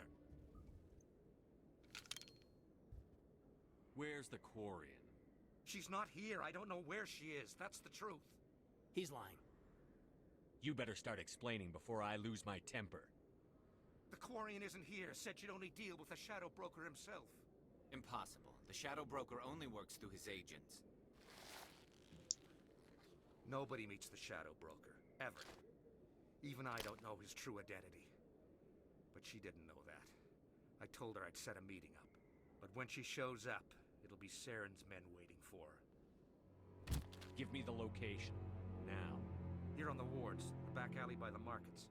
She's supposed to meet them right now. You can make it if you hurry. I never want to see you again. Is that clear? Don't worry, you'll never see me again.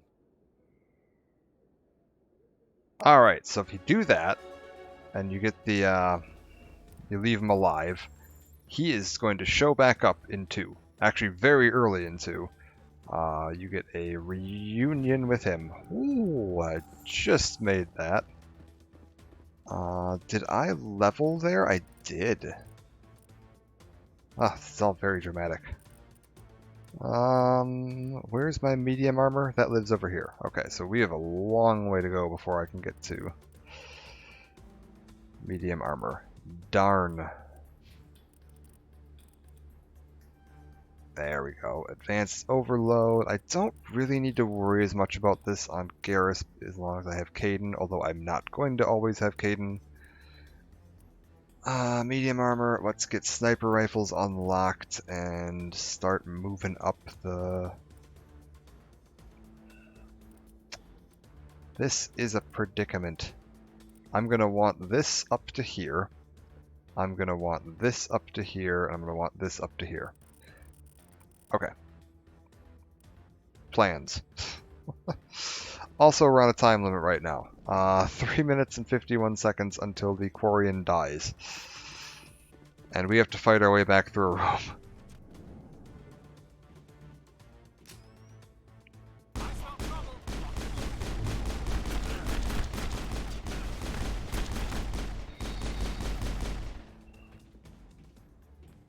Again, I don't know if there's a Krogan in here. I'm saving my throw for him.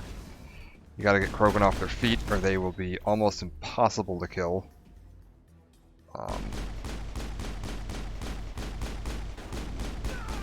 It looks like there's no Krogan, so we're alright. There we go. Alright, 3 minutes, we're good. That is plenty of time. We are going to need to rush a little bit to get down here, and then we'll be through this door and fine. Put the gun away.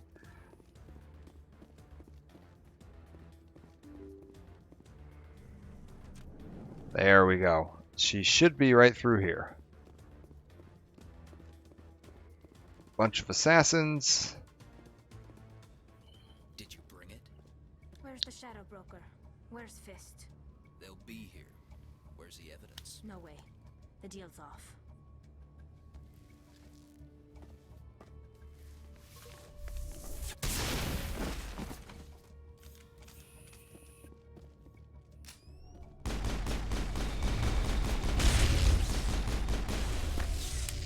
Oh.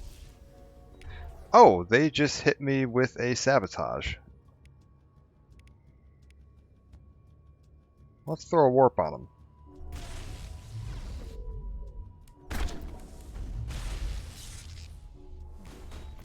Keep myself healed. Ah, it's so annoying. I can't fire right now. Get him off his feet. Put him down. Alright, perfect. Just set me up. I knew I couldn't trust him. Were you hurt in the fight? I know how to look after myself. Not that I don't appreciate the help. Who are you? My name's Shepard. I'm looking for evidence to prove Saren's a traitor. Then I have a chance to repay you for saving my life. But not here. We need to go somewhere safe. The ambassador's office. It's safe there. He'll want to see this anyway. You're not making my life easy, Shepard. Firefights in the wards, an all-out assault on Korra's den. Do you know how many... Who's this? A Quarian? What are you up to, Shepard? Making your day, Ambassador. She has information linking Saren to the Geth. Really? Maybe you better start at the beginning, Miss... My name is Tali. Tali Zora Naraya. We don't see many Quarians here. Why did you leave the flotilla? I was on my pilgrimage. My rite of passage into adulthood. I've never heard of this before. It is a tradition among my people. When we reach maturity, we leave the ships of our parents and our people behind. Alone, we search the stars, only returning to the flotilla once we have discovered something of value. In this way, we prove ourselves worthy of adulthood. What kinds of things do you look for?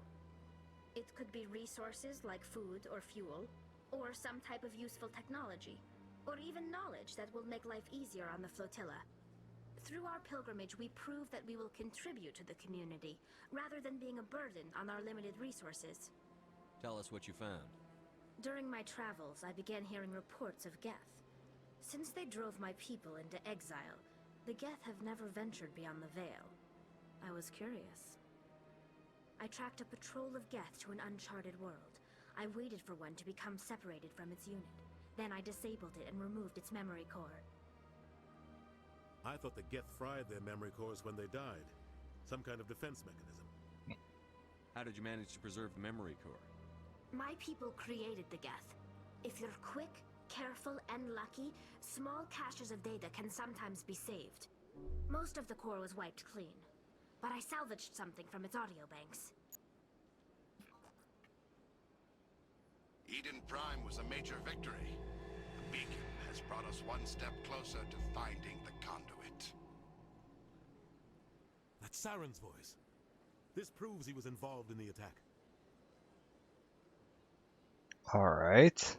He said Eden Prime brought him one step closer to finding the conduit. Any idea what that means? The conduit must have something to do with the beacon. Maybe it's some kind of Prothean technology. Like a weapon. Wait, there's more. Saren wasn't working alone. Eden Prime was a major victory. The beacon has brought us one step closer to finding the conduit. And one step closer to the return of the Reapers. I don't recognize that other voice, the one talking about Reapers. Are they some kind of new alien species? According to the memory core, the Reapers were a hyper-advanced machine race that existed 50,000 years ago. The Reapers hunted the Protheans to total extinction, and then they vanished. At least, that's what the Geth believe. Sounds a little far-fetched. The vision on Eden Prime. I understand it now. I saw the Protheans being wiped out by the Reapers. The Geth revere the Reapers as gods, the pinnacle of non-organic life. And they believe Saren knows how to bring the Reapers back. The Council is just going to love this. Alright, so we're starting to get into what the main plot of the entire trilogy is going to be now. The Reapers are a threat to every species in Citadel space. We have to tell them. No matter what they think about the rest of this, those audio files prove Saren's a traitor. The captain's right.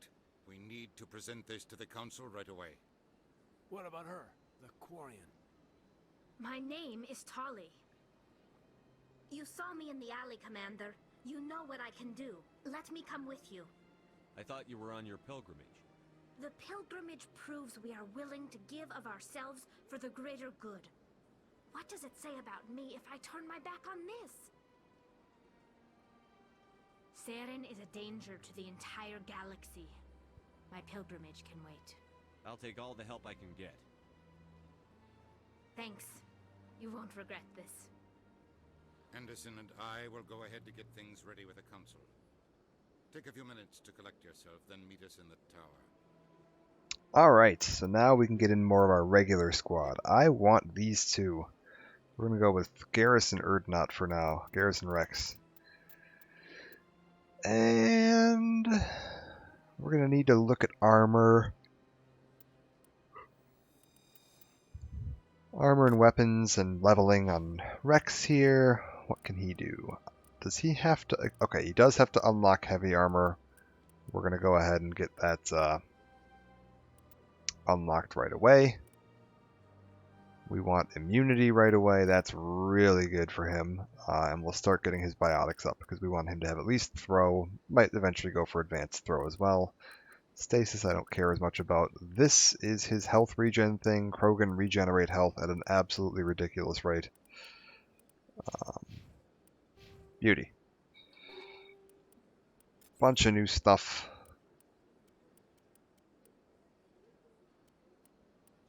Let's check out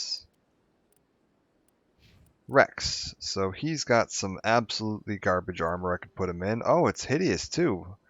So it's both terrible stat-wise and looks bad. That's the trifecta right there. Alright, do we got any better guns for him? We'll give him this. He's typically going to prefer shotguns and assault rifles.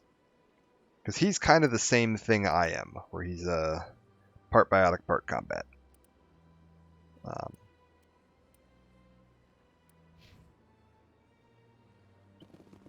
And we need to go tell this Elcor here that we've figured out that his secrets weren't revealed by the consort. Strange greeting, human. This is really not a good time. I know who revealed your secret. It was a Turian named Septimus. Unbelieving, I know this Septimus, and he could not learn my secrets. The only way he could learn them is from the Asari consort. Here, there should be proof enough for you. Confused. This is difficult to fathom. If the Turian could learn this on his own, dismayed, anyone can discover my secret. Septimus is a powerful man, and it wasn't easy for him to find. Relieved. I suppose you are correct, human. Thank you for this information. Startled realization. I must speak with the consort. She will be most displeased with my actions. Anxious request. Please, human, if you will excuse me, I must go now. I'm sure she'll forgive you. It was an honest mistake. Doubtful.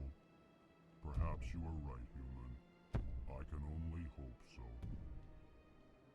Thankful. That was a great thing you did, Commander. Approving. You see, Din, not all humans are as you say. Alright. The Earth Clan stands to profit from this in some way. So now we have finished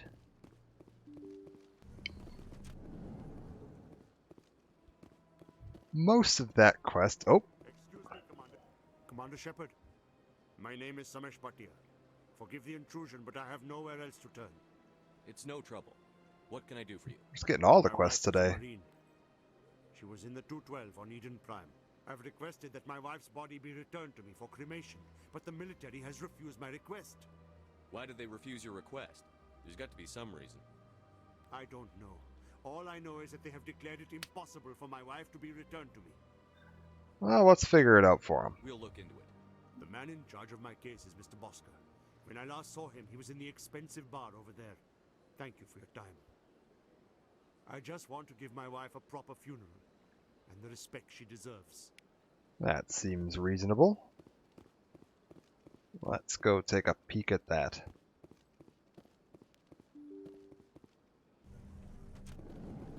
Through here, over here, and Mr. Bosker. I am looking for. Ah, there you are. My goodness, you're Commander Shepard. Your activities made for quite a briefing in the Diplomatic Corps. Is there something I can do to assist you? Yes. A man named Samesh Bhatia is having some trouble claiming his wife's body. Ah, Mr. Bhatia. A good man in an understandably frustrating position. I wish I could help him. Serviceman Nirali Bhatia died on Eden Prime, as Mr. Bhatia no doubt told you. Her wounds are inconsistent with any type of weapon damage we've seen before. That is why her body is being held. You're studying her injuries to learn more about Geth weaponry. The tests we're conducting may lead to better defenses against Geth attacks. Respectfully, Serviceman Bhatia may save more lives in death than she did in life. I understand what you're trying to do, but holding the body is wrong. Commander, you of all people should understand how far we must go to protect humanity. Not if we lose our humanity in the process. I'm out there fighting to stop crap like this. All right, Commander. You win. It was hard enough refusing Mr. Bhatia. I'm not going to risk an incident by refusing you. Tell Samesh that the body is being shipped back to Earth. I'll go now to see to it myself.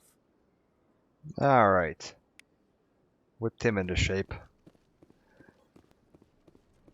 And now we can go tell this guy that we're done with his quest. Come along.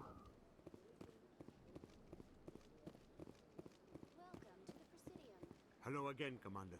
Has there been any word? I reminded Mr. Bosker what we're fighting for. Your wife is coming home. Thank you. I will return home and begin my preparations. It does not bring me happiness, but it may bring me peace. Goodbye, Commander. Hey, doing good deeds all around and gaining levels. Tactical armor. Yes, we want that. And we want that. So it's 1 more level, 2 more levels, 3 more levels, and we can get medium armor, which is quite useful. Garrus, what have we got? 2 points for you. I want to start getting this up. Very good. Rex, what have we got going on with you? Advanced, warp, and then throw. Very good.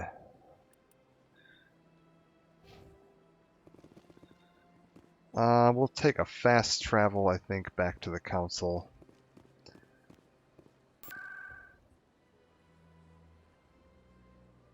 Can I just go straight to the council chambers? Citadel Tower? Is that what I want? Yes?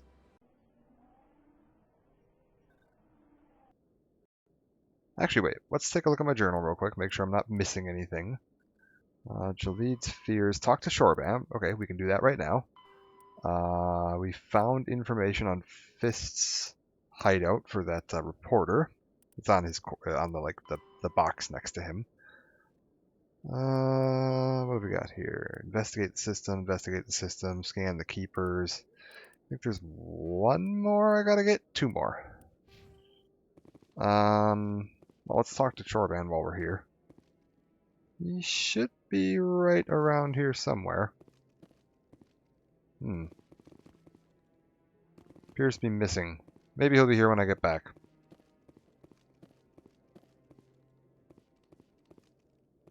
Come on. Udine is presenting the Quarian's evidence to the Council. Eden Prime was a major victory. The beacon has brought us 1 step closer to finding the conduit. And 1 step closer to the return of the Reapers. You wanted proof? There it is. This evidence is irrefutable, Ambassador. Saren will be stripped of his Spectre status, and all efforts will be made to bring him in to answer for his crimes. I recognize the other voice, the one speaking with Saren. Matriarch Benezia. Who's she? Matriarchs are powerful Asari who have entered the final stage of their lives. Revered for their wisdom and experience, they serve as guides and mentors to my people. Matriarch Benezia is a powerful biotic, and she had many followers. She will make a formidable ally for Saren. I'm more interested in the Reapers. What do you know about them? Only what was extracted from the Geth's memory core. The Reapers were an ancient race of machines that wiped out the Protheans. Then they vanished. So, we're starting to see the sort of mindset of each of the major council races here.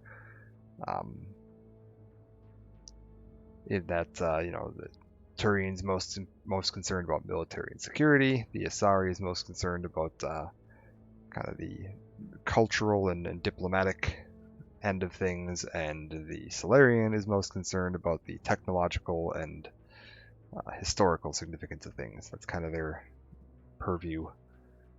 The Geth believe the Reapers are gods, and Saren is the prophet for their return. We think the conduit is the key to bringing them back. Saren's searching for it. That's why he attacked Eden Prime. Do we even know what this conduit is?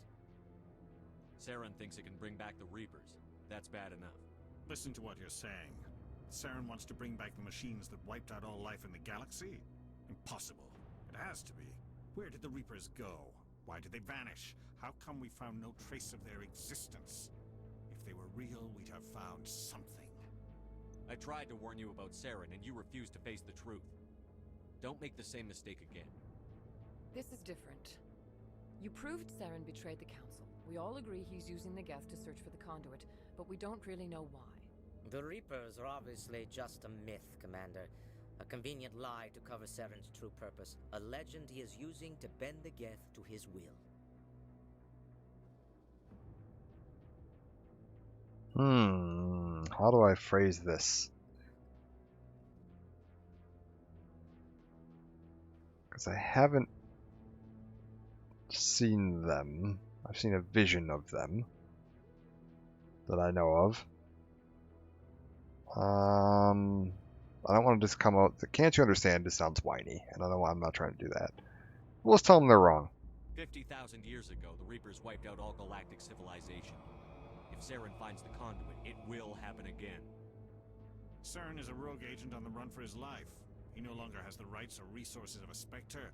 The Council has stripped him of his position. That is not good enough. You know he's hiding somewhere in the Traverse. Send your fleet in! A fleet cannot track down one man. A Citadel fleet could secure the entire region, keep the Geth from attacking any more of our colonies. Or it could trigger a war with the Terminus systems. We won't be dragged into a galactic confrontation over a few dozen human colonies. I can take Saren down. The commander's right. There is a way to stop Saren that doesn't require fleets or armies. No! It's too soon. Humanity is not ready for the responsibilities that come with joining the Spectres. You don't have to send a fleet into the Traverse, and the Ambassador gets his human Spectre. Everybody's happy.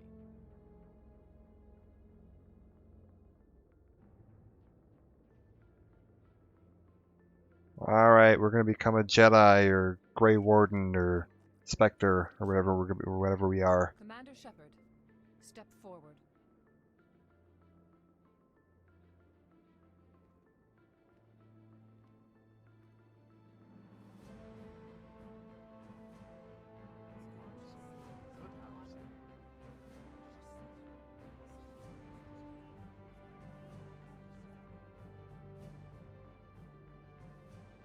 It is the decision of the Council that you be granted all the powers and privileges of the Special Tactics and Reconnaissance branch of the Citadel. Spectres are not trained, but chosen. Individuals forged in the fire of service and battle. Those whose actions elevate them above the rank and file. Spectres are an ideal, a symbol, the embodiment of courage, determination, and self-reliance. They are the right hand of the Council, instruments of our will. Spectres bear a great burden. They are protectors of galactic peace, both our first and last line of defense. The safety of the galaxy is theirs to uphold. You are the first human Spectre, Commander. This is a great accomplishment for you and your entire species. I'm honored, Counselor. We're sending you into the Traverse after Saren. He's a fugitive from justice, so you are authorized to use any means necessary to apprehend or eliminate him. Any idea where to find him? We will forward any relevant files to Ambassador Udina. This meeting of the Council is adjourned. Alright. Congratulations, Commander. We've got a lot of work to do, Shepard. You're going to need a ship, a crew, supplies. You'll get access to special equipment and training now. You should go down to the C-Sec Academy and speak to the Spectre Requisitions Officer. Anderson, come with me. I'll need your help to set all this up.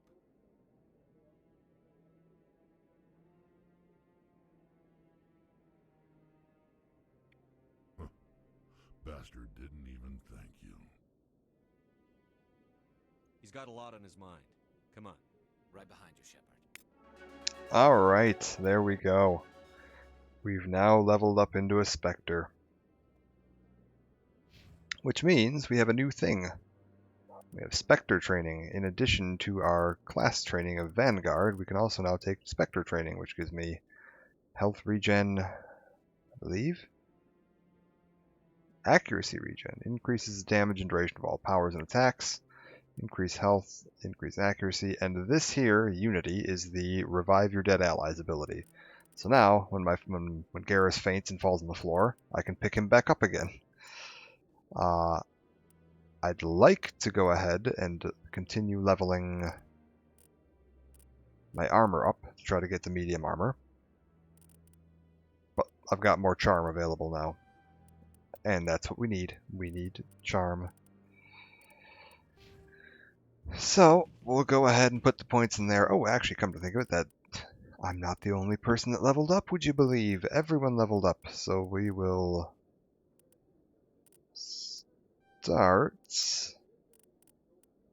working my way up here. I need 1, 2, 3 levels will get me overload, and then 4, 5 levels will get me advanced overload. Alright. Which we are going to want. We're going to want to unlock throw for Rex. Okay, so now Rex can start helping out a bit in the fights.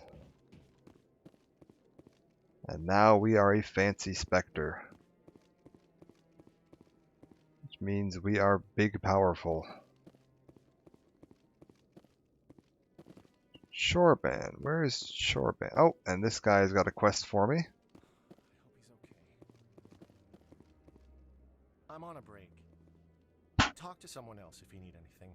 I've got a lot on my mind. Maybe I can help. Well, maybe you can. You're a soldier, right? You ever head out to the Traverse? The Traverse is a rough place. We're out there quite a bit. My brother's the captain of a ship called the Majesty. It was crossing the Traverse a few days ago when it disappeared. Just dropped right off the grid. And that usually means one of two things. They had massive mechanical failure, or they were attacked. Neither one of those options leaves a lot of hope. I won't give up on my brother. Not yet. I've got the coordinates for the last transmission from his vessel. What kind of ship was it? Don't let the name fool you. The Majesty's just a small trading vessel, only a handful of crew. But he kept it in good condition. I don't think mechanical failure is too likely. But they don't have any real weapons. Alright. If anyone did come after them, the Majesty'd be a sitting duck. Isn't anyone else looking into this? Yeah, why haven't you reported this to the authorities? Independent trader. Ships like his disappear in the Traverse all the time. If your brother's still alive, I'll find him. Give me the coordinates. I'll forward them to your ship right away. Please let me know as soon as you find him. Beauty. Alright, so we got the coordinates for that. And is Kahoku still here? Because he should now have his quest for me. Rear Admiral Kahoku, please give me your quest so that I can pick this up, because your quest disappears after a while. Congratulations on becoming there we go. Inspector, Commander. I'm certain you'll be up to the challenge. Sorry, I don't think we've met.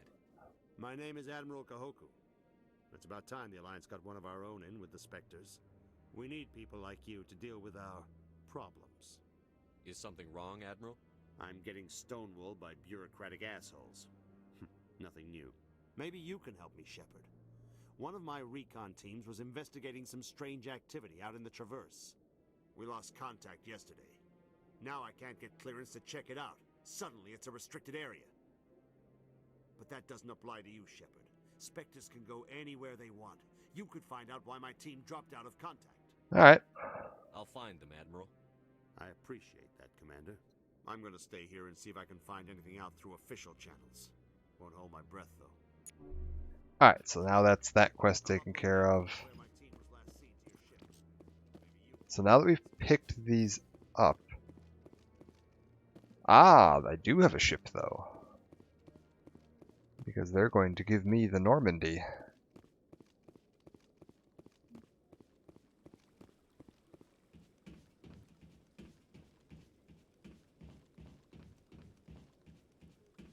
I've got to go, and we're going to take a bit of a walk here because I want to knock out a couple other, picking up some quests on the way back.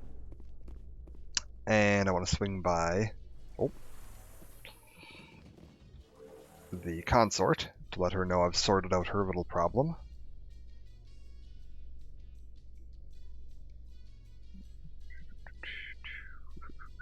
In other news, Exogeny Corp is still denying reports that one of their survey teams has gone missing in the Hades Gamma Cluster. When asked why communication with the survey team was suddenly cut off last week, company officials refused to comment. So we've got a missing survey team in the Hades Gamma Cluster. We can keep an eye out for that. All these little news reports you hear on the elevators too, those are actual events that are happening that you can go investigate and find.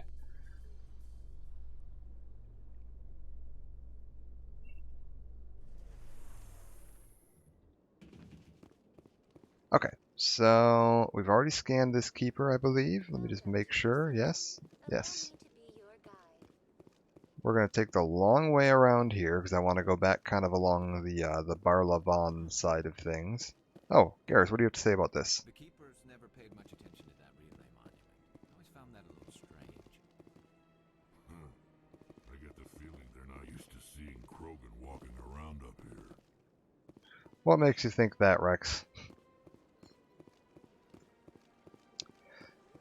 We're also going to take a stop at this Hanar shop and look at non-human armor. Well, probably should. I'm not gonna though. I could spend the money to get these guys some better armor, which probably wouldn't hurt, but I don't think I'm gonna bother because I'll get more armor along the way.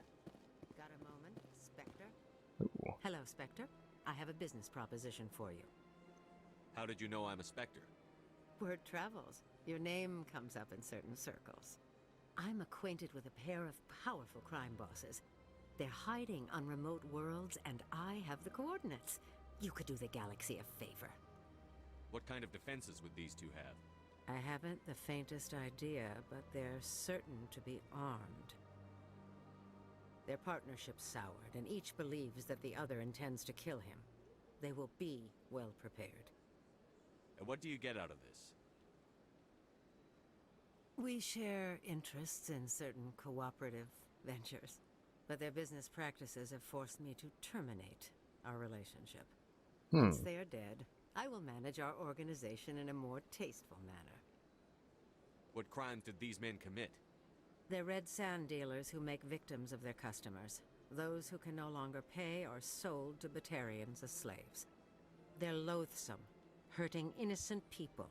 They must be ended. Yeah, this does feel a bit like a setup. I eliminate them, and then you take over and try to eliminate me. How stupid do I look? While I appreciate your estimation of my bravado, I have no intention of attempting to murder you.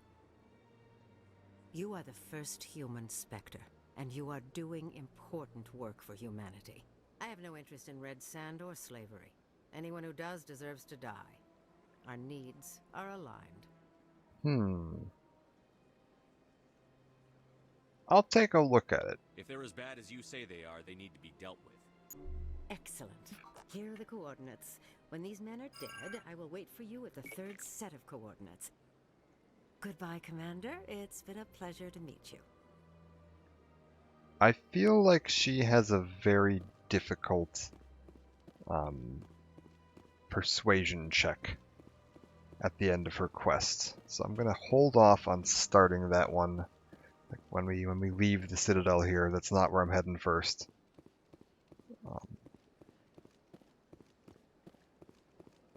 Because I need to level up a bit so I can get my persuasion up. Can I just go talk to her? Yes. I'm just gonna see. I think I can just head straight up to talk to the consort. Hello. I've taken care of all of your problems, including problems you didn't know you had. Commander, I recently received a lovely note from Septimus. Thank you for speaking with him. Even the Alcor diplomat has withdrawn his campaign against me. It was my honor to aid you. You are too kind, Commander, but I would not expect you to help me out of the kindness of your heart. I also have one more thing to give you, if you are interested. What is it? What are you offering me? I offer a gift of words, an affirmation. Yes, that's what we want. Who you will become. I see the sadness behind your eyes. It tells a story that makes me want to weep. Pain and loss, but it drives you, makes you strong. It is that strength that people are drawn to. It is why you lead and others follow without question. You will need that leadership in the battles to come. This may be who you are, but it is not who you will become. It only forms the basis for your future greatness. Remember these words when doubt descends, Commander. Thank you. You have quite a gift, Sha'ira. Thank you. Not everyone appreciates it as you do. Never underestimate the power of words. Here, Commander. In light of your efforts with the Alcor ambassador, I would like you to have this small trinket. What is it? A small mystery. I have never learned its use or purpose, but I sense it is time for me to pass it on. And now I must ask you to leave. I have done everything I can for you. And we'll never see her again. Remember my words, Commander Shepard. They will give you strength. And the little trinket she gave me. So, it's a little confusing. It's part of an unmarked quest. It's a tiny silver sphere. And there's going to be a spot you can find on one of the worlds where you can put that silver sphere and it does something. But it's not marked on your map and it's not in your journal. And the game, when you find it, it just says, you know, would you like to insert a small silver sphere? It doesn't mention where you got it from. You either have it or you don't. And people eventually had to figure out, you know, what was the... Yeah.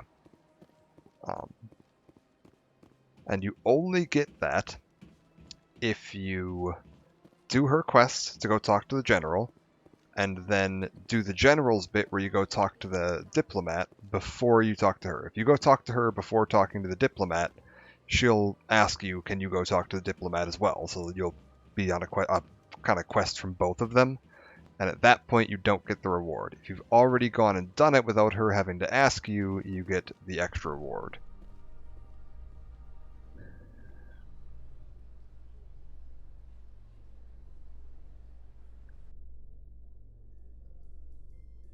So how about it, Garrus? Is this better than C-Sec? Fighting a rogue Spectre with countless lives at stake and no regulations to get in the way? I'd say that beats C-Sec. There may just be hope for you yet, Turian. These two are great together. I think this is who I was using my first time playing this game, was Garrus and Wrex. I'm trying to remember where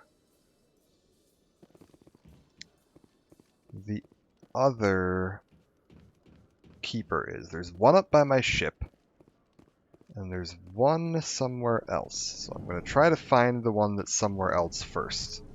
I think I know where it is. I just have to find the hallway that it's in.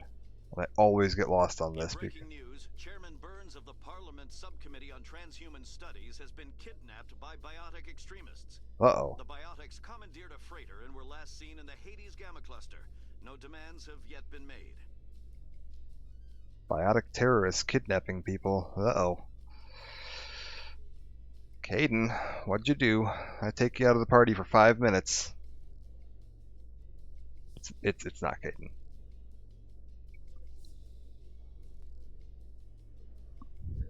That said, I might bring him along when I do the biotic missions, seeing as he's got I don't know if connections is the right word.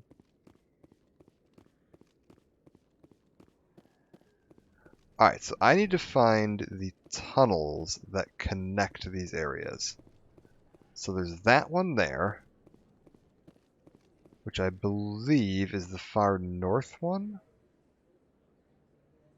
There's one there, and I don't know.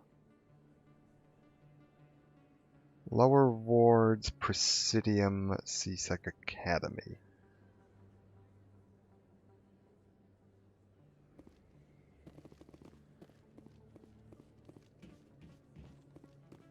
I feel like the missing scan... Oh, no, I know where it is. Never mind, it's up in the casino, because there is a casino we have not been to yet. We can go up here. If we're lucky, we're going to catch a guy getting thrown out.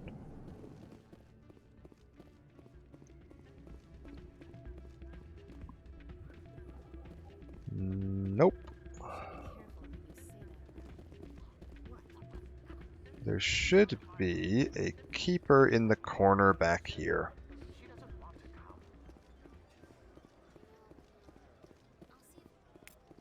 There we go. And as long as we're passing by here, we'll pick up this quest because there's a girl down here that's going to have a quest for me.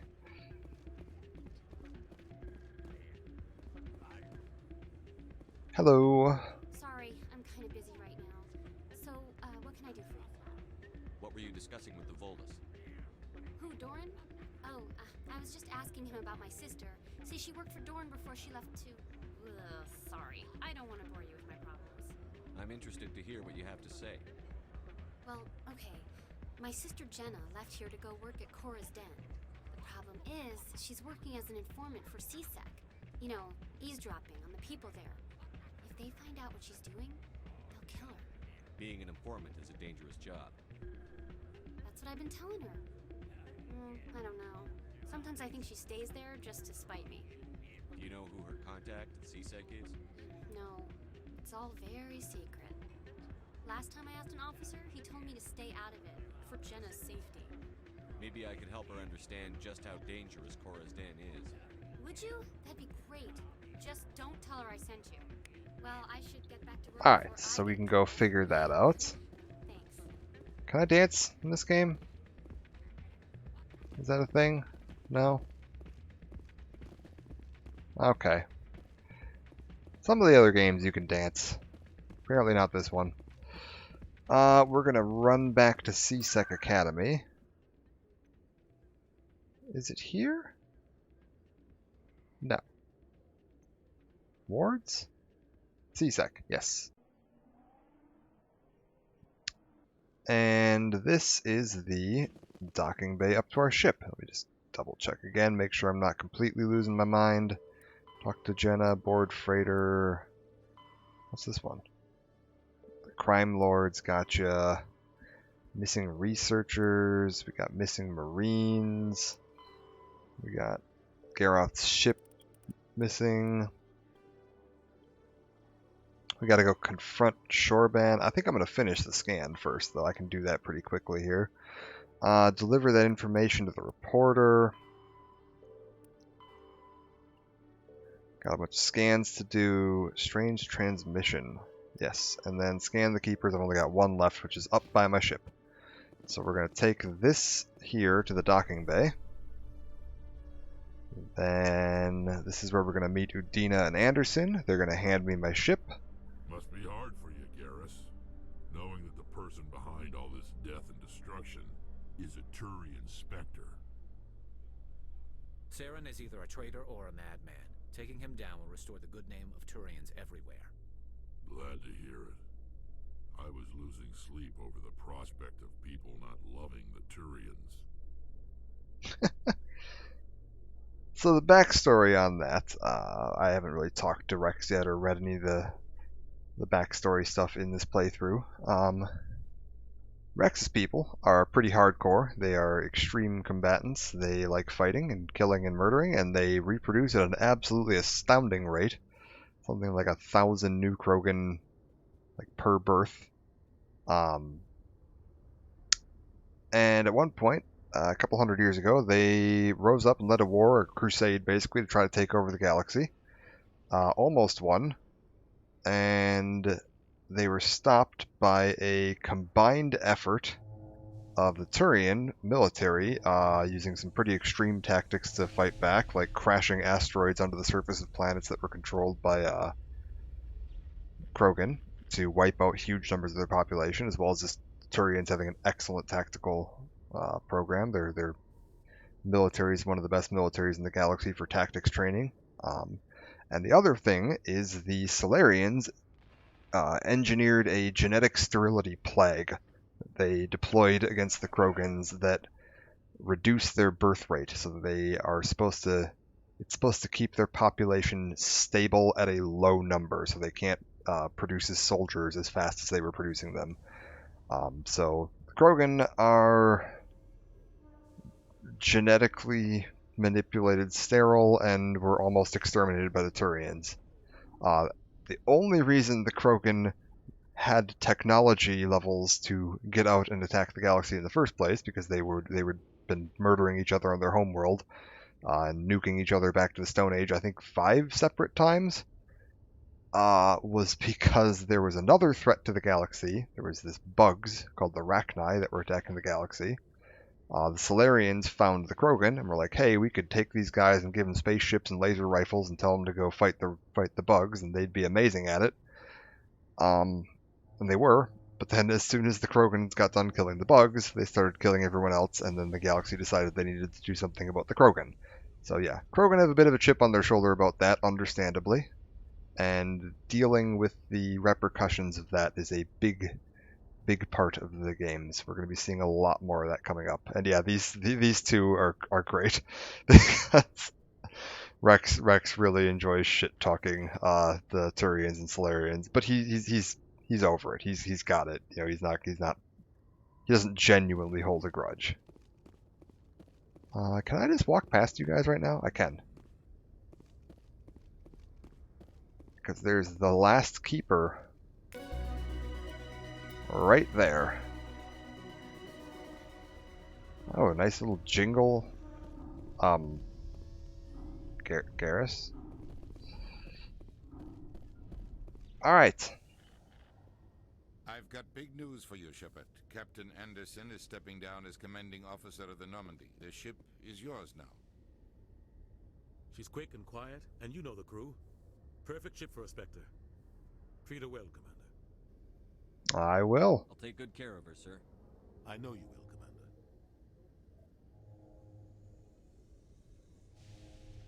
What kind of leads do we have? Saren's gone. Don't even try to find him. But we know what he's after. The conduit. He's got his Geth scouring the Traverse looking for clues. We had reports of Geth in the Pharos system shortly before our colony there dropped out of contact, and there have been sightings around Noveria. Find out what Saren was after on Pharos and Noveria. Maybe you can figure out where the conduit is before he does. The Reapers are the real threat. I'm with the Council on this one, Shepard. I'm not sure they even exist. But if they do exist, the conduit's the key to bringing them back. Stop Saren from getting the conduit, and we stop the Reapers from returning. Alrighty, anything else? Anything else? We have one more lead. Matriarch Benezia, the other voice in that recording. She has a daughter, a scientist who specializes in the Protheans. We don't know if she's involved, but it might be a good idea to try and find her. See what she knows. Her name's Liara, Dr. Liara Tassoni. We have reports she was exploring an archaeological dig on one of the uncharted worlds in the Artemis Tau cluster. Oh yeah, we'll start there. Sounds like we should head for the Artemis Tau cluster. It's your decision, Commander. You're a Spectre now. You don't answer to us. But your actions still reflect on humanity as a whole. You make a mess and I get stuck cleaning it up. I'll try not to make things any harder on you, Ambassador. Glad to hear it, Commander. Remember, you were a human long before you were a Spectre. I have a meeting to get to. Captain Anderson can answer any questions you might have. Okay, let's talk to Anderson real quick. I think there's a little bit of unique dialogue here. How are you holding up? Honestly, this isn't how I pictured my career coming to an end. Pushing papers really isn't my thing, but you're the one who can stop Saren. I believe in you, Shepard. If that means I have to step aside, so be it. And yeah, we can ask for a little background here. Let's go ahead. Any extra intel you can give me on our colony at Pharos? The entire planet used to be one giant Prothean city, mostly ruins now. But some of the infrastructure is still intact. The colony tried to build on what the Protheans left behind. We lost all contact with them when the Geth attacked. Alright, Noveria. What can you tell me about Noveria? Noveria's trouble. Always has been. The whole planet's basically a center for corporations to conduct illegal research. Watch your back there, Shepard. Spectres are about the only form of Citadel authority Noveria respects. But they aren't popular. What do you know about the Artemis Tau cluster? Not much. I've never been there myself. A handful of systems with a few small, uncharted worlds, but no real colonies. Might not be easy finding Dr. Tassoni out there. My advice is to look for the world with the Prothean ruins. I should go. I'll be here if you need anything. Alright. This is it. We get the ship. We get the map. We are on the way.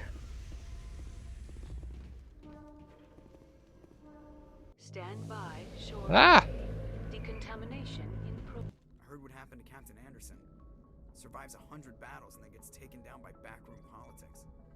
Just watch your back, Commander. Things go bad on this mission, you're next on their chopping block. Saren's out there somewhere, and we're gonna find him. Everyone on this ship's behind you, Commander. 100%. Intercom's open. If you got anything you want to say to the crew, now's the time. Yeah, let's be honest. This is Commander Shepard speaking. We have our orders. Find Saren before he finds the conduit. I won't lie to you, crew. This mission isn't going to be easy. For too long, our species has stood apart from the others. Now it's time for us to step up and do our part for the rest of the galaxy. Time to show them what humans are made of. Our enemy knows we're coming. When we go into the Traverse, Saren's followers will be waiting for us. But we'll be ready for them, too. Humanity needs to do this. Not just for our own sake, but for the sake of every other species in Citadel space. Saren must be stopped. And I promise you all, we will stop him. Well said, Commander. Captain will be proud. The captain gave up everything so I could have this chance. We can't fail. Yes, sir. Alright. Let's go take a look at our galaxy map.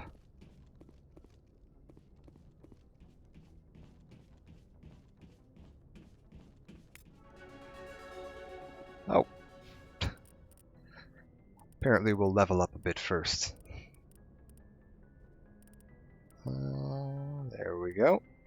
So 2 more levels and I get my medium armor unlock. So level 12.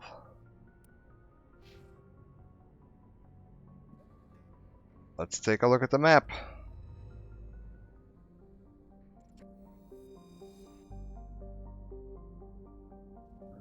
Alright, so here we are at the Citadel, supposedly constructed by the long-extinct Protheans. This colossal deep space station serves as the capital of the Citadel Council. Gravity is simulated through rotation with a comfortable 1.02 standard Gs on the wards and a light 0.3 standard Gs on the ring. That was substantially lower than I thought it was. Total length open is 44.7 kilometers. Its diameter when it's open is 12.8 kilometers. Population of 13.2 million and gross weight of 7.11 billion metric tons. So when they say open here, these arms can actually all kind of clamp together to turn this from this kind of open, fingery looking thing into a tube. And it can seal itself up. There's hatches that close across the back. These tips at the front close up and the whole thing can seal itself up tight. So it's this impenetrable tube with everything on the inside kind of stationary. And now we can zoom out. So that takes us to the star system that the Citadel is in, the Widow system, as in you see in the upper left there. Only destination we have in the Widow system is the Citadel. We get this lovely background here. These are actually taken from Hubble Space Telescope images. All the nebula you see in this game are real nebula. Zoom out a little bit farther to the Serpent Nebula, which will show us what star systems are available in the Serpent Nebula. Again, at this moment we only have the one system, the Widow system, where the Citadel is located. We can zoom out again to get to the full galaxy map. Now we've only got a handful of locations available right now. We're going to unlock more as we go along. We got what? 1, 2, 3, 4, 5, 6, 7, 8, 9, 10, 11. There are going to be another 7 or 8 that open up along here.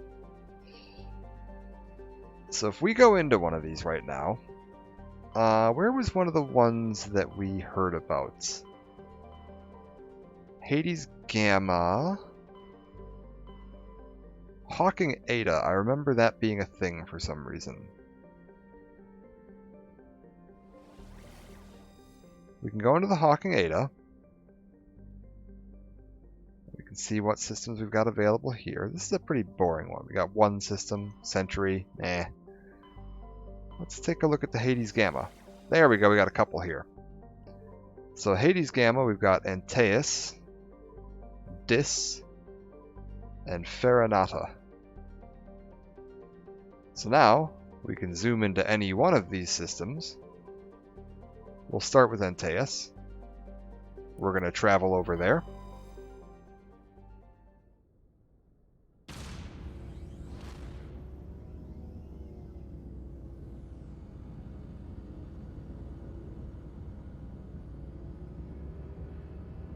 And we're on the way.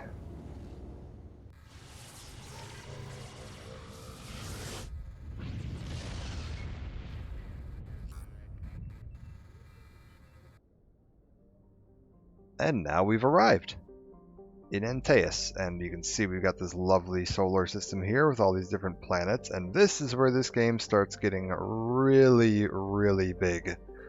So if I go to any one of these planets, and I click on it,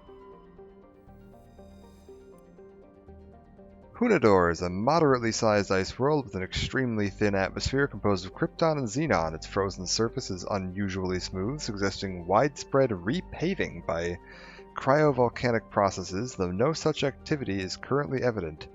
Full set of stats on the planet right here.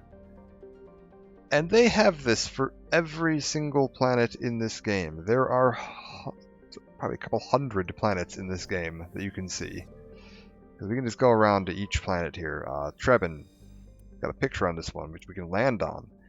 Modest terrestrial world with an atmosphere composed of nitrogen and argon. Its surface is mainly composed of nickel with deposits of silver.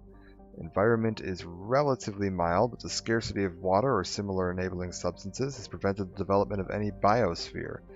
ExoGeni recently performed a test impact of a single water-ice comet into the surface, the first step of a long-term plan to thicken the atmosphere and introduce water to the environment. The survey team is on the surface, monitoring the geological and meteorological effects of the test impact. Most of the water released is still in the form of atmospheric vapor, but thick cloud banks have formed. There is every indication that this arid world will soon see its first rain. The survey team's progress has been hampered by frequent mechanical or computer failures in their GPS satellites. And a bunch of info here. And now, again, I don't have anything going on right here. There's no major quest here. I don't have any quests specifically telling me to go to the world of Trebin. But we can just go ahead and click land. And we're going to send you and you along with me.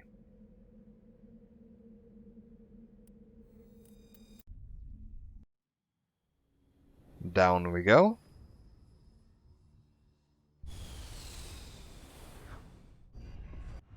And kablam. We are now on the surface of Trebin.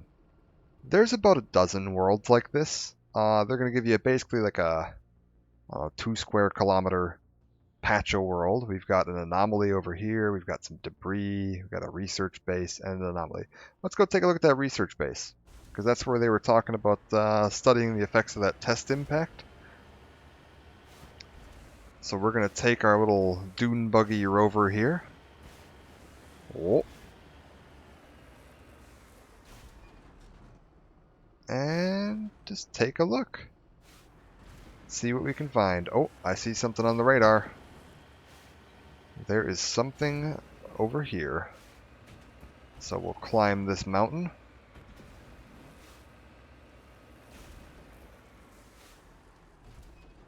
See what we can see.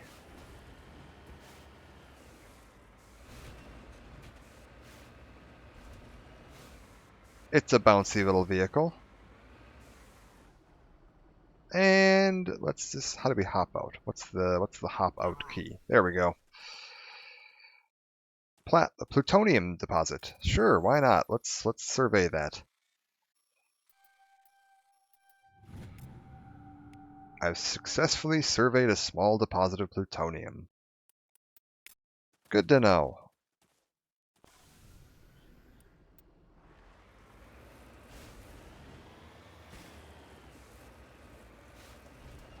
And if we head up to the top of this mountain, let's keep our eyes open for any trouble, because we don't know what's out here. There could be anything. Oh.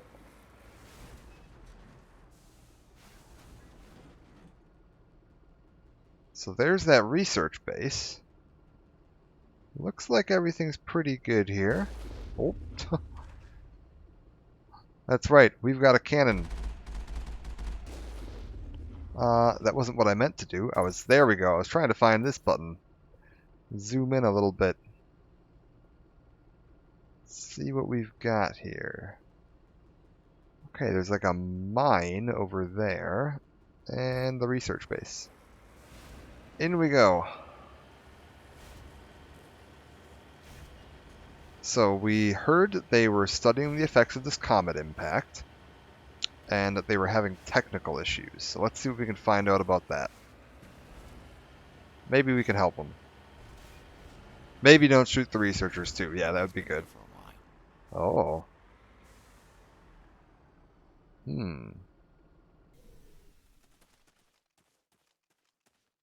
Abandoned base. Incendiary explosive grenades. No.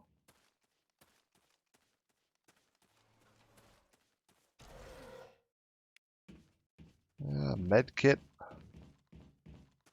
My research base now. I'll research this comet. What have we got? A computer console. According to these data logs, the survey team unearthed some kind of alien technology. Could be answers at the excavation site. Oh.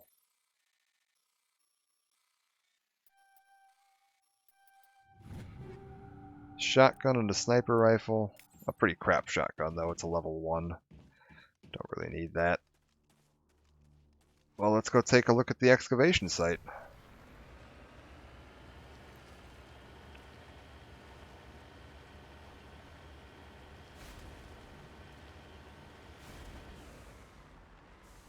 Oh, this might be that, we heard that news article, that there was the missing survey team. Yeah, that when we were on the elevator on the Citadel, there was a news article about the missing survey team. I bet you this is it. I'm sure there's nothing sinister going on here.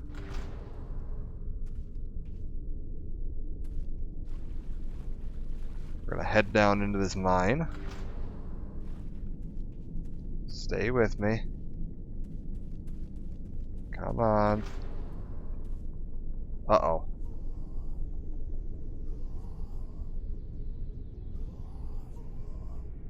I hear enemies.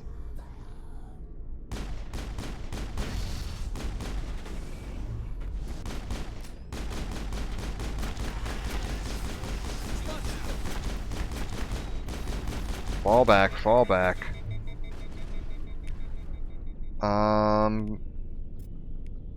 Rex, can you throw one of those at him, please? I'm gonna get a barrier up, and I'd like you to sabotage. And then you pop that. You pop... I said, you pop that. And I will pop that.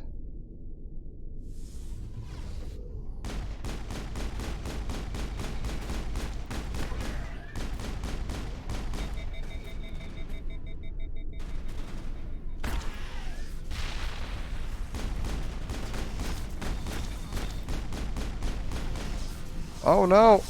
Ah!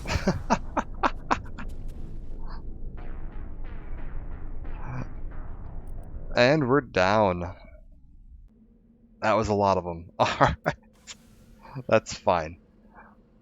Anyways, that was just showing off how this works. I'm a little underleveled for doing these worlds right now, but I wanted to show how this worked, so we're going to actually take a break here to go back up to the Normandy. Because you can just pop around and explore all of these at will. There's a bunch of them out here.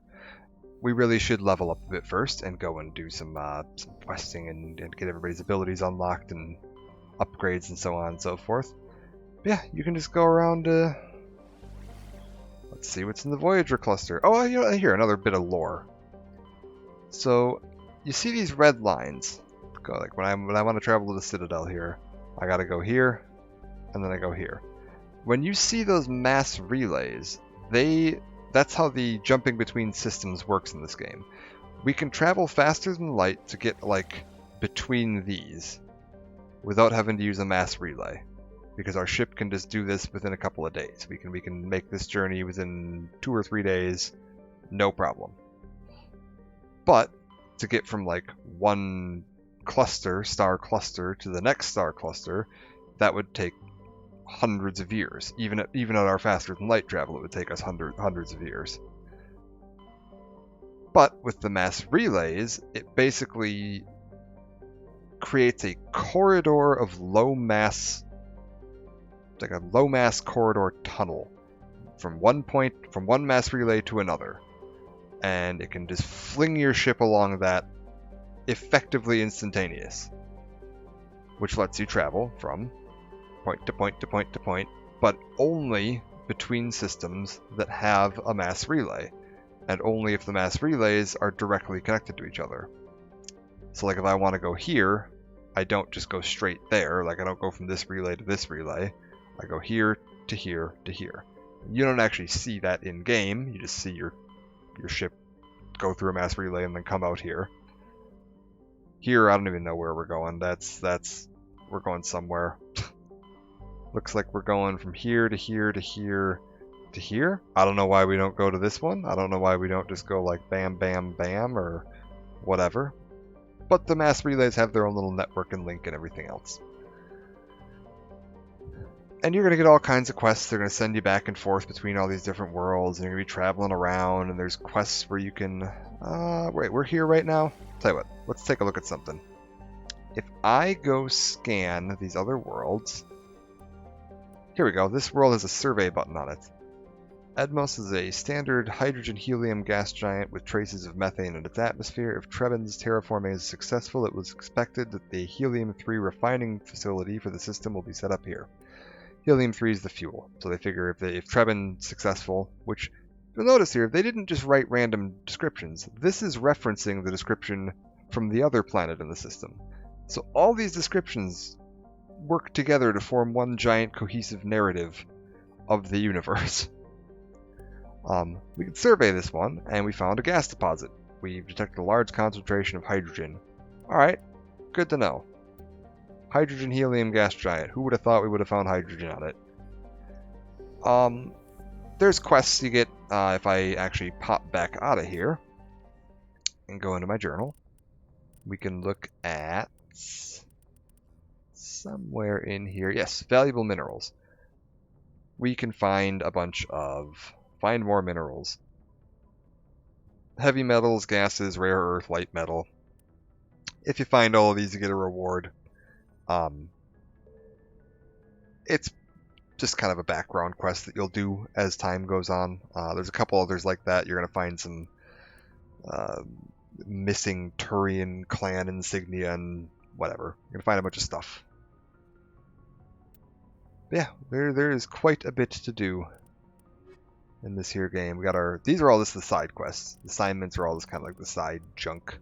And then missions is where the big important stuff lives. What I think we're going to do for now, though, is I'm going to take a break here to get something to eat. Probably take a nap at some point here, too. And come back later, and we'll go back and wrap up the rest of the stuff on the Citadel, because I have a bunch more stuff that I didn't actually finish on the Citadel. So we can go back and take care of all of that, talk to everybody, read all the lore, and then we can head out into the galaxy and start doing missions. And also, actually you can kind of see it here. You can see all the little circles floating on the map. How there's a lot more circles here than there were on the map when I was looking at it. That's because this map is showing the fully up-to-date version of what it's going to look like when we're done. And as you go through the games, here, we'll pull this up again real quick. The positions that you see on this map of like, is Earth here yet? Do we have Earth unlocked? No. Earth is somewhere around here. Citadel's kind of, if you go from Galactic Center, the Citadel is like just south of due west. So you get to, it's west-southwest of the Galactic Center. And you got these systems, Gemini, Sigma, Argos, Rho, Horsehead, Exodus, all that kind of over in this direction. The second game, you're going to be primarily up here, but they keep the systems in the same spot. Like, if you compare the map between Mass Effect 2 and Mass Effect 3 and Mass Effect 1, all the systems, like Hawking Ada is always right here, and Kepler Verge is always right here, and Armstrong Nebula is always right. Like, they kept a very consistent galaxy here throughout all the games, and as the games go on, you get more and more locations that you can go to. You can't go to, you know, like, most of what you're doing in 2 is up in this kind of a region. You'll get 1 or 2 of these that you get to go to, and Earth and the Citadel and whatever. And then by the time of 3 covers the whole thing. You are going everywhere in 3. It's huge. It's one of the biggest games. Yeah. Well, you'd say that. And then for the 4th Mass Effect game, instead of you know, just using more space here, we went to a different galaxy. The 4th Mass Effect game is Mass Effect Andromeda, which is set in the Andromeda galaxy, not the Milky Way. Don't know why.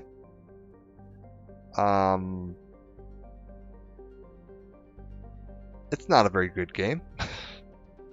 It's okay. The gameplay is fun. The story was a mess, which is a darn shame, considering the writing and the characters and everything are just excellent throughout the entire trilogy. Andromeda was a bit of a train wreck. I think it was rushed. But yeah, we're gonna take a break there. I'm gonna pop myself back onto here and drop a save, and then I'll probably just leave this sitting here on the menu for a minute before I shut off the stream to give it a second to catch up. Because I know sometimes when I hit the end button, it'll cut off the end of what's going on. So thanks for joining me. I will be back later with more of this. I want to try and finish at least Mass Effect 1 before I go back to work. Oh, thank you very much. Appreciate that. And thanks for always popping in. It makes it much more enjoyable for me if I have people to talk to. If I'm just sitting here talking to myself, it gets a bit maddening, and it's honestly just depressing. So very much appreciate you joining me. Hope you're enjoying it. Glad to help entertain. And I will talk to you later.